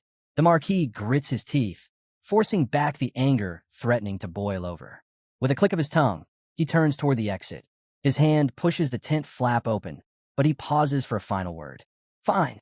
If that's the case, I'll face that damned Damien Hashi myself." The name cuts through Michael's drowsiness like a blade. His hand freezes mid-motion as he was about to cover his head with the blanket. Slowly, he rises, all trace of sleep gone. "Wait." His voice is sharp now. He shoots a look at his father. "Why is that bastard with the Duke's faction?" The Marquis glares back. "Maybe you'd have heard if you weren't busy sleeping." The Duke's side chose Damien Hashin as their representative. A chilling grin spreads across Michael's face as his thumb presses against the hilt of his sword, sliding the blade halfway from its sheath. His eyes glint with madness. "Oh, really? Then that works out perfectly." Outside the camp, Michael and his father approach. Waiting for them are Duke Gold Pixie and his loyal knight, Sir Jael. The Duke lets out a faint laugh the moment he sees them. "Inviting us and then arriving late." The Marquis still shows no sense of courtesy. Unbothered, Marquis Lion Bloom scoffs. "And for you to make such noise over a trifle, it seems you're still as narrow-minded as ever." Their words bristle with hostility, but instead of boiling over, they laugh, sharp, unsettling bursts that sound more like predators circling each other. Sir Jael finally cuts in with a discreet cough, breaking the tension. The Marquis turns to him at once. "Sir Jael, it's been some time." "It has," Sir Jael replies smoothly. "Good to see you again." Lion Bloom extends a hand. "Don't you find serving the Duke boring?" "My offer still stands. You'd be welcome in my house." But Sir Jael's response is immediate and unyielding. "My loyalty belongs to the Gold Pixie household. It always will." The Marquis shakes his head with mock regret. "A pearl before swine, then?" The Duke bristles at the insult, his thoughts seething. "Why, you little—" But before he can retort, Lion Bloom's gaze shifts. His eyes land on the young knight standing at the Duke's side. "And this one, is he the one?" "Yes," the Duke answers. "The one they call Damien Hashin." The Marquis's eyes harden, fury swelling as he studies Damien. "So this is the man who humiliated my son and crushed my knights." His fists clench, veins straining as the anger builds. But even as the rage grows, something strange slithers into his chest. Staring at Damien's calm, smiling face, unease prickles his skin. Sweat beads at his cheek. Why? Why do I feel this tension? I am a high-class knight. Why does a mere lowborn make me feel this way? His thoughts race. Could it be hidden potential? Could this boy truly stand on equal ground with Michael? The realization jolts him. He snaps his gaze toward his son. Michael's face is shadowed at first, unreadable. But then he lifts his head. His eyes lock directly onto Damien, his glare sharp, unyielding. Damien Hashin. He speaks the name softly, almost testing the sound of it. Damien, for his part, only tilts his head, clearly puzzled by the intensity of Michael's stare. Then, slowly, a grin spreads across Michael's face. A grin sharp with mischief, edged with danger. His body shifts, steady and deliberate.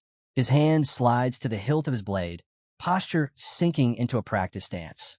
Ready to draw. The metallic scrape of steel breaks the silence as Michael begins to draw his blade. Damien blinks, caught off guard. His expression shifts in a quiet confusion, though he says nothing. Michael's crimson eyes, appearing as though he had lost all sense, fixed ahead as he assumed a proper battle stance. With one hand gripping the hilt of his sword and the other resting on the sheath, he prepared himself to unsheathe it. Damien heard the metallic clank of the blade as Michael began to draw it. Without uttering a word, Damien stood still and fixed his gaze upon him. Suddenly, Michael halted all movement, coming back to his senses with shock reflected in his eyes. His father had stepped in, holding his hand and preventing him from drawing the sword completely. That single action snapped Michael back to awareness. Still stunned, he glanced at his own reflection in the half-drawn blade, realizing inwardly that he had not even been aware of what he was doing. Sir Jael cast him a stern sideways glare, addressing him formally as Sir Michael and demanding to know what he thought he was doing. He scolded him, questioning how he dared draw a sword in the presence of his grace. The Duke, calm but firm, remarked that Michael surely understood that drawing a blade against a noble was a grave crime. "Marquis," Lion Bloom quickly spoke in his son's defense, explaining that Michael had acted foolishly only because of his desire to win. The Duke, however, pressed the matter further, asking if he was requesting him to overlook such an act for that simple reason and demanded to know how he intended to take responsibility. Marcius, inwardly cursing the complication, cast a troubled glance at his son, wondering if Michael's body had reacted unconsciously. Looking then at Damien, and after observing his son's expression, he thought to himself that it was as though Michael were facing a wild beast. Meanwhile, the Duke rested his hand on his chin, carefully considering how best to make Marcius bear responsibility, regarding the situation as a perfect opportunity. After a moment of deliberation, he gave a thin smile and stated that it could not be helped. He announced his decision to cancel the duel entirely, but that he would overlook the matter this one time. Marcius reacted with surprise, thinking inwardly that something was amiss since the Duke was not one to let things go simply. His suspicion was proven correct, as the Duke quickly added that he intended to attach a few additional conditions to the reward of the duel. Marcius scoffed inwardly, realizing he had expected nothing less, but outwardly asked what additional terms the Duke sought. Smugly, the Duke pressed on, having clearly cornered his opponent. The negotiation concluded with Marcius's expression turning bitter as he reluctantly agreed to terms unfavorable to himself. He accepted all of them and turned away, telling his son to follow. Michael complied with a subdued acknowledgement. The Duke waved him off cheerfully, saying he would not see them out, but would see them later. Damien, who had watched the entire exchange, sighed with satisfaction, silently admiring how craftily the Duke had seized the opportunity to impose extra conditions. Still, the Duke turned his gaze to Damien and remarked that it seemed strange that Michael Lionbloom had drawn his sword at him. Damien acted ignorant, spreading his hands and casually saying that who could know. Yet behind his composed demeanor, a faint smile lingered as he thought inwardly that Michael had already awakened his sixth sense at such a young age. He regarded Michael with interest, impressed, and declared within himself that the coming duel would be quite fascinating. As the two distanced themselves, Marcius Lionbloom tilted his head toward his son, demanding to know why he had drawn his sword so recklessly, warning that he could have endangered their house. Michael, his voice full of excitement, asked his father if he had seen it. His father widened his eyes, giving his son his full attention. With Damien's expression still vivid in his mind, Michael explained with exhilaration that Damien had known he was about to draw his sword, yet had only stood there smiling. Filled with joy, Michael admitted that he had never before met an opponent like that, and felt that Damien might finally be able to fight him as an equal. The Lionbloom leader, however, grew concerned, thinking that his son had grown restless from lacking a true rival and that the look in his eyes had changed. Michael, coming back to his senses, expressed slight remorse, saying that his father had been forced to accept disadvantageous conditions because of him. Marquis, inwardly irritated that his son was only now realizing it, suppressed his anger, sighed, and dismissed the matter, saying there was nothing to worry about. With confidence, he declared that victory would belong to House Lionbloom. At last, the time for the duel arrived. The flag of House Lionbloom was raised, and the members of both houses gathered at the center where the announcer stood. The announcer declared the beginning of the first match, explaining that it was intended to establish momentum. He then called for the dueling knights of both sides to step forward. Turning to the Duke, he inquired about who should be sent first. The Duke sought Damien's opinion, and Damien began to respond, but another voice cut him off. A man asked permission to make a recommendation. The Duke turned curiously and immediately recognized him as Sir Sebastian Vincenzo, the one in charge of training the dueling knights. Sebastian confidently declared that he could recommend someone far more suitable than Damien. Damien, after observing him carefully, noted inwardly that this must be the so-called middle-class knight. He glanced at the dueling knights Vincenzo had trained and observed that this man was indeed the one responsible for training Abel and the other incompetence. Recognizing Vincenzo's wariness of losing credit to him, Damien decided to let him have his moment. Outwardly, he supported the suggestion, advising the Duke to let Vincenzo recommend the first knight. The Duke agreed and turned his focus to Vincenzo, asking whom he would choose. With confidence, Vincenzo named Fabian Vincenzo for the opening match. Fabian stomped his spear into the ground with authority and stood tall, exuding confidence as Gold Pixie's first dueling knight. He turned his head toward Sebastian, his father, and smiled, nodding. Their silent exchange conveyed their bond, Sebastian feeling proud as he thought to himself that Fabian was his son, while Fabian inwardly assured him not to worry, promising victory and a regained favor with the Duke. The Duke, impressed, observed Fabian and acknowledged that he had heard of his remarkable talent, voicing hope for his success. Damien, however, remained unimpressed. His eyes suddenly widened as his attention was drawn elsewhere. Stepping forward with a casual, indifferent demeanor was House Lionbloom's first dueling knight, Ronald. The duel commenced. Fabian assumed a battle stance, while Ronald remained unbothered, making no effort to prepare himself. Fabian introduced himself formally as Fabian of House Vincenzo and demanded his opponent's name and house. Ronald, still nonchalant, casually gave only his name, Ronald, without family ties. Fabian, shocked, asked if he was a commoner. This realization enraged him, for he considered it an insult for a mere commoner to stand against one who had mastered House Vincenzo's secret techniques. Ronald looked down on him with contempt, sneering that nobles seemed to relish fighting with their tongues like women.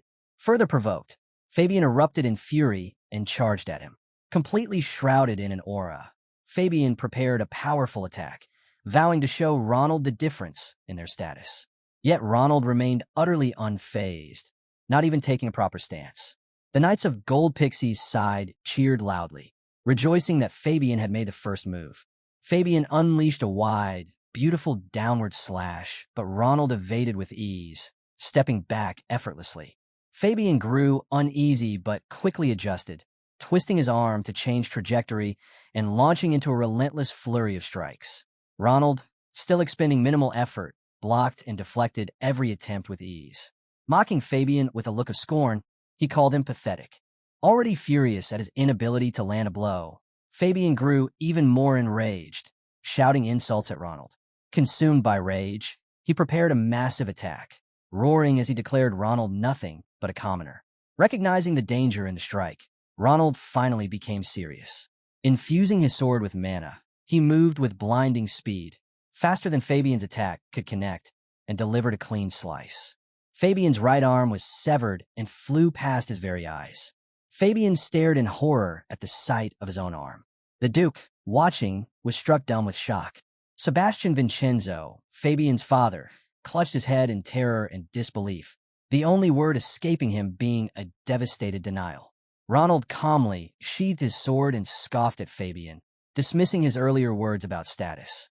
As Fabian collapsed to the ground, screaming in pain, Ronald pointed down at him mockingly, striking a humorous pose as he declared him dismissed.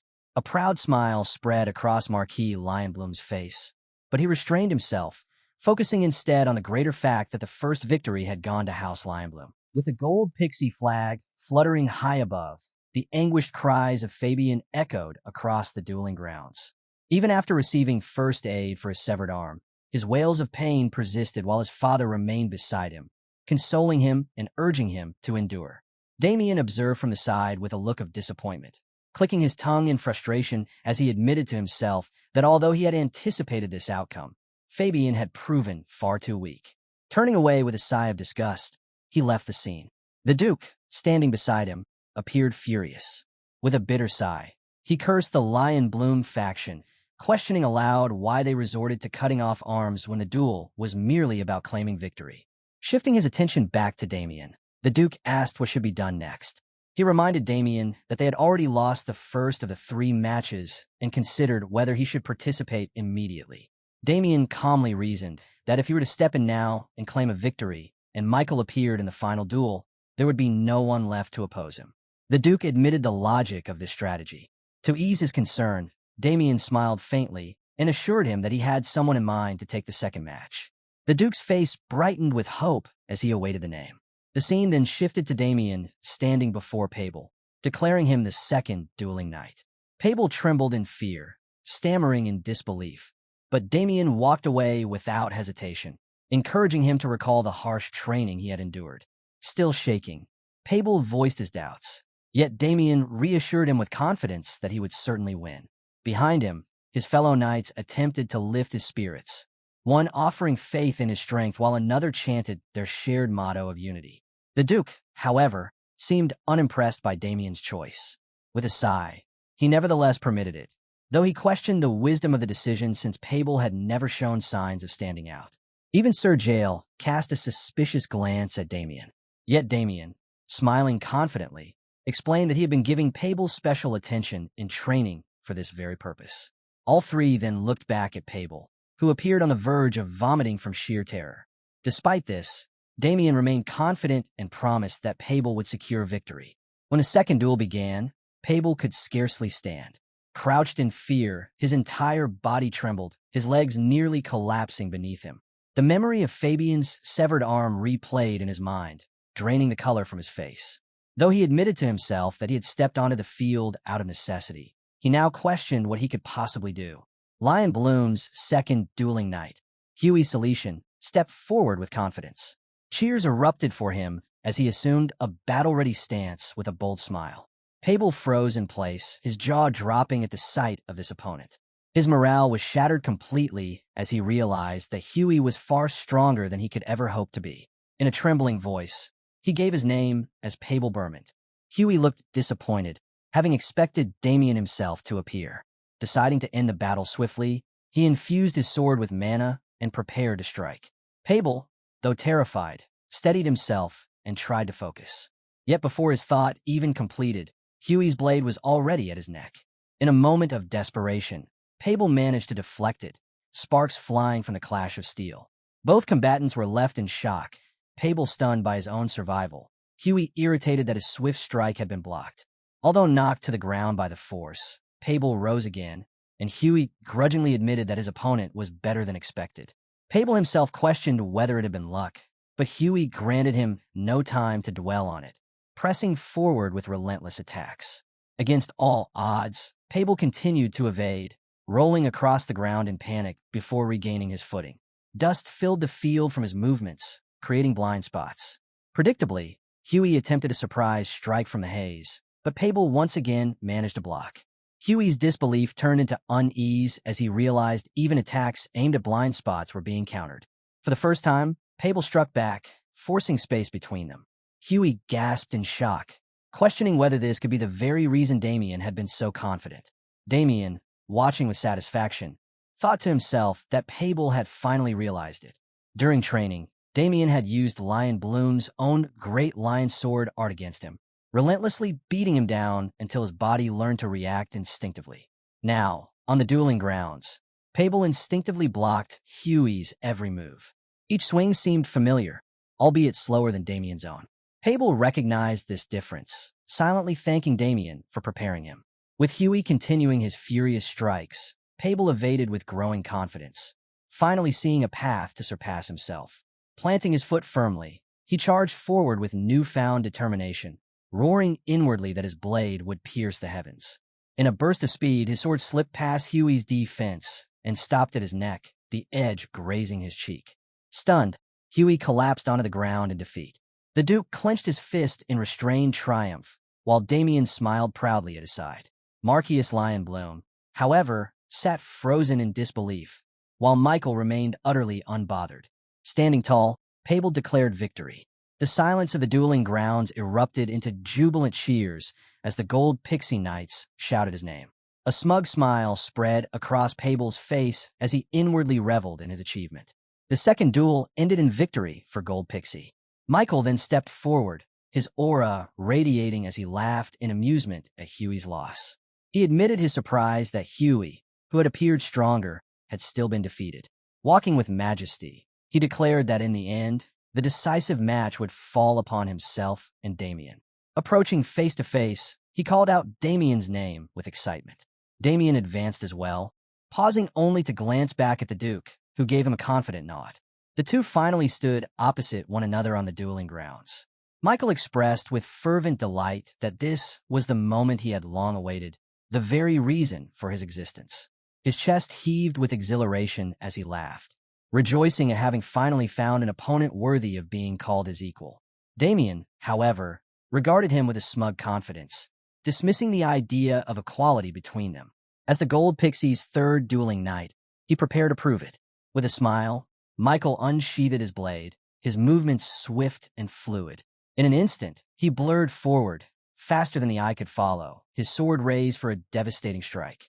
His eyes blazed with the thirst for battle as he inwardly called out for Damien not to disappoint him. At Lion Bloom camp, a few minutes before their duel even started, Celestian was kneeling before his Lion Bloom Knight leader and asked that he be killed for losing such a duel. But the leader ordered him to get up, as he had done the best he could in the situation, given that his opponent was much stronger than he was. The leader was quite confident that the next duel would be in their favor, and nobody can change their fate now. As they had Michael on their side, Michael was standing by his side all the time and waiting for his turn. Huey's selection agreed with his leader's thoughts. Michael was indeed the most strengthened knight. Other than that, he was the son of the leader. Selection was sent back to go and take some rest. While the Lion Bloom leader thought it was strange that Huey was stronger than a ducal house's knight by 2 or maybe 3 levels. Why did he feel that his attacks were anticipated? He was certain that the great lion sword art had been passed down in their family, and therefore, there was no way it could be leaked. While he was thinking about many possibilities, Michael spoke. Michael said that this was the first time he had felt so much excitement in his life. He said that he had now found someone who was exactly like him, but he was confident that he would definitely defeat him and bring victory for his father. While he walked on the field, while his father encouraged him that he was the best of the best, and he should now go and enjoy the duel to his heart's content. Michael was imagining his past, that how it was fun to do sword fighting, and from a very young age he had started to learn it with his full concentration and as well as heart. He first started to learn swordsmanship from his father, and it was so enjoyable for him that he really went mad with excitement. He was filled with expectations and wondered how many powerful warriors there must be in the whole world. However, as his journey went on, he became stronger and stronger, and as time went on, his expectations and interests faded away. He even thought that when he fought the knights rumored to be the strongest, they were nothing in front of him and lost to him easily. Victory came to him as something natural, and it was disappointing for him. And later, sometimes he put his sword down and didn't fight further. But now Damien Haxon appeared in front of him. While Michael stood in front of Damien, he begged him he should not to disappoint him at all. And with that sentence, Michael charged at him with his sword. He attacked on his head. It was quite quick, but for Damien, it was nothing. He didn't even pull his sword out and dodge him. He even punched Michael, sending him into the sky. But Michael was not going to stand back at all. He dashed again, but this time he was sent away by a kick. There was an air pressure in Damien's attack that was stronger than Michael's strength. Michael used the ground to stop himself from getting pushed back and gave a smile at Damien. He again charged at Damien with full force and swung everywhere he could, but was unable to land any strike on him. He was excited by how much stronger Damien was. He had blocked all his attacks so easily, while Damien stood there and kept his hand in his pocket and mocked him for being so weak. Michael was all pumped up. He told him that he knew it from the start, that Damien was the best of all. Michael asked him how long Damien was just going to dodge his attack. He should just get his sword out and fight like a real swordsman. While he laughed at him, Michael told him that he should just make this duel more enjoyable for him. While Damien went for his sword to bring it out, suddenly Michael charged at him, and he thought that his sword would be the first to reach him until he could notice anything. But what he didn't know was that his sword broke as it touched Damien, as he had already drawn his sword out in the split second without even making him notice. But not only his sword, but Damien had chopped his head off at his neck, and it flew away some distance, while Michael died on the spot without any second thoughts, and while Michael's eyes shattered, something different happened. It was not the same for Michael, and he could not believe what had just happened. In a blink, everything was over. Damien had just pushed him back, and Michael's sword was turned down by him, and he had left with no courage to pull it out again. He was in front of Damien witting on his knees, while he still laughed at Damien Powers and thought that what just happened to him and couldn't believe that he was still alive. He just felt his neck getting cut and head being chopped off. His father witnessed the entire scene and angrily shouted at his son, Michael, ordering him to stand up, draw his sword, and fight like a true swordsman. But Michael seemed lost in a haze of disbelief, still struggling to comprehend what had just happened. He wondered if he had truly witnessed his own death at the hands of his rival. Slowly lifting his gaze toward Damien, he saw him standing firmly with an intense aura around him. Damien then sternly asked if he still believed that the two of them were equal in any way. Michael was sweating all over his face, weirdly smiling. He had just realized that he had just seen a mirage of his own death, and nothing else, but the scene was quite horrifying for him in a split second. He bowed down to Damien and admitted that he was defeated by him. It was then announced that the third duel final victory went to Gold Pixie. The third duel between Damien Haxon of Gold Pixie and Michael from Lion Bloom Knight had concluded with Damien Haxon to be the victor, as Michael had surrendered the match after seeing a glimpse of his death while he fought with Damien. Now, there was a party going on, organized by the Gold Pixie leader. The party was to mock the Lion Bloom Knight's leader. Dorgo, the leader of the Gold Pixie, announced that everyone to enjoy to their fullest and drink as much as everyone wanted because today he had won against his rivals. While the leader of Lion Bloom was making angry faces, but he had no choice but to accept his invitation to join the party, as he had lost to him.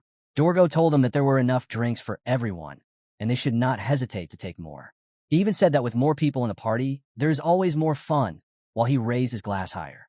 The Lion Bloom Knights were also suffering the mockery. They had no choice but to show their gratitude for Dorgo, but they knew their boss was in a bad mood. Then Dorgo came to their leader, Marquis Lion Bloom, and told him that they had already quarreled a lot for some time, but that everything was settled. They should forget the past and enjoy themselves now. He then poured the drink into his glass, but he again mocked him. He said that he would pour the drink for him, but he needed to tell him that the true victor was him.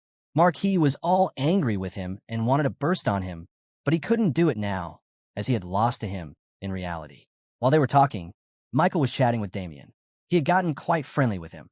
He told Damien that he was the same as Damien is, but also he added that Damien was way too strong for him. Michael was all over Damien and wanted him to be his friend. While Damien was thinking in his mind that he was surprised by looking at the face of Michael, as he was so friendly, even though he had done so badly with his brother. Michael said that he was still confused about what happened to him in the fight, but whatever the case was, he could sense it even without directly crossing swords with him. Damien was quite stunned that he didn't even know why that happened to him. While Marquis was being mocked, he blamed his situation entirely on Michael. He still did not believe that Michael surrendered to Damien without even drawing his sword, and he was unsure whether it was misfortune or not, but the anger was still greater. Damien was judging Dorgo, as he had invited the Marquis's household for the party, and he even thought of him as a hopeless person, as there was no need for him to do so. He thought of Dorgo, who on the surface looks hearty and generous, but it was obvious that this all banquet was arranged just to mock the Marquis. Damien was quite satisfied after all. He had achieved his original objective, which was to bring the victory, and with the duel, he had brought the victory to the Duke's household. He also ensured that the Lion Bloom would think twice from now onwards to mess with him again. But still, for him, there were matters to be resolved. Later on, Michael came to him and asked if he could sit around him and poured him some drink into his glass with a big smile. Michael told him that he respected him greatly. Damien was shocked that he was showing his respect and even pouring the drinks for him. Damien thought that he had always imagined that he would never meet a peer of his own age. He was thinking about the super senses that he had, but now Michael was also one of them who had the same ability. He was a superhuman in his eyes, as he had fought him in his mind and lost to Damien. It was a mental space of his own creation, and there Michael realized that Damien was a being utterly beyond his dimension, a person whose true scale could not be measured, and with that he felt true fear. And that all saved Michael's life from Damien. Damien also thought that if he had fought me in reality, he would have lost an arm at the least. Michael told him that the world is much bigger than he thought, but Damien asked if he should give him some advice. It was not normal that Damien was saying such a thing, but Michael didn't refuse to him. Damien told that as he say that the world is vast, but the talent they have is not common, but neither was unique to them alone. He told that the empire alone in itself, he could think of at least 3 people with a greater talent than him. So Michael should not get conceited, and he shouldn't be arrogant, either. Damien added that he should also not think that he was already the greatest. He said to him that once he also thought the same to be the very best, but then he was defeated by a man. Michael said to him that he lives with the same ideology that he was telling him now, but Damien was way too arrogant now. He said that not at all, he was the best of the best now. Michael was confused. He asked he wouldn't lose to someone and thought of being humble, but Damien said that now he was way too strong, and until Michael became as strong as him, he should not be arrogant in front of anyone. Michael told him in the end that he would remember his advice. While they were chatting, Dorgo and Marquis came to them. Dorgo asked them if they were getting along, as he had just watched them sitting together for a long time, now chatting. Dorgo even added that the friendship of young men is always a fine thing, too, and asked the Marquis if he wasn't right about it. Damien and Michael asked him why he was here and bowed to him in respect. Dorgo said that he was here as his discussion with the Marquis was finished, so he came to see them. Damien questioned him about the discussion they were having. Dorgo told him that before the duel, they both had agreed that if they won Marquis, would allow Damien to enter the vault of the Marquis as a reward for victory. Dorgo said that after losing, Marquis was not giving up the reward, so he had to discuss with him to get the reward that was promised. He even mocked him again, but this time Marquis screamed at him and told him that how could he mock him like that, as he knows that the true value of the vault is higher than anything. Marquis, in his mind, was really angry. He even cursed Damien for doing what he did to Irwin and promised to never forgive him. But given the circumstances of the banquet, he passed the situation for this once. Marquis told Damien that he apologized for sending knights to show military force against him. Damien was shocked that he was apologizing even after what he had done to Irwin. But Marquis also said that he cannot let him enter the vault, but instead he took out a box from his pocket and opened it, and there was a ring inside it. He said that, as both an apology and a reward for the duel, he will give this to him. Damien asked him what it was. So Marquis told him that it was a ring imbued with spatial magic, crafted in the White Tower, and can also store up to 100 kilograms inside of it.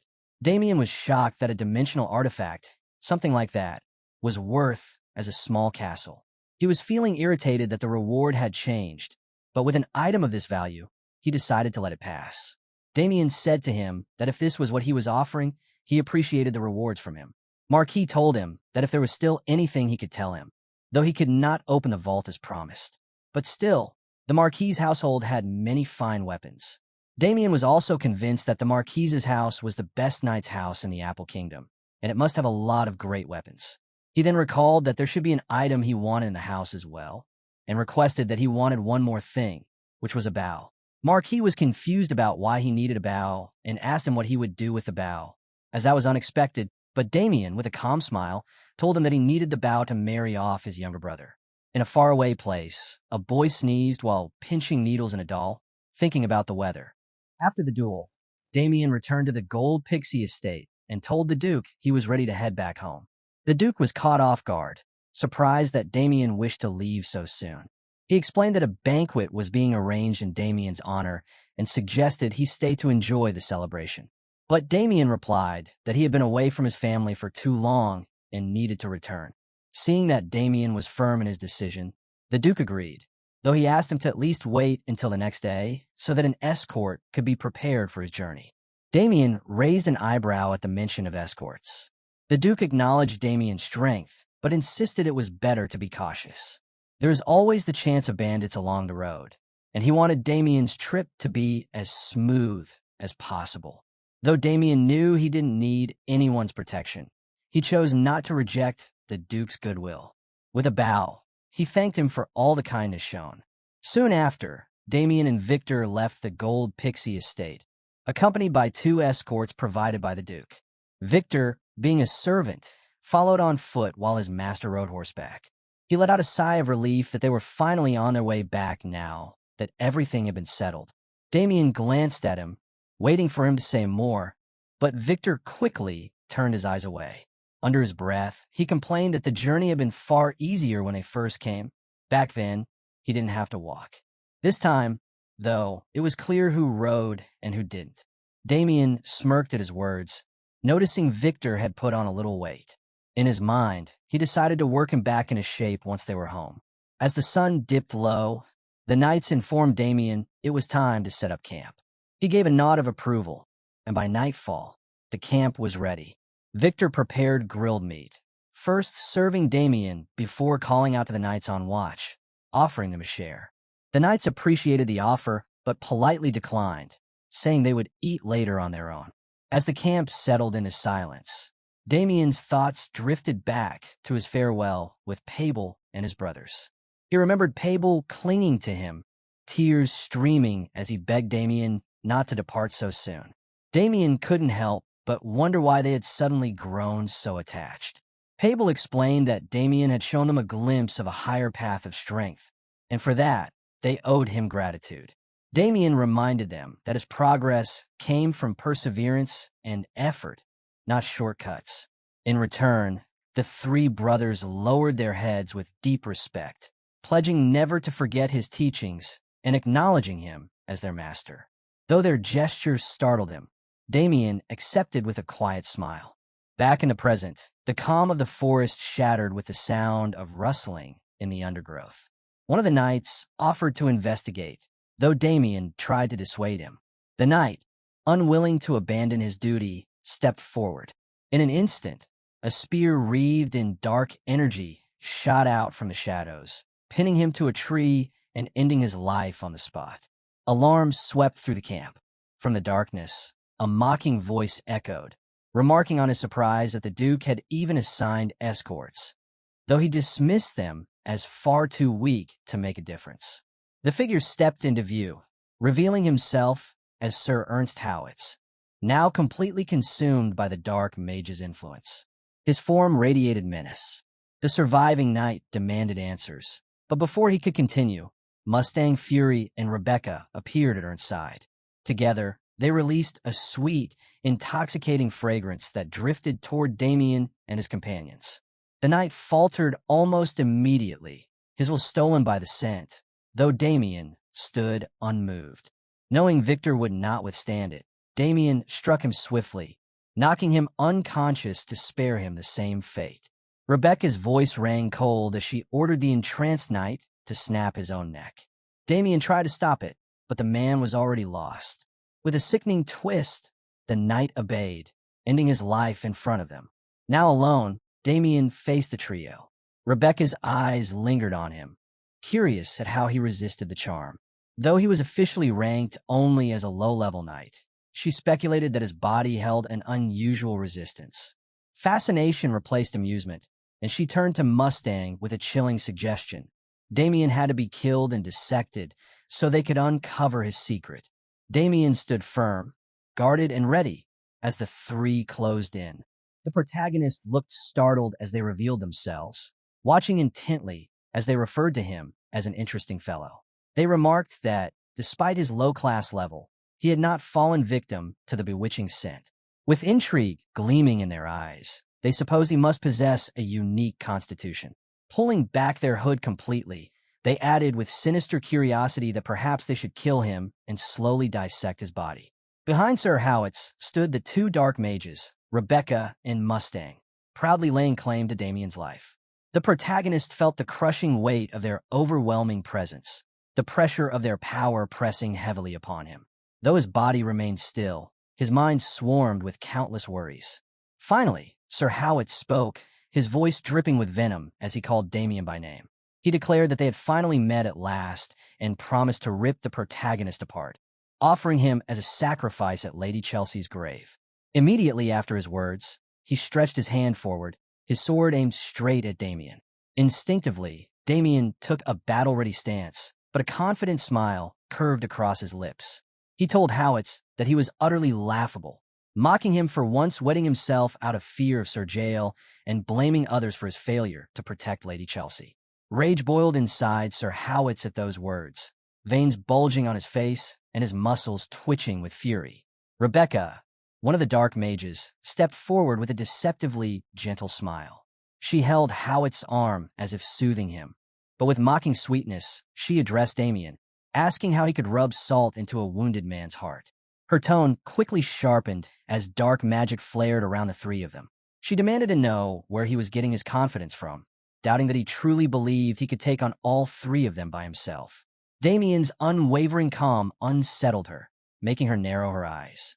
She warned that he did not even know who they really were. Before she could finish, Damien cut her short with a smirk and described them perfectly, down to the last detail. They were dark mages of Yulon, at least of executive rank. His words froze Rebecca in shock, her mouth falling open as her eyes widened in surprise. She stuttered, unable to form a response, while the other dark mage stood no less stunned. Rebecca eventually found her voice and demanded to know how he knew.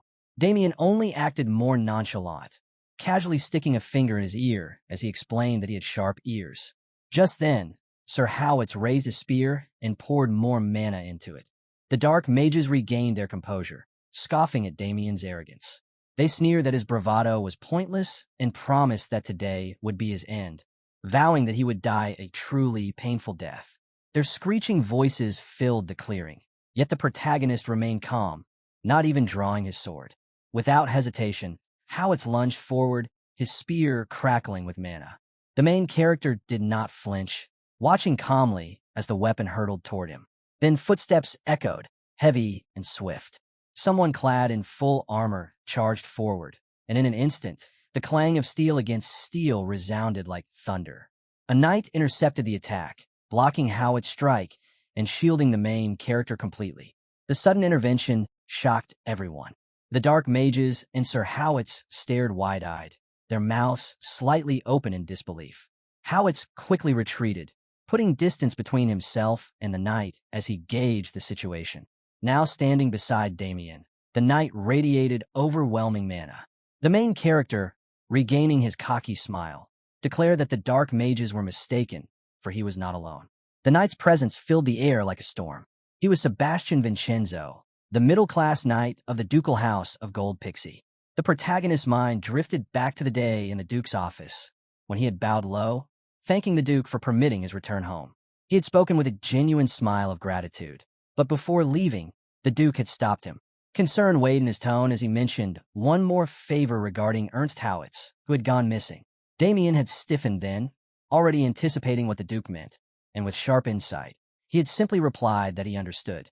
The Duke, serious and grim, explained that Howitz bore a grudge against both of them for Lady Chelsea's death. He warned that Howitz might seek revenge and that the dark mages whose plans Damien had ruined would also come for him. The Duke admitted that while he himself had protection, Damien did not, and so he intended to assign one more skilled knight as his guard. The Duke then instructs the knight to come inside. At that moment, the door had opened and a figure in full armor stepped in. Damien recognized him instantly as Sebastian Vincenzo. The Duke explained that the other middle-class knights were away on missions, leaving Sebastian as the only one available. With firm words, he entrusted Sebastian with Damien's protection.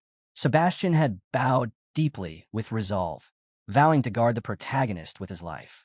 Back in the present, Damien smiled inwardly, realizing that the Duke had given Vincenzo secret orders to follow him from the shadows, providing hidden protection so their enemies would reveal themselves. Sir Howitz knelt down, leaving the dark mages shocked and filled with confusion and fear. The protagonist recalled the Duke's cunning smile, a glass of wine in his hand, and recognized that while it was presented as guarding him, it was actually a stratagem to draw out the dark mages. Sir Howitz, assessing the situation, twisted his lips into a rage-filled grin. He greeted Sir Sebastian with mocking familiarity. Sebastian, unflinching, demanded to know why he was there. Howitz answered coldly that he had decided not to let a single person connected to Lady Chelsea's death live. Sebastian frowned in confusion, scolding him and reminding him that Lady Chelsea had taken her own life. His words ignited Howitz's fury. His eyes burned red as he roared in denial, his voice shaking the forest as he shouted that Lady Chelsea would never have committed suicide. Dark magic stirred violently within him, wrapping around his body and consuming his mind. He screamed that the Duke must have killed her, that she had died under cruel interrogation. The dark mages smiled with relief as Howitz was overtaken. Now fully consumed, his body overflowed with dark mana. His face twisted with wrath as he declared he would not let Lady Chelsea's death go unavenged. He would kill Damien Haxon. He would kill those who interrogated her. And lastly, he would kill the Duke himself. His eyes glowed a deep, sickly purple, steam hissing from his mouth as he swore his final vow. Sebastian scoffed at the madness of the situation, calling Sir Howitz insane for suggesting the murder of the Duke. Sir Howitz merely laughed darkly, offering Sebastian one chance to leave the protagonist behind and spare his own life. Disappointment hardened Sebastian's expression, and his tone sharpened as he called Sir Howitz arrogant. With a surge of energy, Sebastian ignited his entire body and blade with overwhelming power. Damien, watching his fury unfold, smiled inwardly, impressed as was to be expected of a middle-class knight. Howitz, however, did not falter. He chuckled and admitted that Sebastian was right. He used to be stronger than him, but not anymore. Tearing away his clothes, he revealed a body warped and enhanced by black magic. With a wide grin, he announced that things had changed. Sebastian's eyes widened in disbelief, and he shouted that Howitz was a fool for resorting to black magic. The dark mage beamed with pride, declaring that he had undergone the same enhancement as Guillermo Blackwing. In exchange for his life force, He had gained immense mana and strength. Howitz, sneering, commanded Sebastian to open his eyes wide and witness the power he had seized. With a serious stance, he unleashed an immense surge of dark mana.